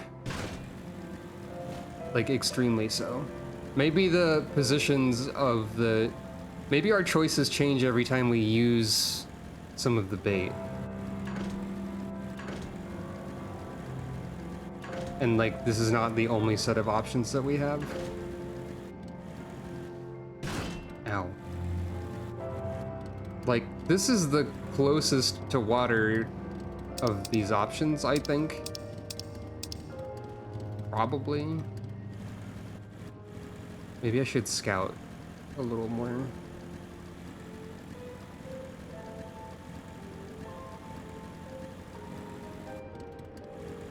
I mean, there's no reason to, like, really try to win this either, is there?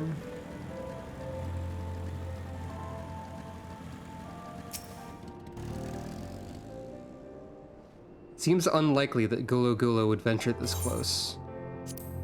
Okay, so you get a description of the location when you examine it. Never mind.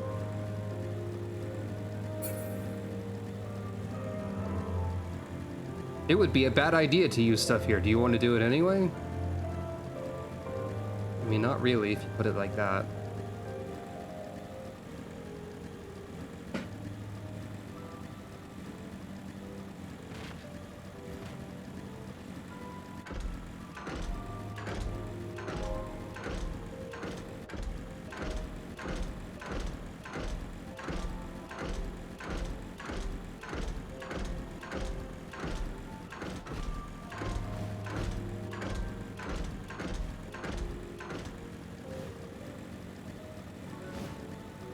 I'm glad the birds aren't looking at me.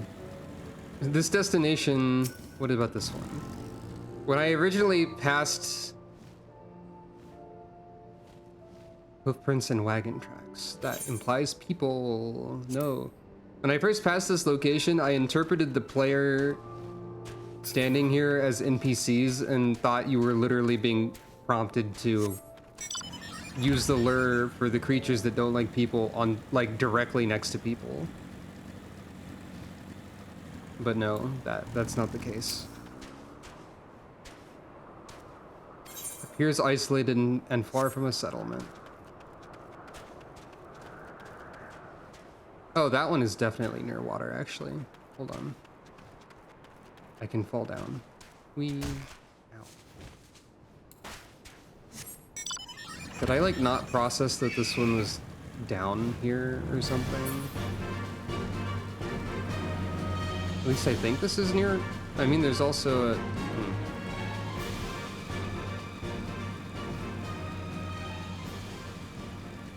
Wait, where is the destination?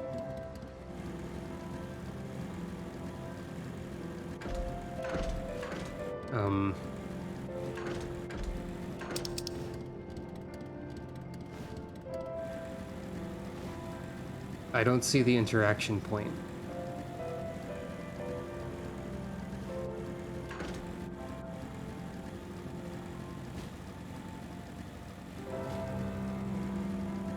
Oh, maybe. Oh, yeah, there it is.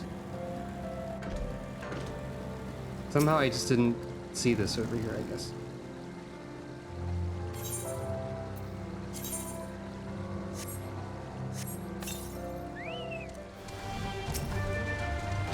Wanting Gulo Gulo?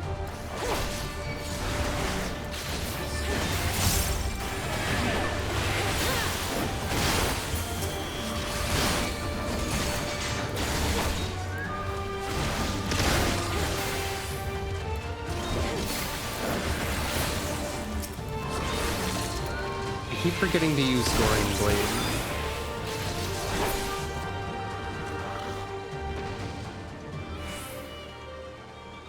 Okay, so the locations don't change. That was clearly the best one, so I guess the other two just have to be up there.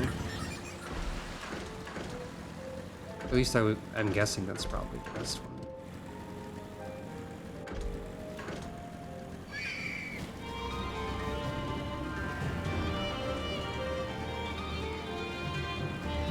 The birds are noticing me now, despite my earlier statement about birds.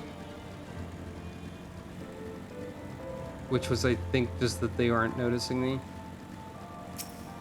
I guess this will be fine.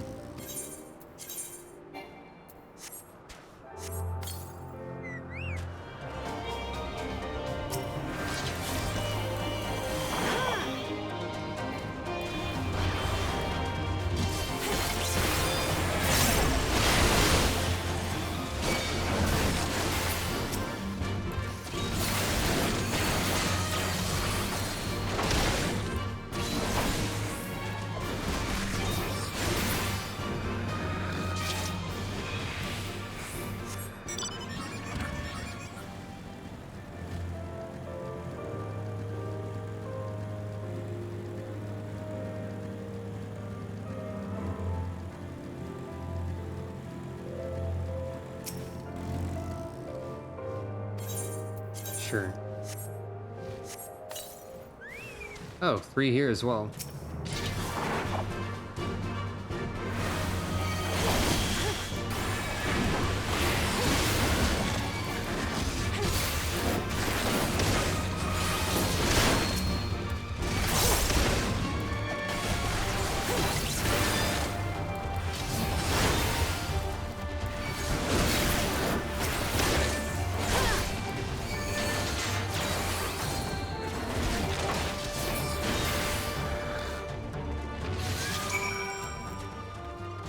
Someone showed up to help, I guess.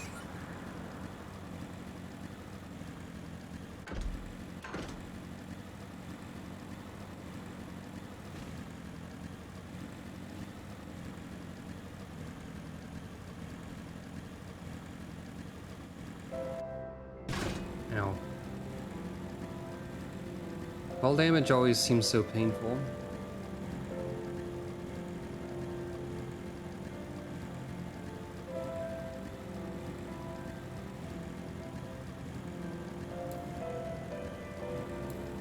I didn't even realize I was holding down that button. Oh, have you used all your bait? In that case, let us see the fruits of your labor.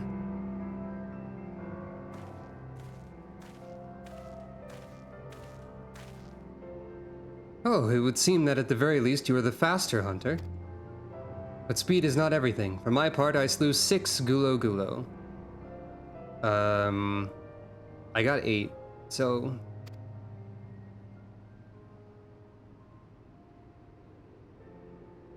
Fall damage can kill you in combat, actually.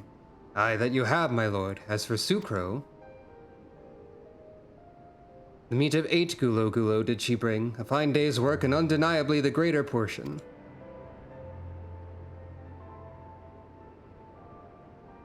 Ah, loss, is it? And how confident I was in my chances. Nevertheless, it's a testament to your skills as a hunter and a warrior. How fortunate I am to count one so talented among my allies. Nod. And with that, our game is concluded. Let us return to Mal Ilo forthwith, and let us have Sucro present our meat to Serena. That's a lot of gulo. Mayhap you're unfamiliar with traditional Zala cuisine? Let it not its appearance deceive you. It's quite hearty and nourishing. Were it not so, I doubt they could have nursed me back to health. Heh, you should have seen the state I was in.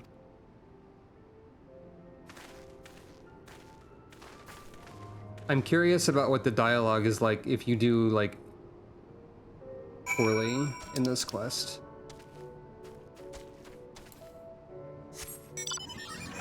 I bet Hien is probably like, well, you might not be skilled as a hunter, but you're probably skilled as a warrior, so it's probably fine. After all, those are 2 different things. That would be my guess anyway. I don't think Hien would dunk on you too bad. She should be impressed when she sees the quantity we have brought. Such kindness and generosity they've shown not only my lord, but us all. Victory in the Nadam will be a fitting repayment. You are returned, Sucro. How was your hunt?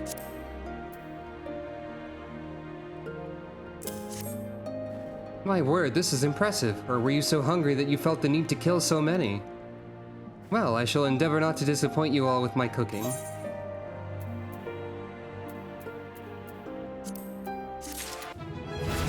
Oh hey, I leveled up. Neat.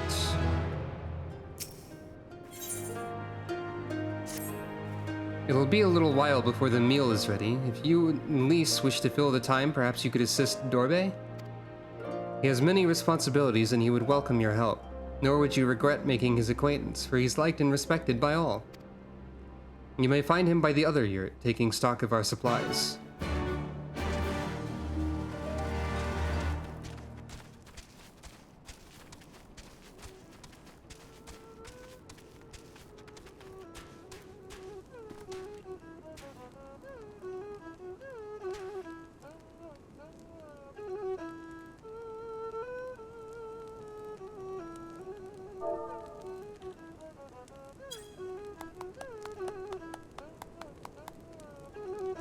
I hope that's not rude. to do.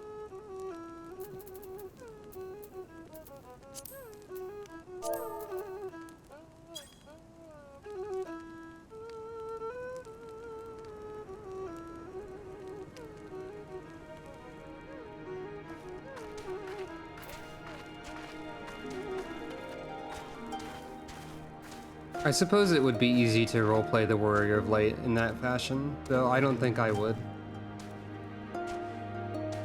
Food is also a topic that I particularly dislike, to be honest. Sometimes I may talk about it. It doesn't repel me quite as much as some other things, but also I have a history of health trouble that connects to it. Anyway, so I don't think I would never roleplay in that fashion. Also, yes, it's very cool when there's NPCs playing music. Ah, one of the newcomers. Welcome. I spoke with Niece.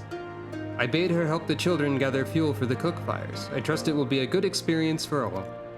For you too, perhaps. Seek them in the south across the bridge.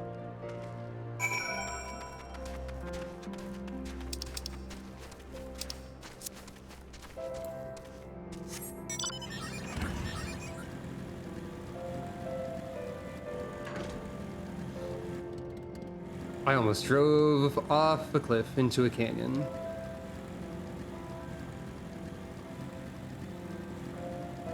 Oh, neat. Okay, it's a river. It's not exactly a canyon. I mean, it's a canyon. It's kind of a canyon with a river in it. You get the idea, though. Cool bridge.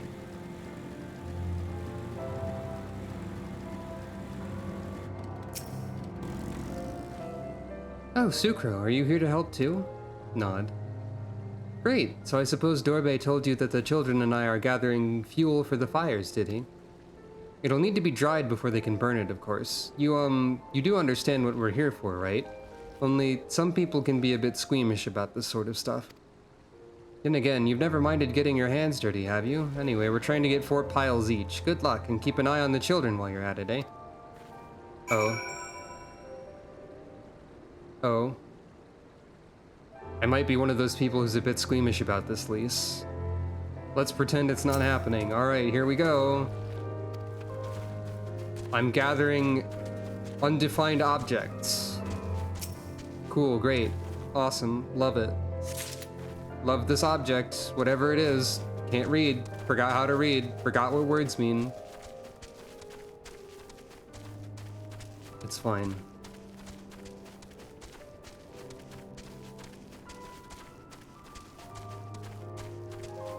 Sigh. Morble, your sound effects are not helping the situation. I hear you oozing over there and I don't appreciate it. Or purble, I guess. Ugh.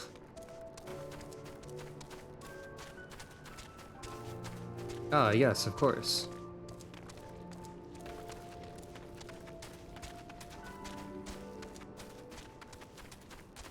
What are you all up to?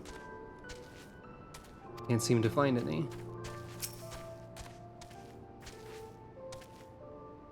I am Lisa's friend, and I guess I'm helping, though I don't... Oh, of course there is. I think my favorite Fate name that I can think of as like a random reference, or that is a random reference, is like, I think there's one called All Dogs Go to Hell or something like that, and that's just kind of funny to me.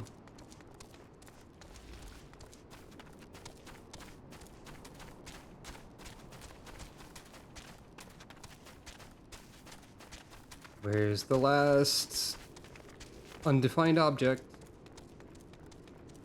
that I need?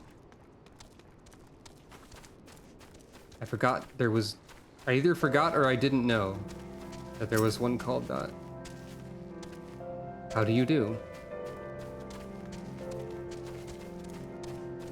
I also am not sure I knew about that one.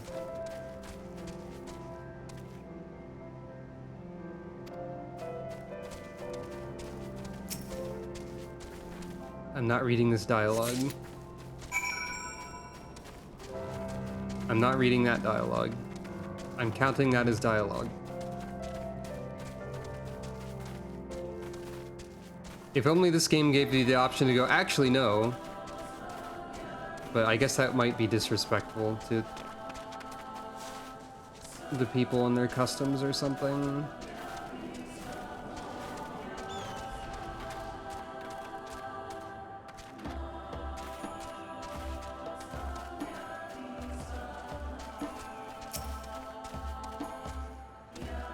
Well, have you found your share yet?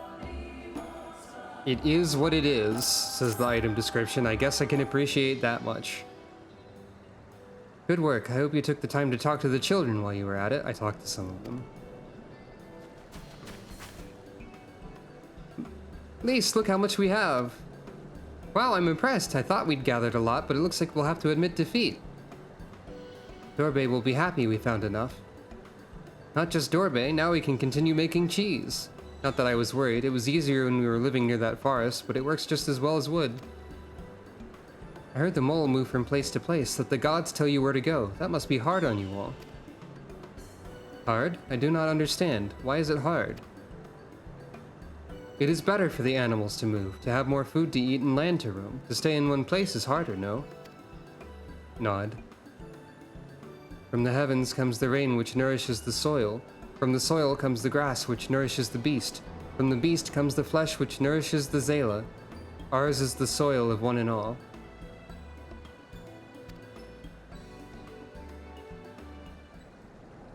But you Westerners are like the Domans. You live in the same place, in villages. And all the villages in one place are part of a nation, yes? Ian talks about nations sometimes. When he was injured, he spoke of Doma in his sleep, but I did not understand his words. Whenever I ask him about Doma, he just smiles and looks to the south. It reminds me of my mother when she waits for my father to return from a long journey. But Ian will not wait any longer, will he? Because you came for him, to take him back because his nation is more important. I'm not sure how to answer this. A nation is a place, I suppose.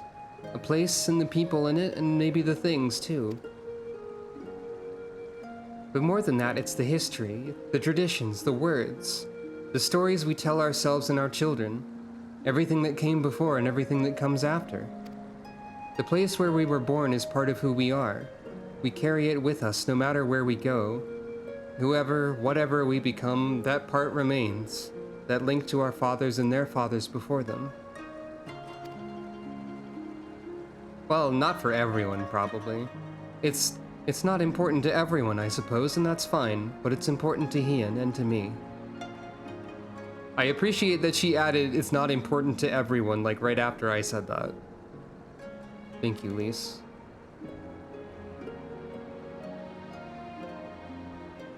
Some call them old fools for listening to the Elder Gods, but it's our way. Our pride. Our nation? Something like that. It's something precious that you and others share and that no one can ever take from you. But we can talk more about it later. It's time to go home. Dorbe is waiting. I'll stay with the children. Why not go and let Serena know how we got on? Nod.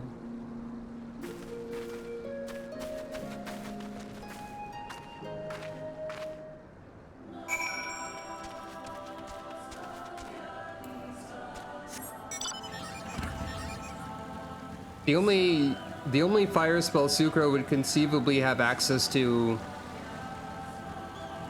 in like Sucro canon would be summoning Ifrit, which might be a bit much for lighting a cook fire. I don't even know if she could do that canonically, but maybe. Oh hey.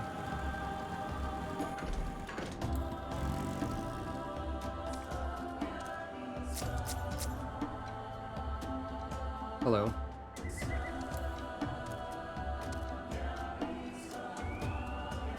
I accidentally ambushed you from behind for that hug.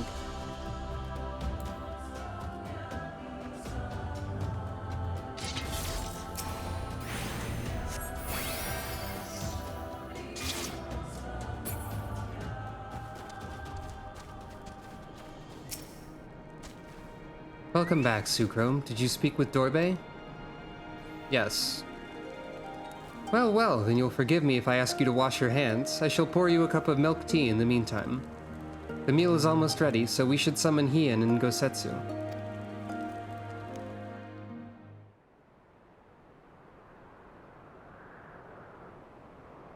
The sky is pretty.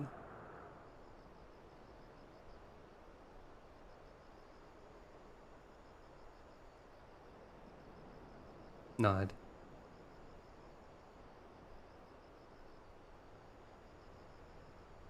Hey, remember when there was a campfire scene in Heavensward that was really good? I wonder if this is... the rest. To come so far and carry so much. I wonder if this is intentionally a callback of sorts to that. I don't think it's similar, but... the setting is Hien similar. and his friend, too. Strange that they should vanish so soon. Similar setting, not really the same kind of scene. Oh. Not really the same kind of scene at all. Shrugging. They have to do a cool fight over here to practice.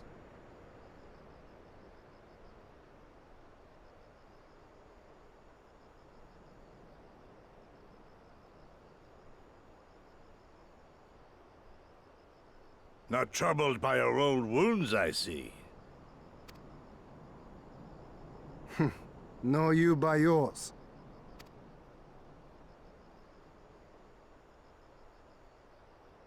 I know I should have fled with the others after Father died, instead of blindly fighting on.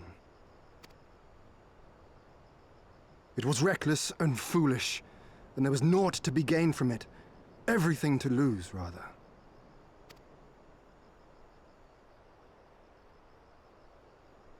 We know no path save the one we walk. I myself am in no hurry to meet those who have gone before. Not while I have still to make amends. Well said. Now let's have a cool fight.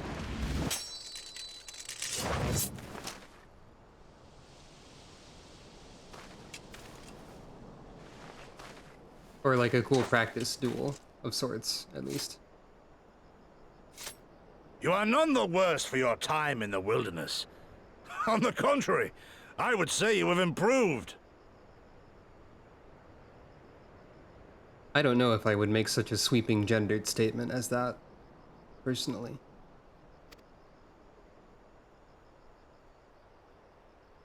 Come now, your victories still far exceed mine. Or have you forgotten all the times you trounced me as a boy?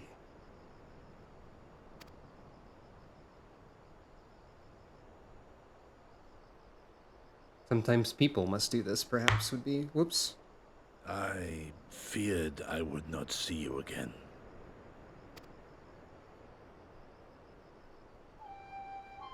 There's the theme again. A life so fortuitously saved should be spent wisely. Without regret, would I have traded it for our people's amnesty, had it been their will.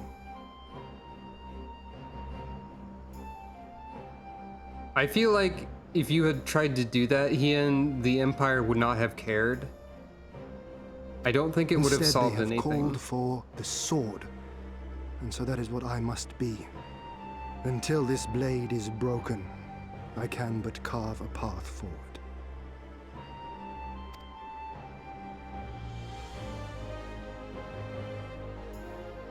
Were you truly so concerned for my well-being? You never showed it when I used to spar.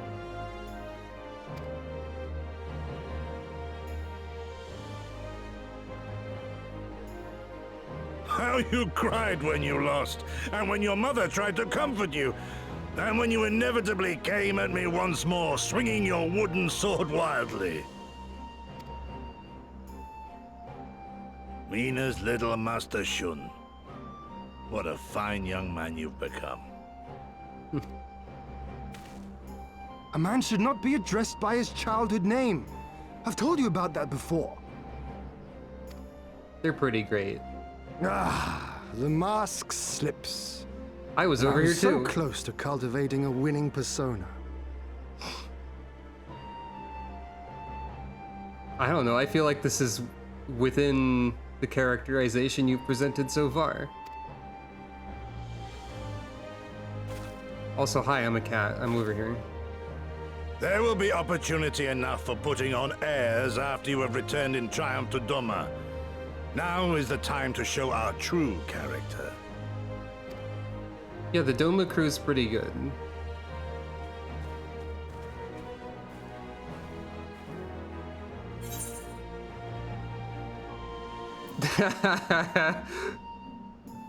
Sucro, no. Sucro, no. But also, what if though? That's pretty funny. Shun, was it? So long as we win when it counts and no secrets between comrades, eh? I think this is probably the closest to what Sucro would actually say, maybe. I don't think Sucro is the teasing sort.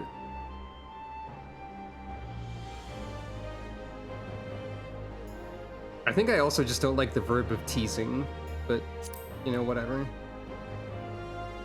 No secrets between comrades, eh? Quite right. Which makes me think you should join us next time. I dare say you have a secret or two of your own to share. It's alright. Sucro's secrets include she's a cat, and, just kidding, that's not a secret. Sucro values honesty, I think. As do I. I don't know if Sucro has any secrets, really. I mean, unless you count that she hasn't explained her backstory in full to everyone as a secret. But I think if they asked, I think if someone was like, hey Sucro, what's your elaborate backstory?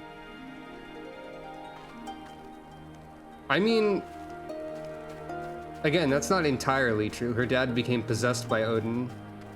She never knew him, and then she probably had to beat him in a fight. But I don't think that means that... I don't know if she'd keep that a secret, it just probably would never be relevant directly.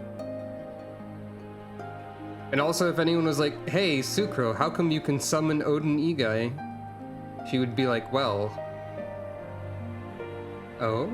Interesting. A new beginning lies beyond the horizon. We have but to seize it with our own two hands.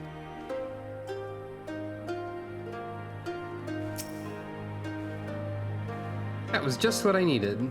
Just what I needed. Sorry, I can't hear that set of words without thinking about Mario Advance. Was the food to your liking? Good, good.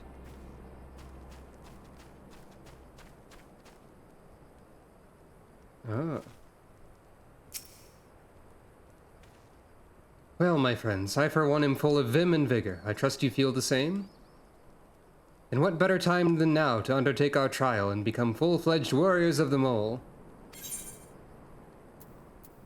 This is about to be the dungeon that I don't remember at all that requires puzzle. Oh, that's neat. I would not have thought about that.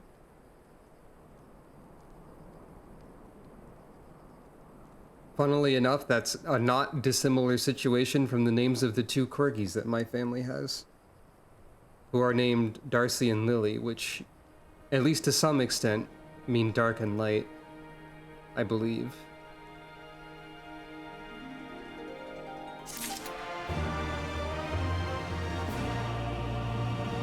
You can tell me not to worry about Bardam's Mettle, but I'm going to because it scares me. It's an intimidating dungeon to me.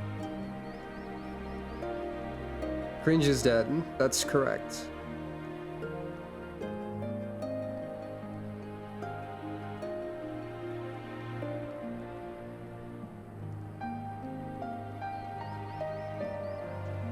This is a dungeon I feel obligated to read about before I do it. Cringe is dead, even though it's funny to use. This meme is funny to me.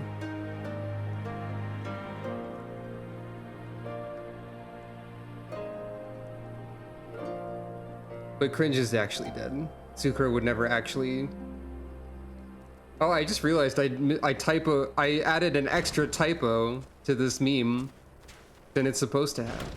You just posed cringe. Now that is cringe. That is the cringe right there. Just kidding, cringe is dead.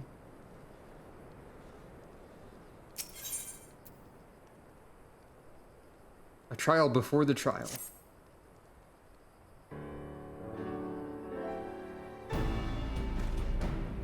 Now then, Cyrena, if you would tell us of the trial we must undertake that we might participate in the Nadam.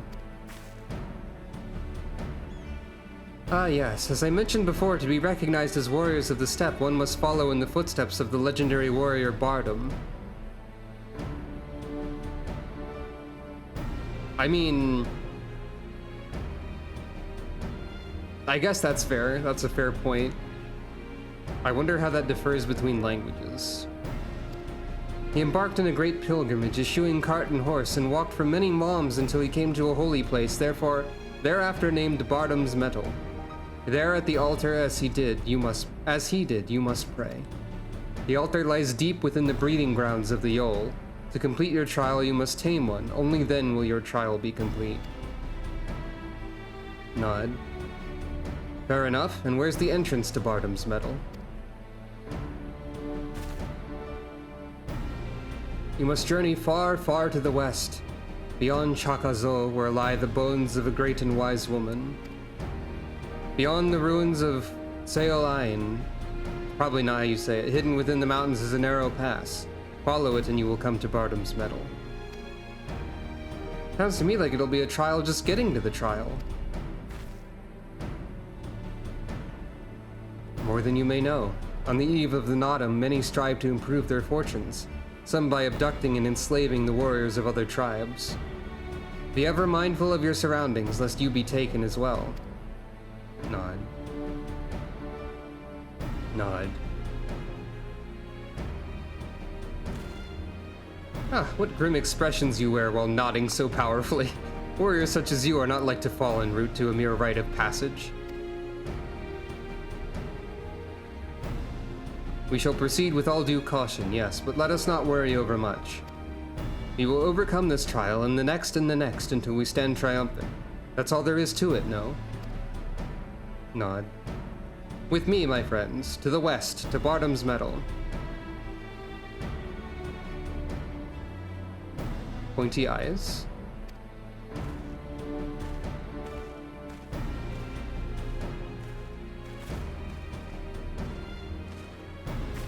Wait, Ian. Oh dear, I knew I would forget.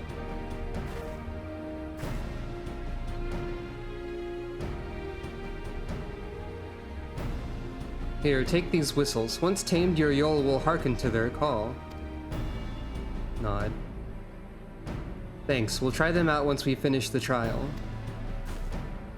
Let's catch up to Hien and Gosetsu.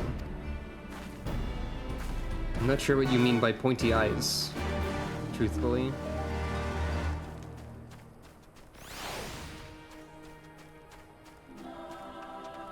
Interesting. Should I be concerned for my augmented Shire gear? I guess we'll find out soon enough. But I need to be right back.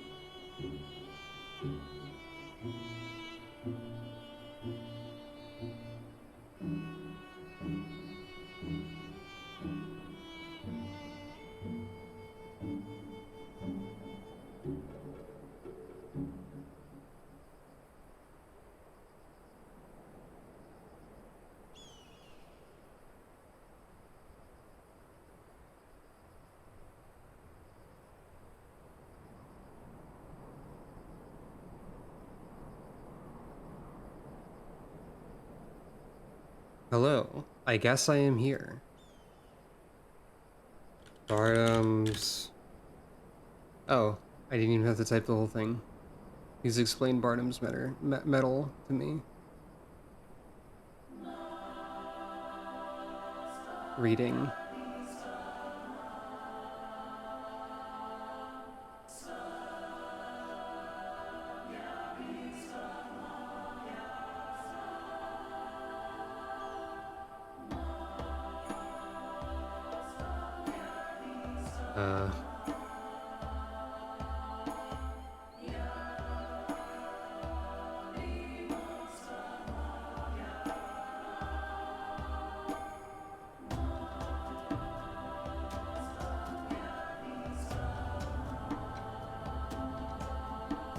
I'm gonna be honest, trying to read these mechanics right now is melting my brain, even though they're not complicated. I'm just not in a state to comprehend the words that I'm looking at.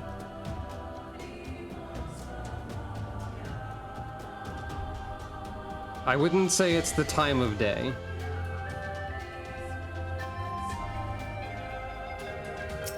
Hello.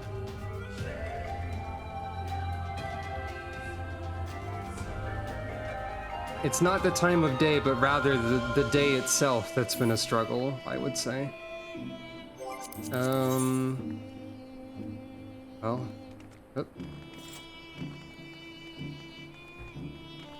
believe I mentioned that earlier, I'm not sure. We still have a long way to go, but I think I can see that monument Serena talked about. I don't see Hien or Gosetsu, though. We should hurry.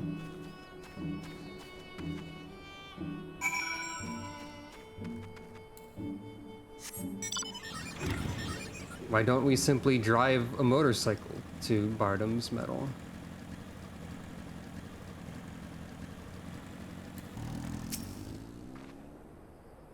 Hey, I don't know about you, but I can't shake the feeling that someone's watching us. Serena did warn us about tribes that kidnap warriors and make them fight for them. Something tells me we're about to meet them. Hey, that seems valid. I just want to drive my funny motorcycle, that's all. Something tells me I'm about to meet them.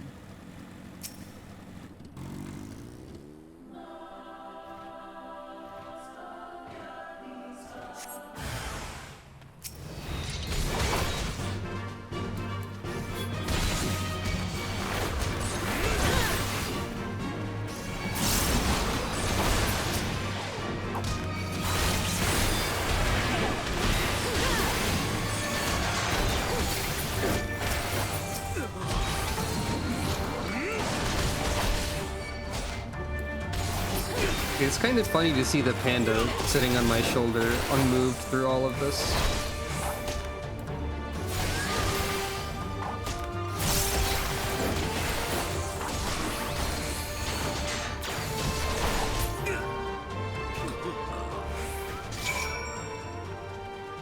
That's fine.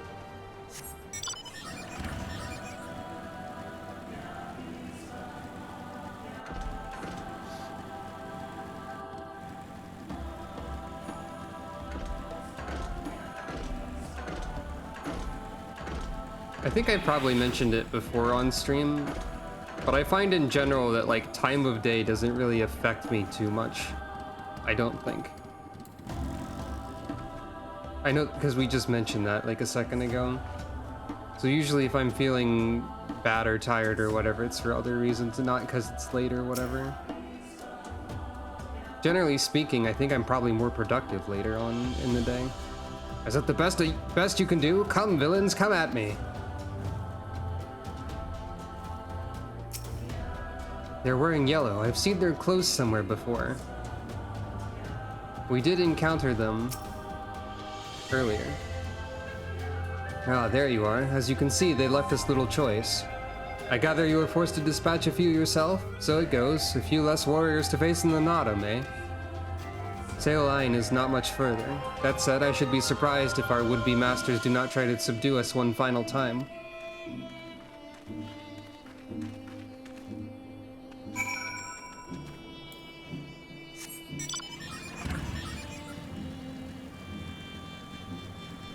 guess if you think about it, the motorcycle is kind of like a cart and a horse. I refuse to elaborate further. Oh yeah, this enemy design.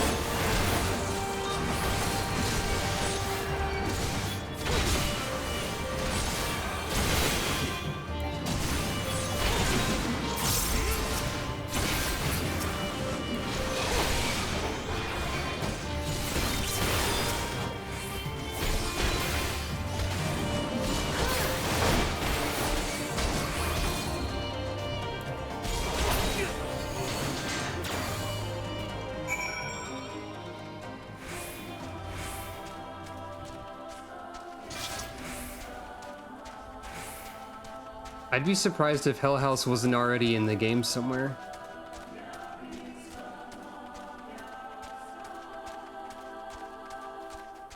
Of course, there's a lot of the game I haven't seen, so I don't know if Hell House is present somewhere or not. But if not, I'm surprised they're not here yet. You know what? Nah.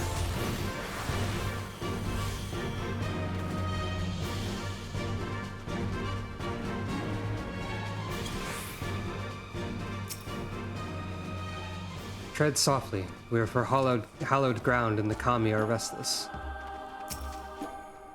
This is it, the real trial. Right, this must be the pass that leads to Bardam's Mettle.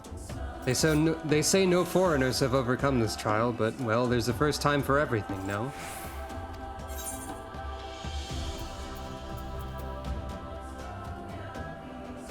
Okay, I can at least have a better shield, I guess.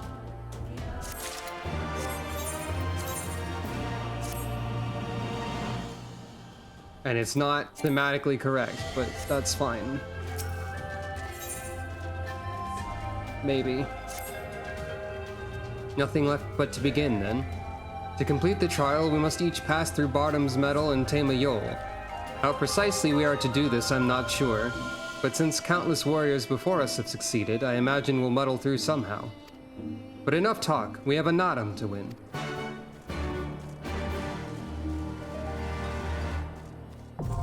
Bardam's Mettle now accessible.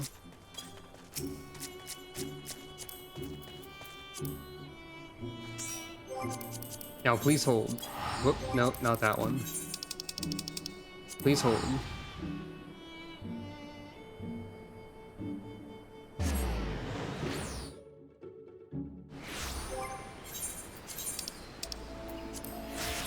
Better. Portrait's fine. Got it. What about the retainers?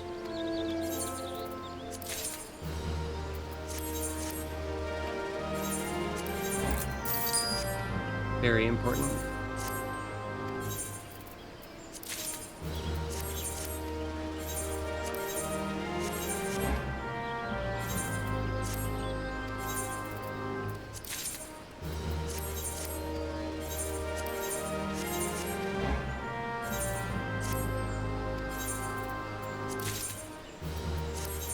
I thought I already had a Trojan ring of bending. I might in storage somewhere.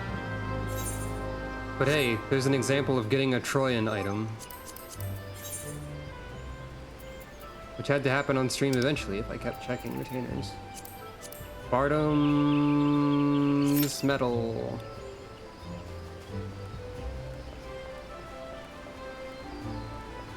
Since this whole thing is a trial, would you say it's a metal detector, perhaps? In some way? As it's meant to see whether you are worthy? Teehee. Well, here we go.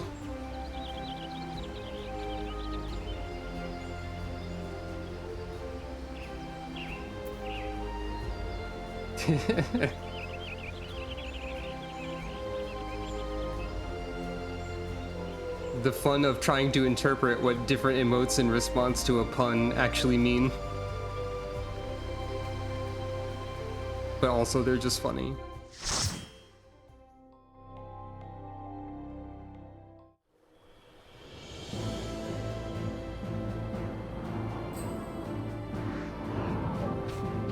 That Emily emote looks a lot more like glaring at me than it intended at a smaller size. Because if you zoom in, it's like, wow, sparkly eyes, excitement. But from afar, it looks like some sort of glare to me a little bit.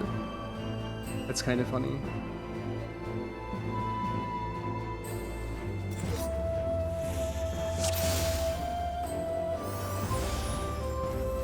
My portrait didn't update.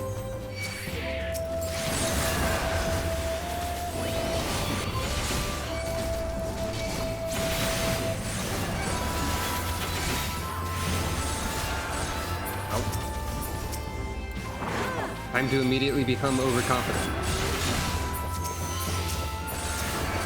It's fine.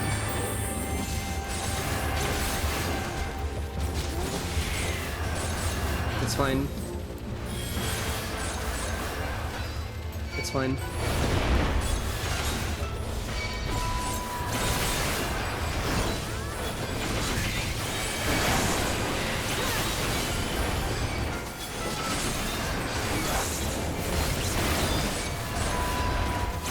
I actually used my invulnerability already in the lead up to this.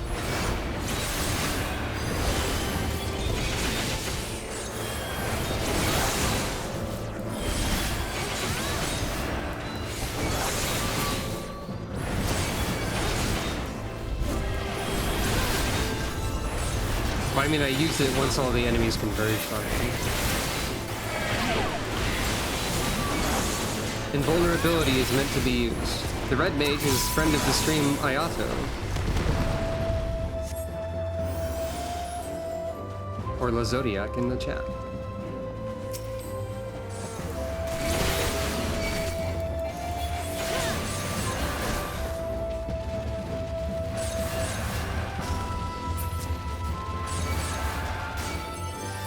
I'm going.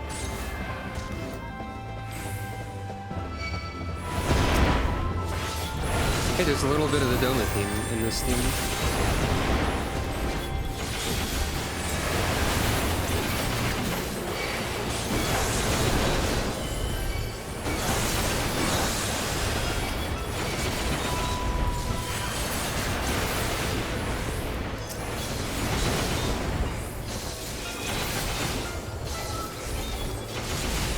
Probably.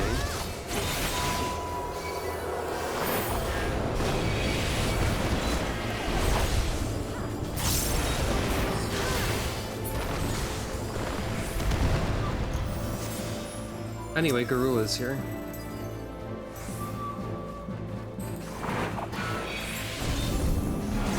Time to be rude to Garula.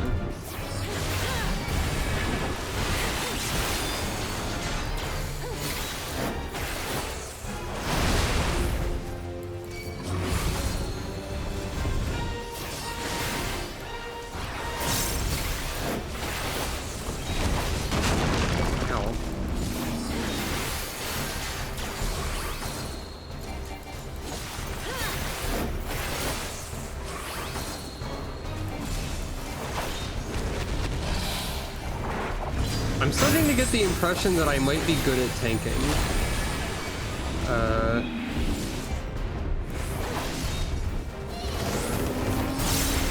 Because like multiple random people and now people who are less random are being impressed with my tanking. Like I've had people clap for me and like tell me that, and like specifically say that they were glad that I pulled wall to wall and gave them life or something like that. It's how I remember I'm alive, I think the healer said. Which is funny.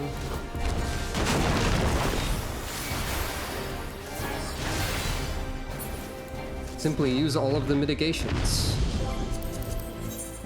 I don't need the map, probably. Oh wait, I might need these.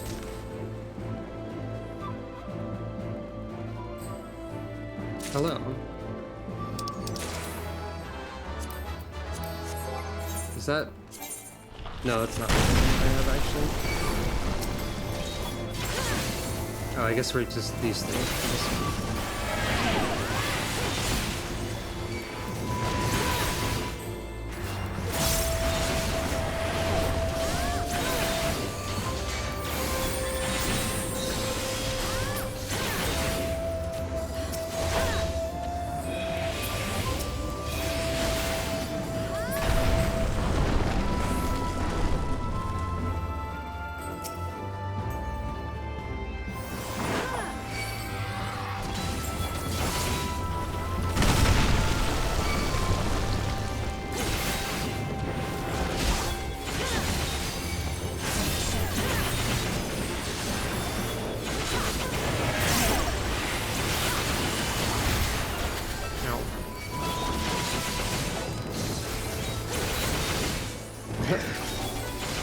Notice the Mettling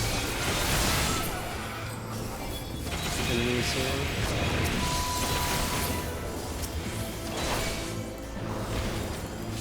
Oh, can't stun that one. That's fair. Alright, here's puzzle boss. Time for me to die.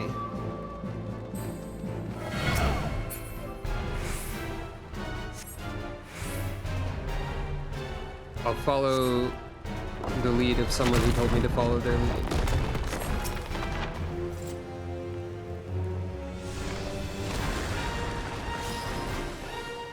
Okay.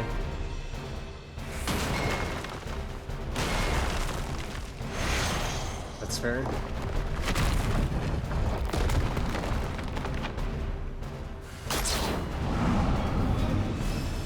Oh, nicer to split into quarters.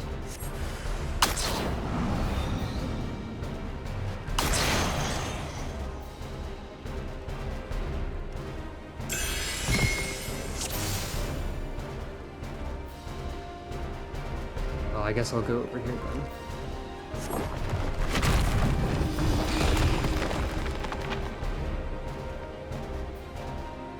I'm assuming I stand on this.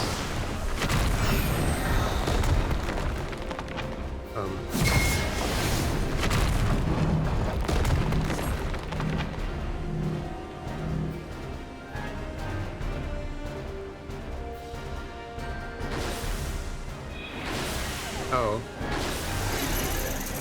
Oh, that was the "this is going to follow you" one. There wasn't a marker that indicated it was going to do that. It just kind of started doing that. That's a "you need to know this." Rip.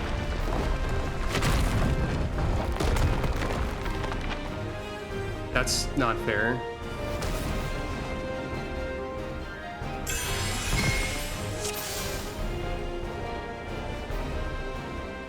Why are you all going over to the same one?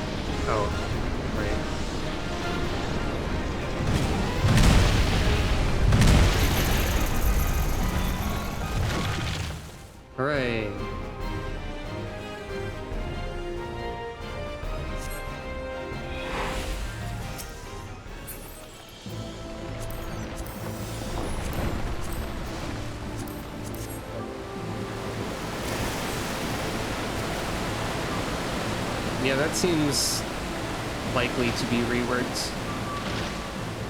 Also, just following the programmed NPCs will make it super easy to do that fight, huh?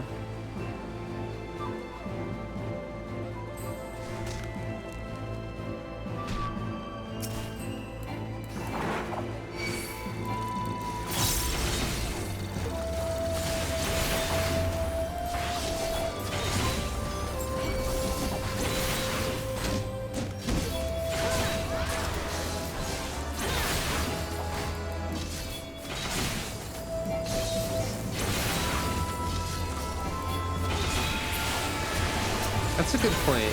The attention tax. Oh. Funny boulder. Okay, fair enough. Funny boulder, 2. Funny boulder, 3. Are these just gonna keep happening? No? Okay.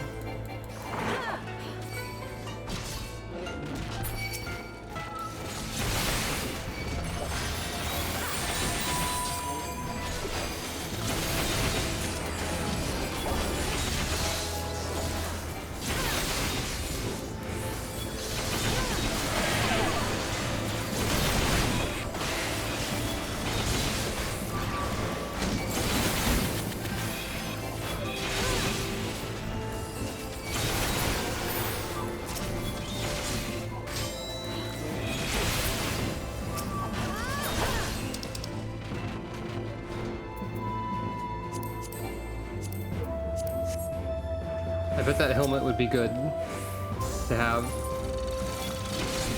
when people aren't rolling. It's probably fine though.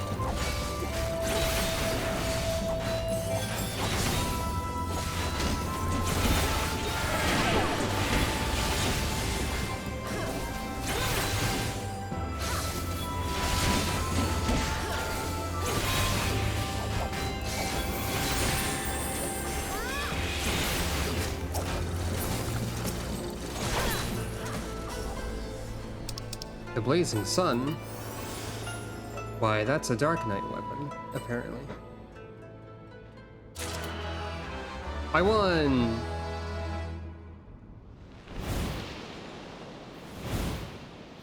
By the way, when they said we had to tame the bird, that means you have to fight the bird. You can't just, like, befriend the bird. No.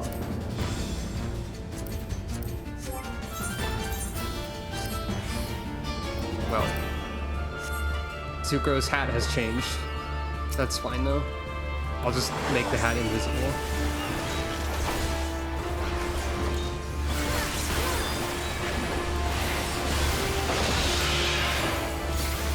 Ow.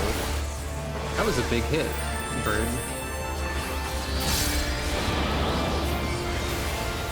Okay, I don't know what the mechanics of this fight are.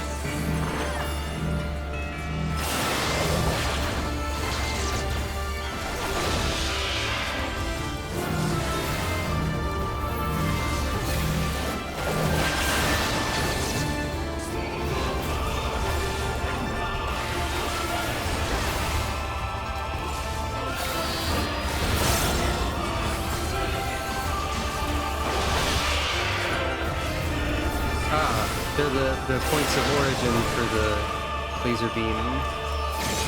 Understood.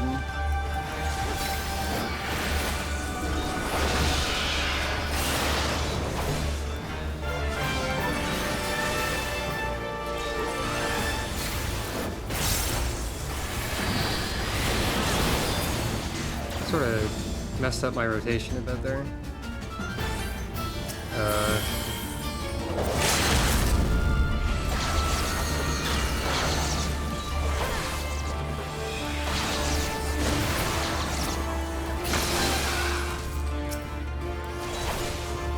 Oops. I accidentally restarted my combo. Anyway, the bird fell over.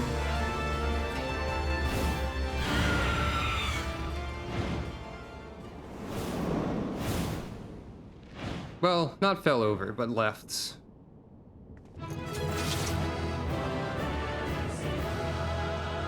Joy. Where'd my hat go? The bird stole my hat. It's just like Super Mario. Just kidding, I equipped a different hat.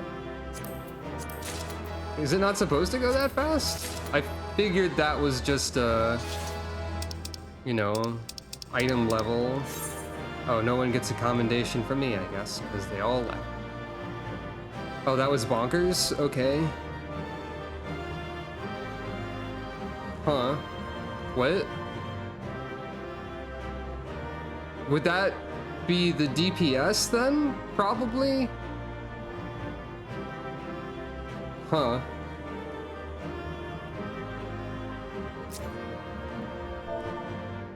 Because, like, I might have contributed somewhat, but...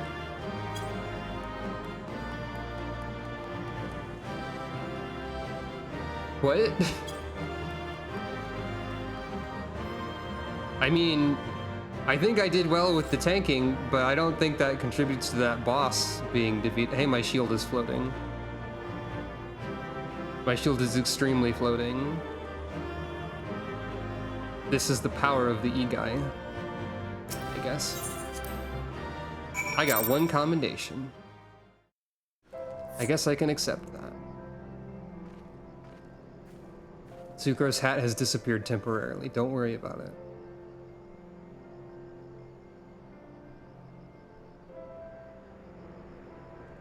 So, I would assume that the duty support party would be Hien, Gosetsu, and Lise then. Who's the healer?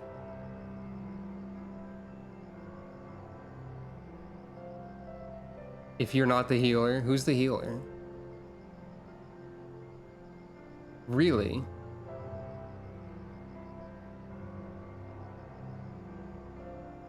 The mole lady? Maybe. Oh wow. Congratulations, Karma. Should have known you'd be the first to make it through. Does this imply that Lise, Hien, and Gosetsu got a bunch of random adventurers to help them, or they had separate trials, or that they soloed it? I'm assuming you had no trouble? Good, good. I managed somehow, as you may have guessed. Or they fought together. Then why did I fight separately? Looks like Hien and Gosetsu are still in there, though. Nothing for it but to wait, then.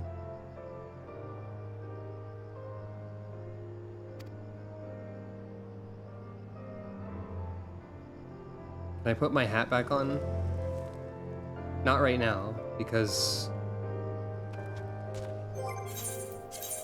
Also, my boots are different now. Whoop! These boots are kind of funny with the rest of it. Lise, my glamour. Lise, please. But it would be too much of a pain to go back here and after changing it. Lise, my boots don't match.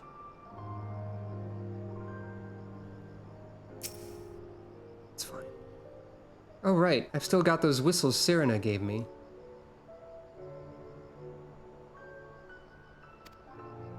Oh, interesting. Here's yours. I suppose we ought to give them a try, like she said. I feel like this should be another map where you instantly unlock flight at this point, because they're bird.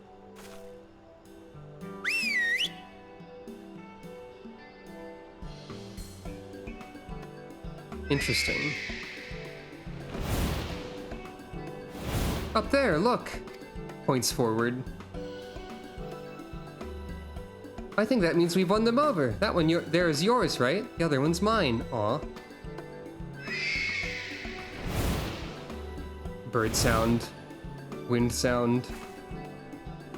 So that's that then. We're officially warriors of the steppe. Hooray! You did it. Spending.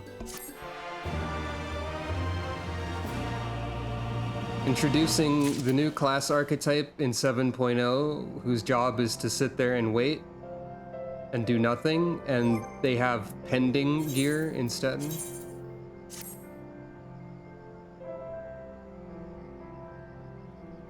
That's a ridiculous joke. I mean, this doesn't look bad. It's just not correct. What do you think, Panda? Your paw is clipping through my shoulder pad that I've just acquired.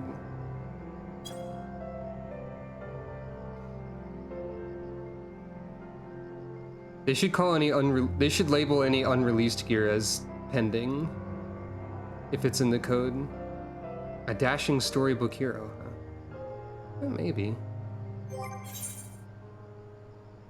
Maybe this armor is something to consider at some point. I don't know.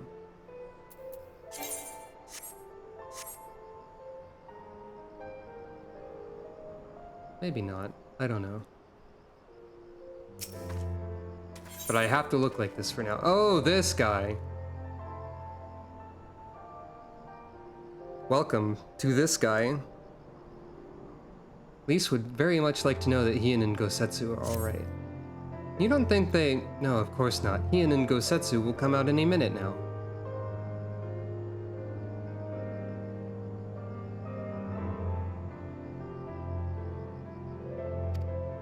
I suppose we could chat a little while we wait. Oh, so the other day I said Dalize, I said... Quest accepted. Talk to Lise for a bit. Dip die? I don't know what that means. Sukro looks weird when she's not in her designated Stormblood outfit.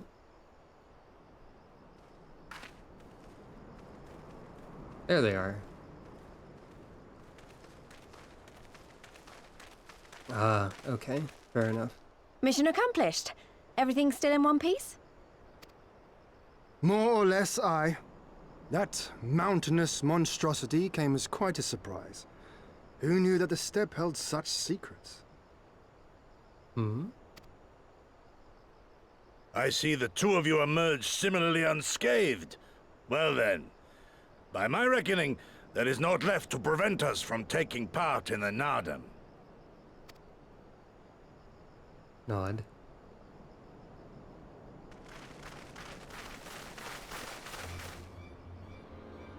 Hey look, it's people trying to prevent us from taking part in the Nardam. Many of them.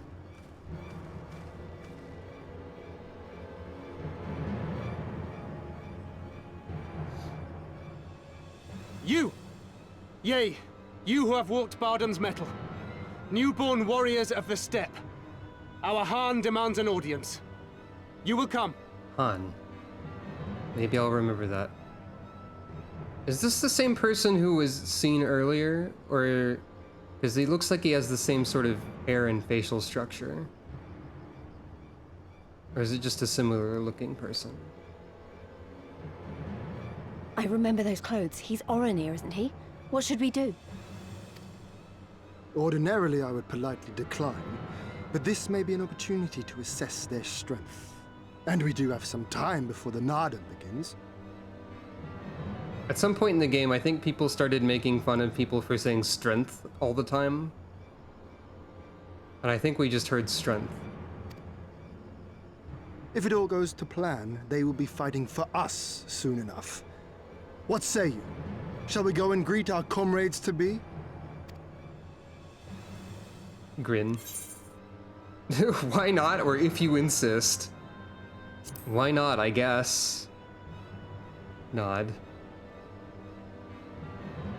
Whatever happens, we shouldn't keep Cyrano and the others waiting. Let's be ready to make a swift exit, all right?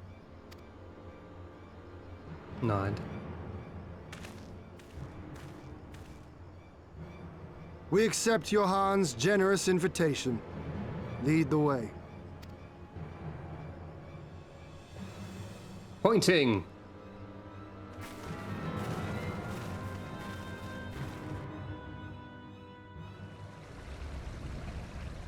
That seemed less like leading the way and more like being very rude.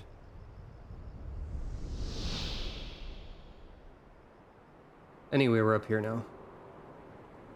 Hey, can I attune to the Aetheryte and leave and change my glamour real quick? Thanks. It's important to present with the correct glamour equipped. Present yourself before someone is what I mean to say by that. But also just like in general. So it's not just Oronir we're dealing with. No. I'm not being allowed to leave. But my glamour. But it's fine. Maybe they will forget what Sucro. Maybe they will expect Sucro to look like this and then not recognize her later. Most radiant Brother Magni, we have brought the ones you seek. Anyway, it's Magni. He's a character in the video game.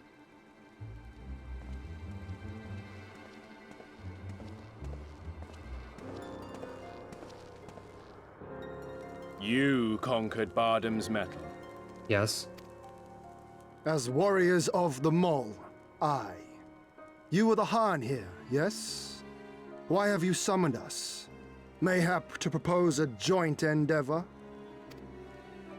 Nay, Doman, we shall not speak as equals. Born of the sun are Orenir, and born of the earth are you. I forgot that Magni has the Titan Axe. That makes me disinclined to ever want to use the Titan Axe. I would not want to associate myself with this silly man. I feel like, whereas Gegeruju and Yatsuyu, where I voice acting, would have Hotel Mario voice parentheses derogatory, Magni might have Hotel Mario voice parentheses affectionate question mark close parentheses. Because he's kind of entertaining in his dingusness.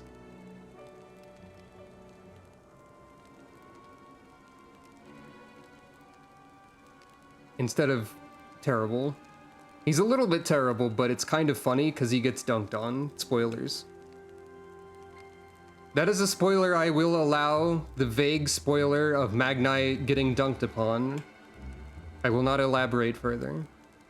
Yeah, he definitely just has the Titan Axe outright, I'm pretty sure.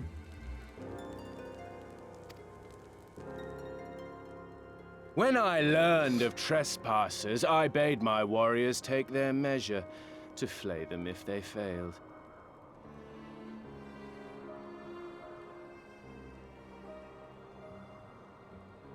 I feel like it'd be really funny if you specifically just voted Magni as most bachelor. Like no descriptors, just most bachelor. But if by the grace of Azim they should survive their trials and emerge anointed, then bring them hither to pay tribute. Tribute, should it prove satisfactory, shall earn you the favor of the sun. His beloved shall bask in his radiance, and their supplications be duly considered. Okay. So you want us to bow down and serve you? What if we don't feel like it? The defiant will suffer in shadow. It would be an affront to the resplendent Azim himself to refuse this generous offer when by rights you should be condemned. But in lieu of tribute, swear fealty to the sun. Pledge to him your body and soul. Promise to serve him unto death, and you may know his glory.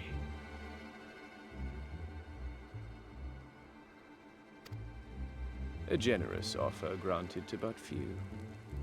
Though perchance this is too merciful.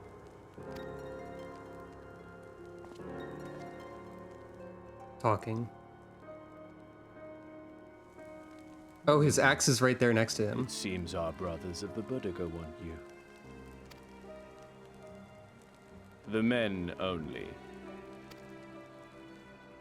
Like the Borlak and women. Though you know them not either, I'm sure. No matter. All you need know is that you will serve, one way or another. This doesn't seem like much of a negotiation. That much does indeed seem plain. However, as we are but newborn warriors who know little of your customs, we struggle to conceive of ways in which we might be of service to the most gracious and illustrious sun.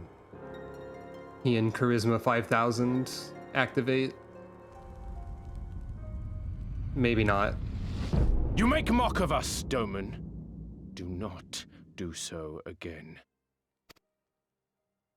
Charisma roll failed. You will be given a task. It will be difficult. You will carry it out. When you have accepted this, you may ask me what it is.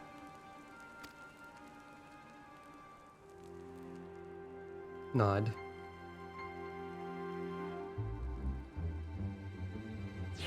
I forgot that this was how Magni was introduced, given what I know of what happens later.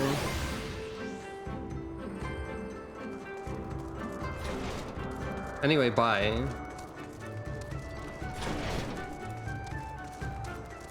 Peace.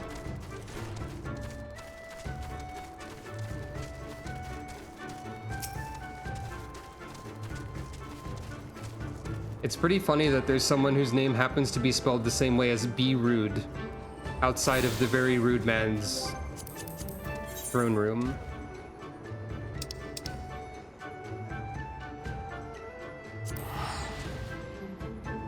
Also, someone is playing the exact same song over here. Anyway, peace. Whoa.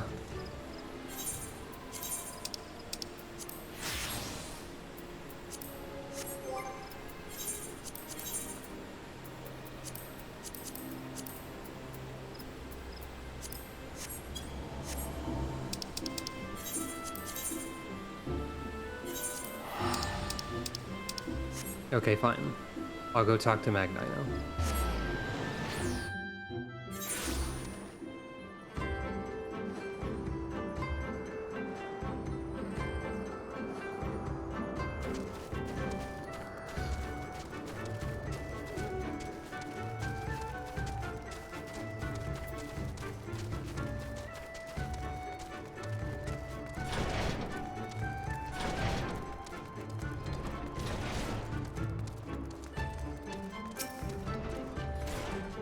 I know. I probably should have left the talking to everyone else.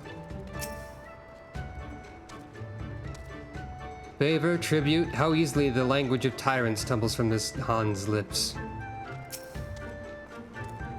Pretentious and preening he may be, but doubt not that he's a warrior. You saw the axe by his throne and the rage in his eyes. We have not to discuss, woman. Right.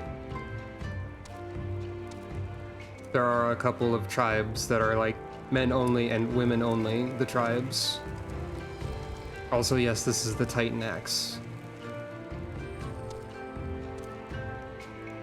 Again, I don't think I can take credit for how quickly the boss died given my role in the party, but I did contribute, I suppose.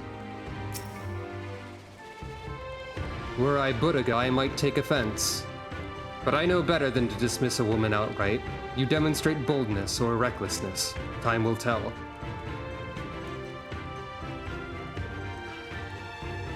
I'm not saying I didn't tank well. I'm saying that the tank isn't the DPS factor. The tank does not do as much DPS as the DPS, is all I'm saying. The Nadam approaches and the Oronir will reign supreme once more. Such is the will of Father Azim. Yet only fools think to triumph by the grace of the gods alone, and we are not fools. Your task will be to aid us in our preparations. Batu will tell you the rest.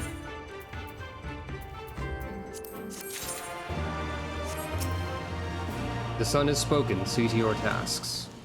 Fine.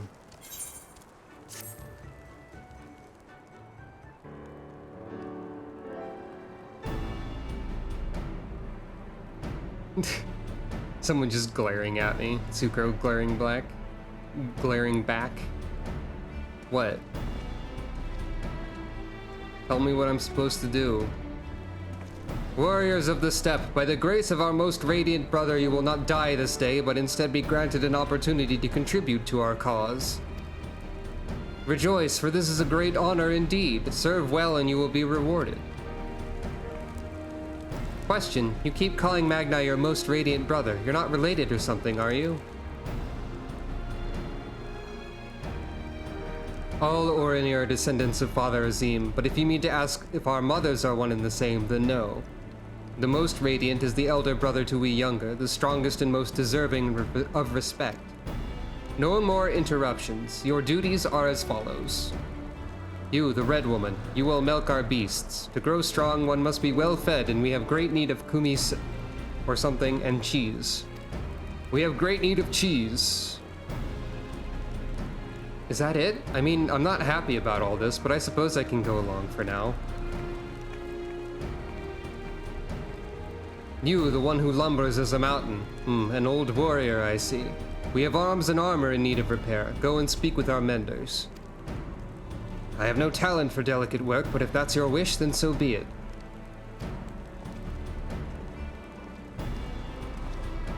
You, the insolent fool. As for you... This one carries the fire. The Buddha would take his measure. Seek my comrade outside tending to the stores. He will give you your task. You will know him by his cloth. Unlike they of the yellow, we are of the green. I, for one, would welcome an opportunity to learn more of the Buddha and their ways. It would be an honor. They say that... He said that Hien was, like, mocking them, but it seems like it... I feel like Hien is mostly genuine. We shall speak of your task outside, with me. Nod.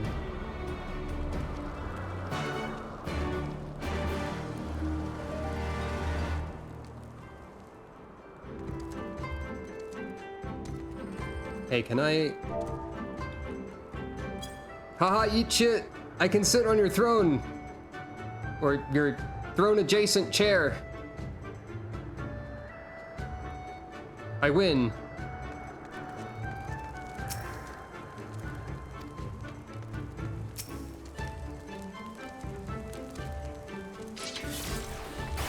Killed. Okay.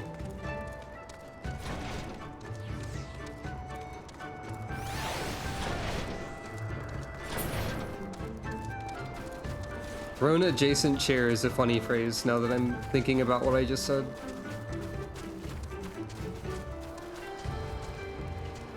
Whatever is happening here is entertaining. Or at least it's a little bit funny. It's a little less funny as soon as this lady shouted right between the legs.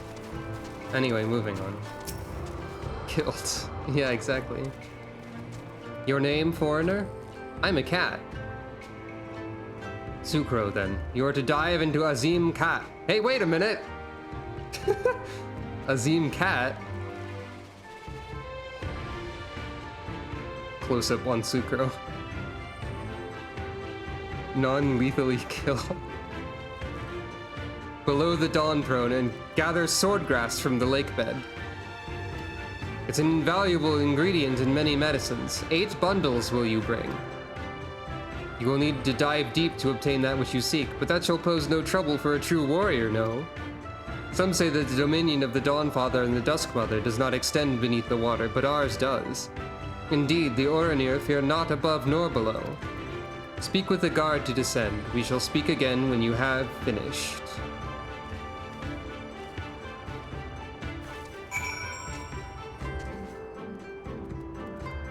Cool bows.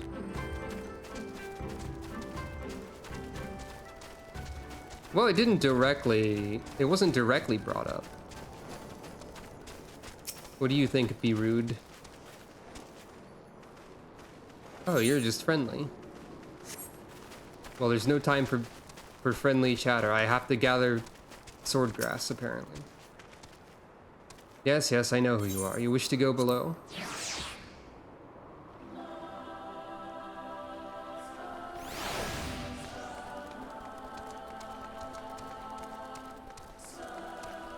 I'm just saying it like it hasn't directly been brought up by the characters, and they don't know that I can breathe water. Yeah, I just have diving vibes, I guess. I mean, it is directly relevant that I can breathe underwater, so you're not wrong.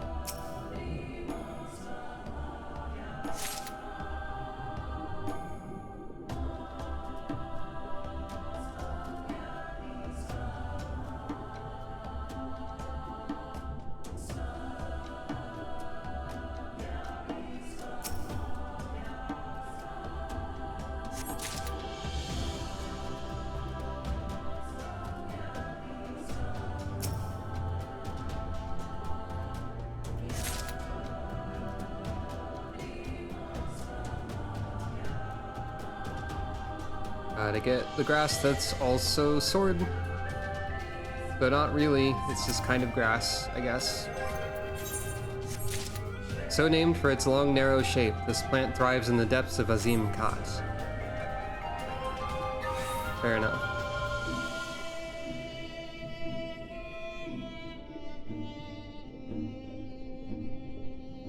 Time for me to not be able to find... Oh, it's over here. Time for me to swim around slowly.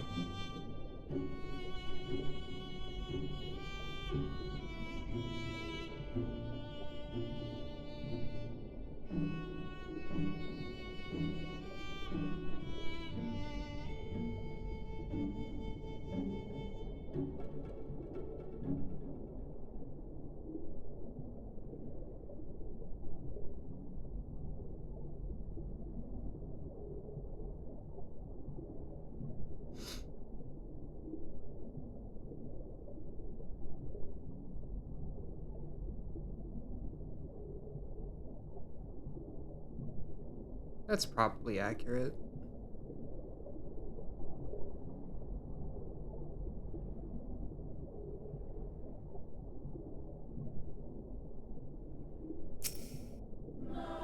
Also, it's pretty funny that they're like, you must help us prepare. Anyway, here's how to leave. And they just sort of trust that I'll, like, listen to them and come back. Because I assume that they believe their word is absolute and there's no way anyone would ever just leave. That would be ridiculous.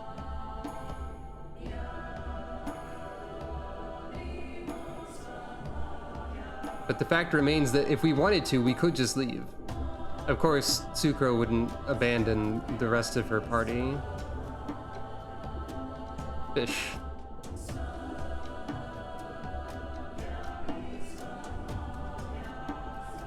Maybe they assumed that I wouldn't abandon my friends or something instead.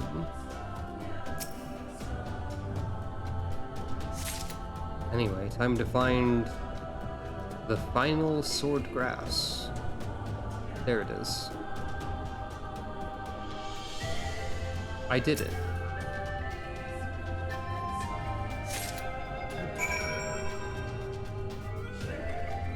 Sucro will now go upwards.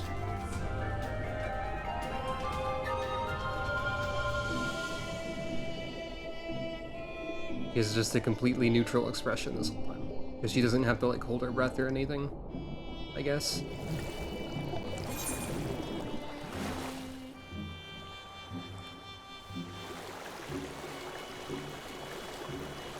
I think this is actually the slower way around. I should go this way. Yeah, exactly.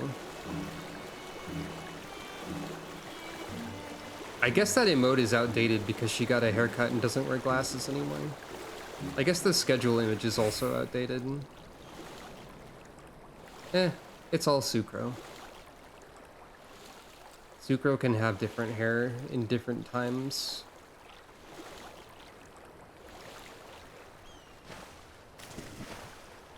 Sometimes she has sunglasses. I like that this wall is busted specifically so that you can climb out of the lake and for no other reason. Hello. Time to ascend to the Dawn Throne.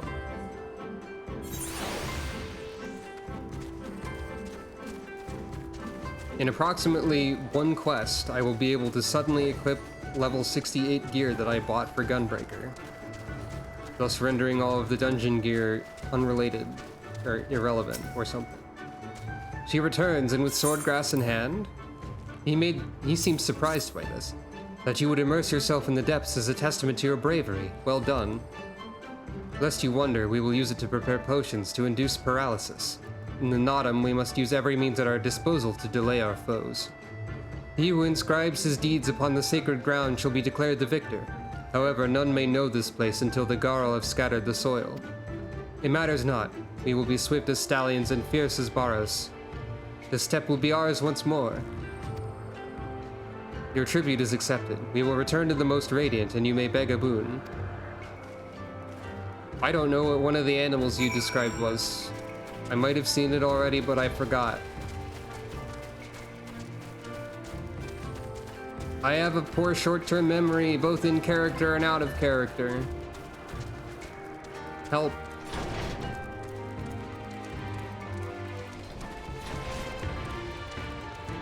Oh, Ian's back. Ah, there you are. The others have yet to return. Hey, I got some funny swordgrass, or whatever. Am I to understand you've completed your tasks? I know not what yours was, but mine was surprisingly simple. They bade me carry various goods and sundries from storehouse to storehouse. Alas, it was difficult to learn much with all the Buddhaga swarming around me. Nod. I found grass in a lake. Gasp. You dove deep into the waters to harvest swordgrass? I see, that is well. Most radiant Brother Magni, we have given you tribute as demanded. Were we to beg leave to depart with our comrades, would you consent? We never intended to press you into our service, and tribute offered in good faith cannot be denied. To grant you naught in return would be an affront to Father Azim. However, the boon must be proportional to the supplications. What you ask far exceeds what you've earned. Far exceeds what you have earned.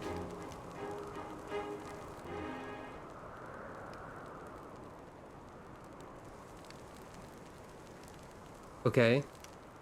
And? Then if we must remain here, would you at least permit us to learn more of your people and your ways? Questioning head tilt. Oh no, I forgot how to say this already. I repeated this like 50 times out loud and I immediately forgot it. It's not Timulan Khatun. Not even close, but she taught him a fraction, you see. I'm so bad at that. How this world born of the gods was to be their battlefield, their creations to fight in their stead. How Azim, father of the dawn, he who birthed the sun, and Nama, mother of the dusk, she who birthed the moon, made the Aura. Yet, though these children warred for a time, eventually they laid down their arms and came to love one another.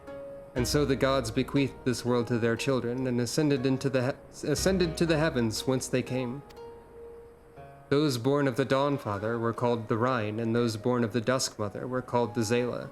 So it was and ever after.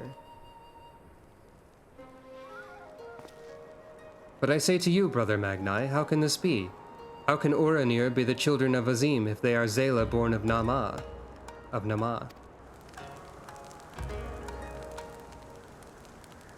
You amuse me, Doman, how you wield your ignorance as a weapon. Very well, I bid you speak with our elders and learn the truth of this world. Nod.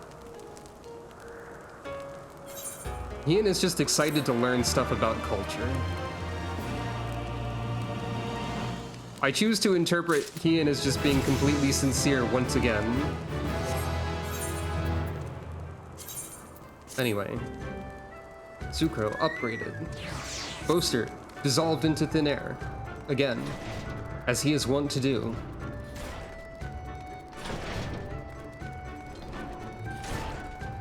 Yeah. I really do believe that Ian is not trying to be like super clever or pull off any sort of shenanigans here. Like at most the most I could think of is he wants to learn more about people so that he can like find a way to leave. But at the same time, I think he just wants to learn stuff. For the love of the moon. I know what you're thinking, and yes, I probably could have convinced him to let us go had I handled that differently, but then we would have learned naught for our troubles. If there's one thing I know, it's that men of faith yearn to share it with others. And in learning more of their beliefs, we may learn more of other things which may prove useful in the Nadam.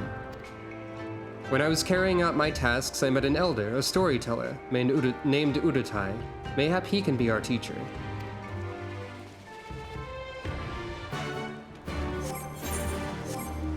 Did my portrait break, even though I look identical, glamour-wise? Can never be too certain. Whoop, no. I accidentally moved it. Hold on. There.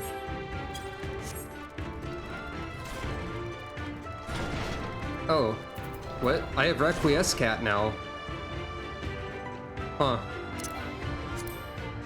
Well, that's something I'll have to learn how to use.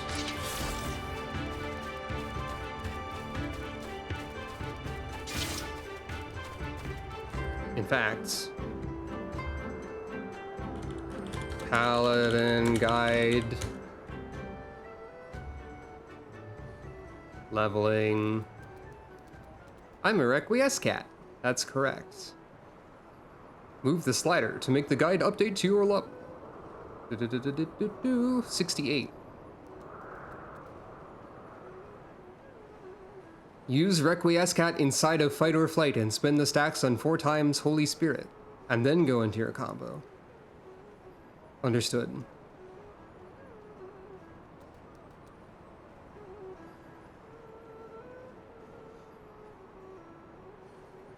So, like, I need to lead with Fight or Flight and then FFXIV. But what does the tank rotation guide say?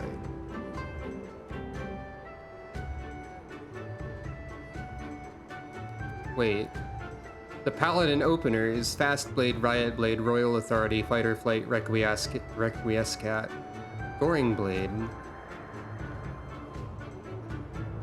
Circle of Scorn, Expiation, which I don't have yet, but I think that's Spirits Within, Confiteor. Does Holy Spirit get upgraded or something later? I don't know how Paladin works at maximum level. I shouldn't worry about that right now, probably.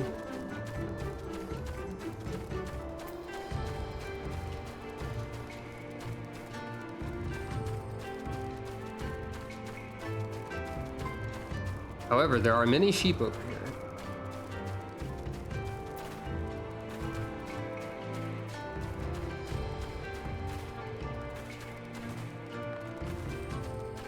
Here are horses. This is what a non-elemental horse looks like. Wow. Okay.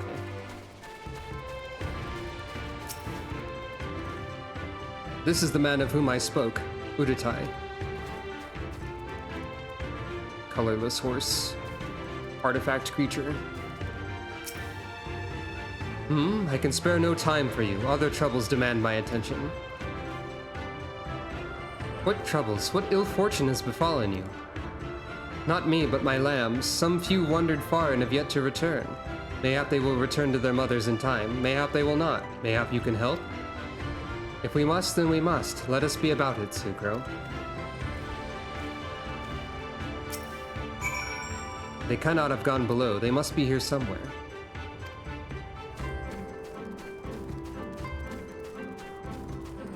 For the record, when I say non-elemental horse, you may compare elemental horse of fire as an example, or elemental horse of weird scary, I guess, or elemental horse of ice, or elemental horse of all of the elements at the same time, I guess. Anyway.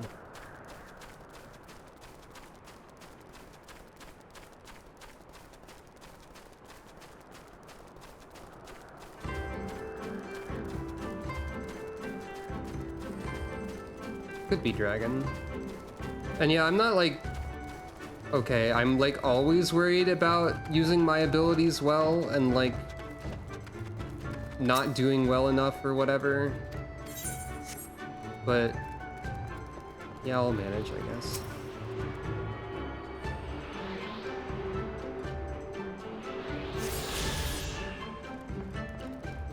Oh.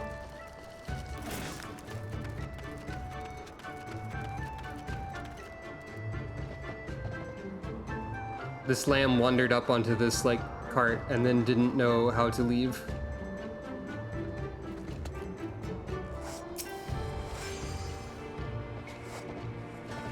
interacting with lamb.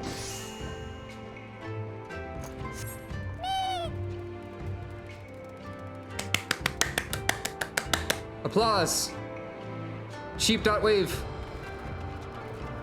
Final Fantasy XIV sheep.wave.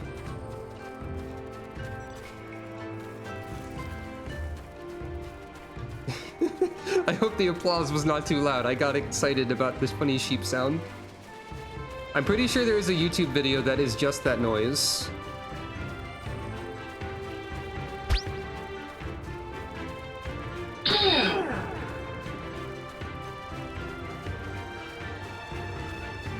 The dab was requested. I will consider that a dab on Magni.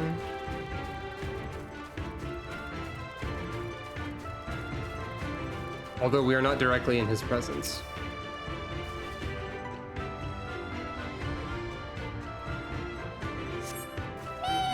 Yay!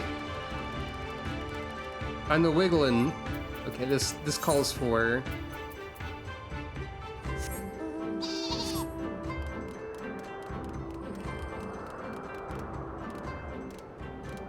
I still think this sheep looks really uncomfortable because of how far Sucro has to, like, stretch her legs for this. It's like, what if you had to do a split to ride a horse? But the sheep is cute, though.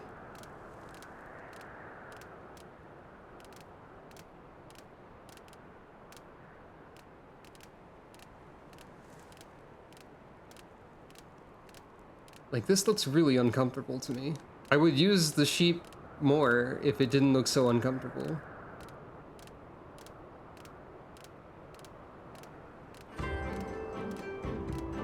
I think it'd be really funny if one of these was one of the lost lambs. Got lost, found other lambs. Also, I think the sheep mount should have a button that you can press to make sheep.wave. Final Fantasy XIV sheep.wave, specifically. That would improve it as well as giving me a better posture to sit on the sheep with, to use the sheep as a horse with. Words are difficult.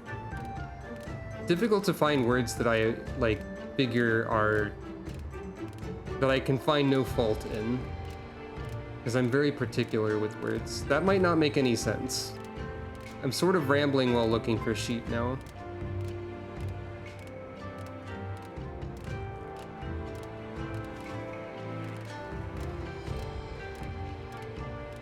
I think they should make you platform for the sheep. I think there should be sheep that are like way up high and they shouldn't be there. Well, there's one. That was a different sheep noise. Yeah,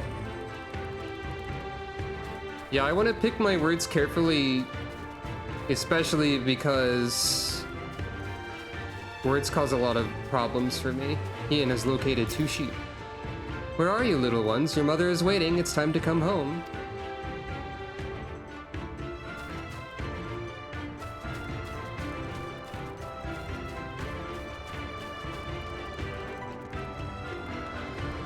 Given my particular personal issues, I can often be made uncomfortable by mere words that are often used casually in sentences by... Okay, there is a sheep that's really high up. That counts, I guess. But just like simple words that you wouldn't even think about for a second can cause me discomfort and problems.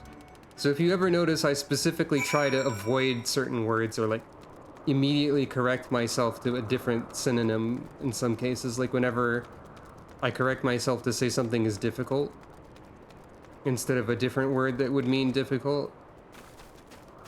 I have reasons for that. Not to like explain my entire deal to everybody, but I tend to just sort of ramble. Perhaps overshare, perhaps be... I consider it just being very open about what I have to deal with, but Some may consider it oversharing or something of that nature.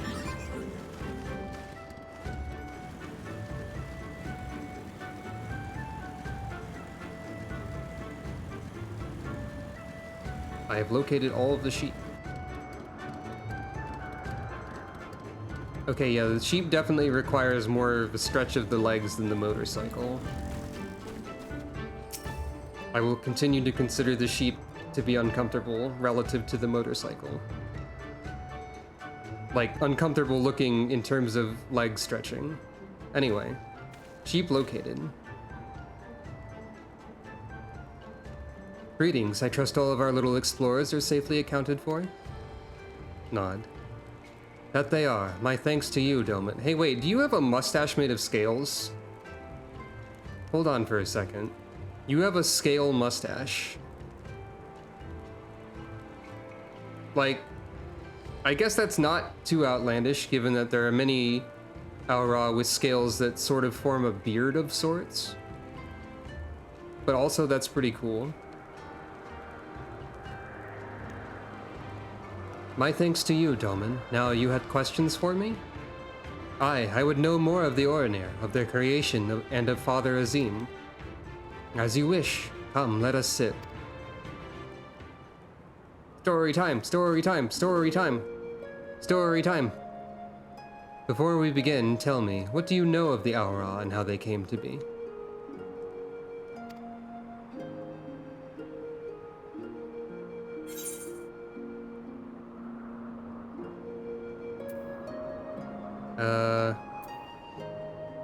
Well, we've learned that answer number 2 here is...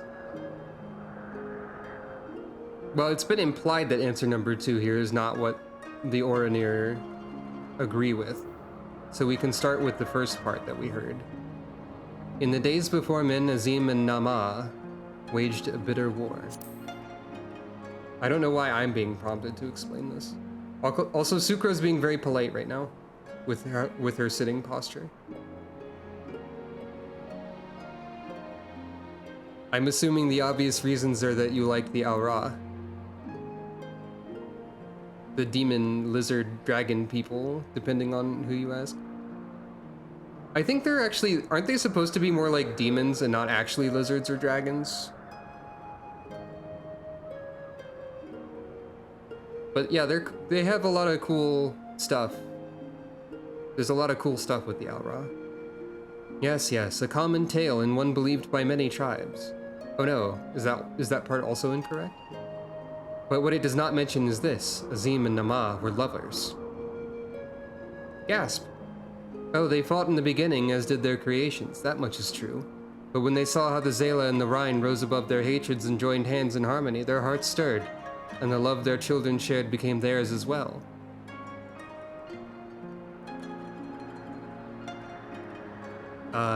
Yeah.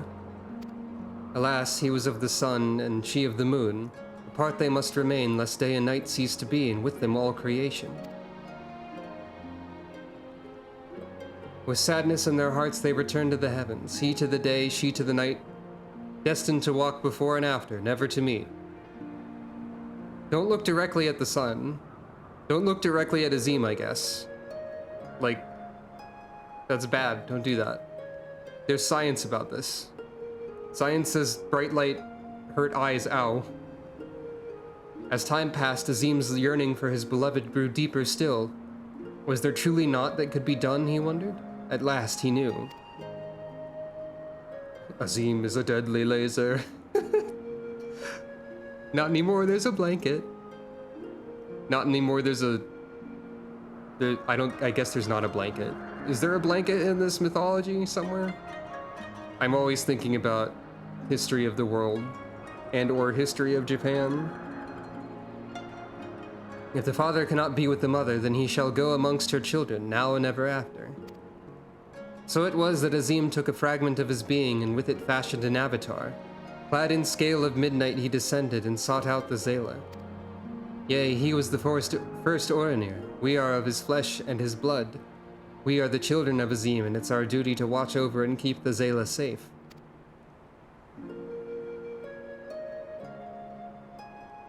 This is the sitting pose I use for Sucro normally, so it's fun that she's using the same pose in the cutscene.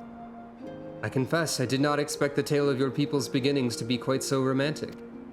Yet I must ask, if it's your duty to defend the Zayla, how can you go to war with them in the Nadam? Is that not a contradiction? If a father disciplines his son, does that mean there's no love in his heart? Zayla are not wont to kneel. They must be made to, only then will they heed reason. I see, such is the way of the steppe. Thank you, Elder, for sharing with us your wisdom. Eager to depart? Ere you go, you would do well to hear the end of my tale. When Nama looked down and saw the avatar of Azim, she knew him at once and shed tears of love and longing. When they struck the earth, they rose anew as a counterpart to the Oranir, their fates entwined.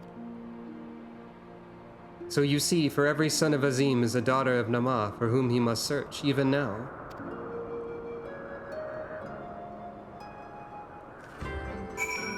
This will become relevant. Come again, traveler. There are tales to be told and songs to be sung. Mayhap I'm being overly optimistic, but I sense that these Oranir may prove loyal allies to Doma under the right circumstances. Their arrogance is rooted in the belief that they must act as caretakers of all Zayla. Therefore, if we can prove to them that we are come as kindred spirits seeking to defeat a common foe. But mayhap this is a discussion for after we win the Nadam. Come, let us return to Magnai. Yeah, there's some cute elements to it, for sure.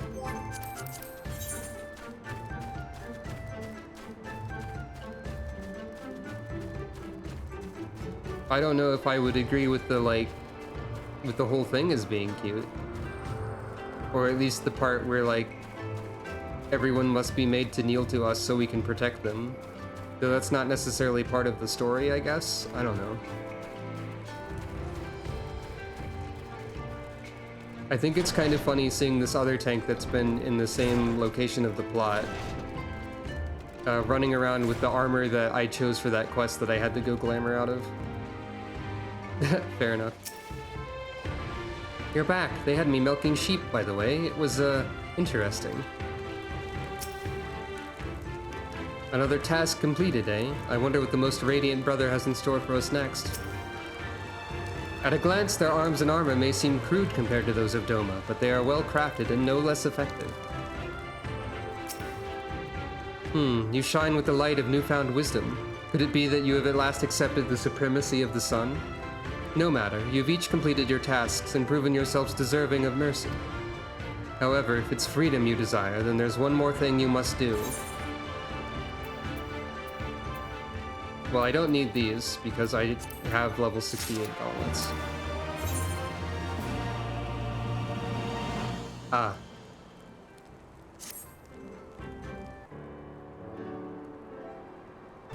A pity you will not pledge yourselves to the sun. You might have proved useful in the coming Nadam. Nevertheless, I will permit you to return and fight for the mole. Their cause is futile, with or without your assistance. However, you must first complete a final task, as was my decree. You will reconnoiter the encampment of the Dotharl.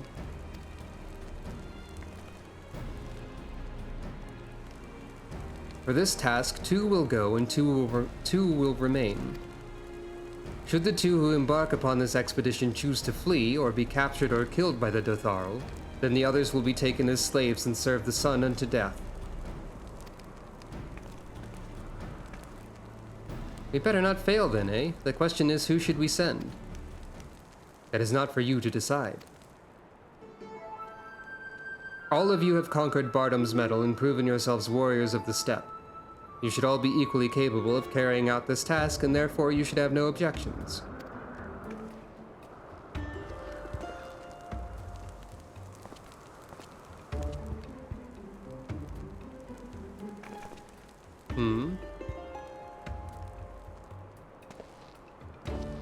Why are we taking it back?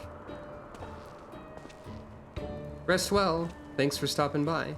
Brother Magnai, a word.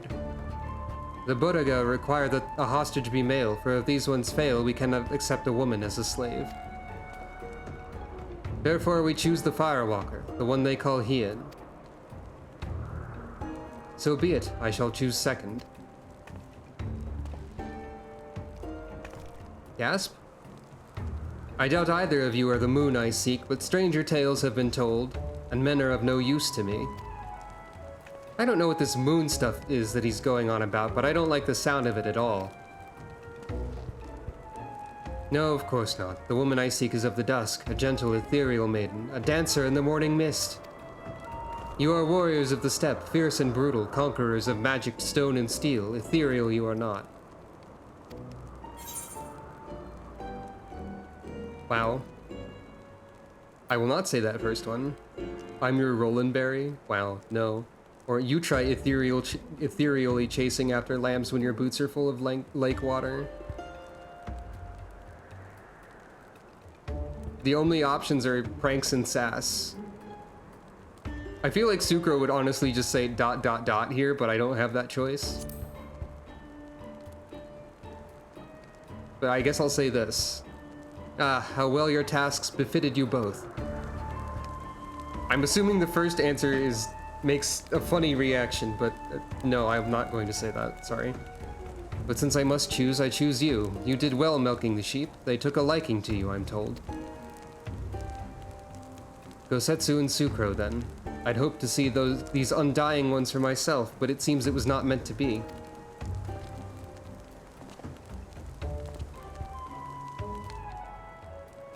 Dothoral Ka lies far to the south, where the grass turns to sand. Return with valuable knowledge, and all will be free to rejoin the mole. Now go.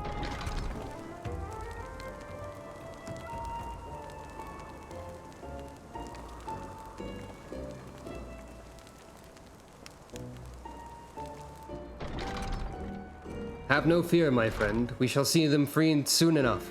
Let us quit this place and speak of our plans outside.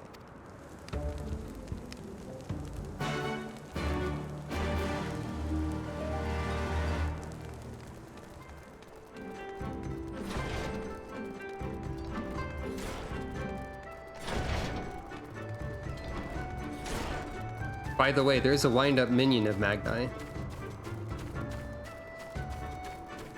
Somehow I have this. I don't know exactly how that happened. I might have bought him because he was cheap. Or I might have found him in a funny loot box. Either way, his value on the market board is low, I think. And his value as a person, well, could be similar. Not in terms of like monetary value, but like, because people don't have monetary value in that sense. It's almost been 7 hours, that's true. Don't sell people. Anyway, now that I've reiterated that point. I guess it could be time for rest. But everyone was so excited for, quote, the best tribe. Can't see the ether rate, I guess. I don't know why I feel the need to emphasize things like don't sell people when that's blatantly obvious. I was just trying to dunk on Magni in a really roundabout way that made it sound like I was endorsing something else to me. Anyway.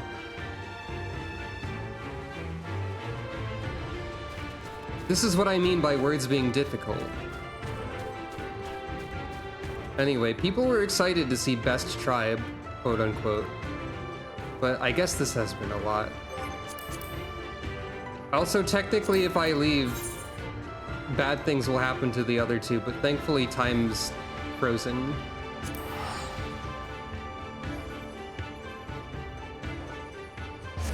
Time is frozen until the story proceeds.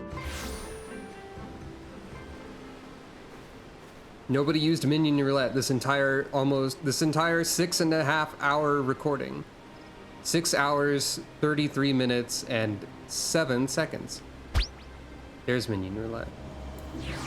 All I have to do is say the words minion roulette and it will be redeemed. Anyway, Midgard Stormer is here now. Hey Middy, what do you think of all this shit, huh?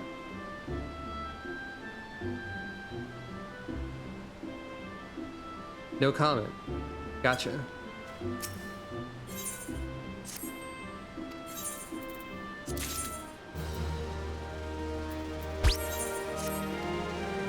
The red panda is pretty cute. Oh my god! Oh my god, indeed.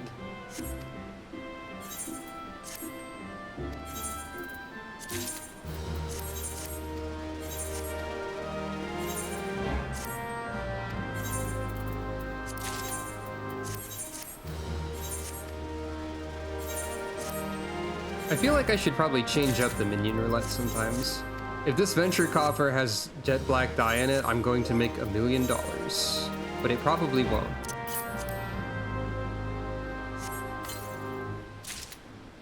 Dark green dye. I guess I'll take it. Have I ever actually shown what the minion roulette currently has in it?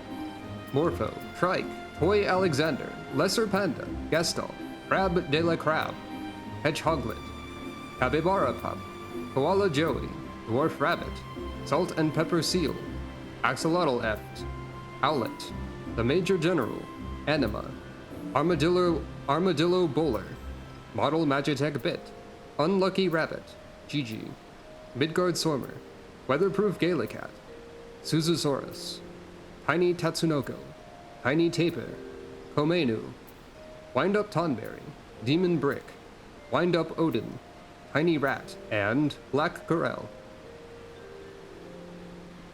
I have 183 minions, but those are the 30 that I have in the favorites at the moment. I thought about trying to have like a thematic set of minions or something at some point, like all funny robots, but I didn't have enough funny robots for that. Anyway. It has been brought up that this stream has been ongoing for quite a while, and I should probably take a break. That's probably true. Indeed. So, I guess we will. And Midgard Sormer is going to land on my shoulder while I try to sleep. Land through my shoulder while I try to sleep. Very, very rude of Midgard Sormer, personally. Personally, I think this is the case. But anyway, thank you all for watching. As usual, follow or consider following if you're not already following. Consider spreading the word if you enjoy the streams, because the number one thing I technically need to get something like Twitch partner status is more viewers. You may also consider supporting me in various other ways through the links you see on the stream and below the stream if you choose to, but don't feel like it's necessary. Thank you all for watching, and I guess I will see you on Friday for further adventures in the Azim Steppe.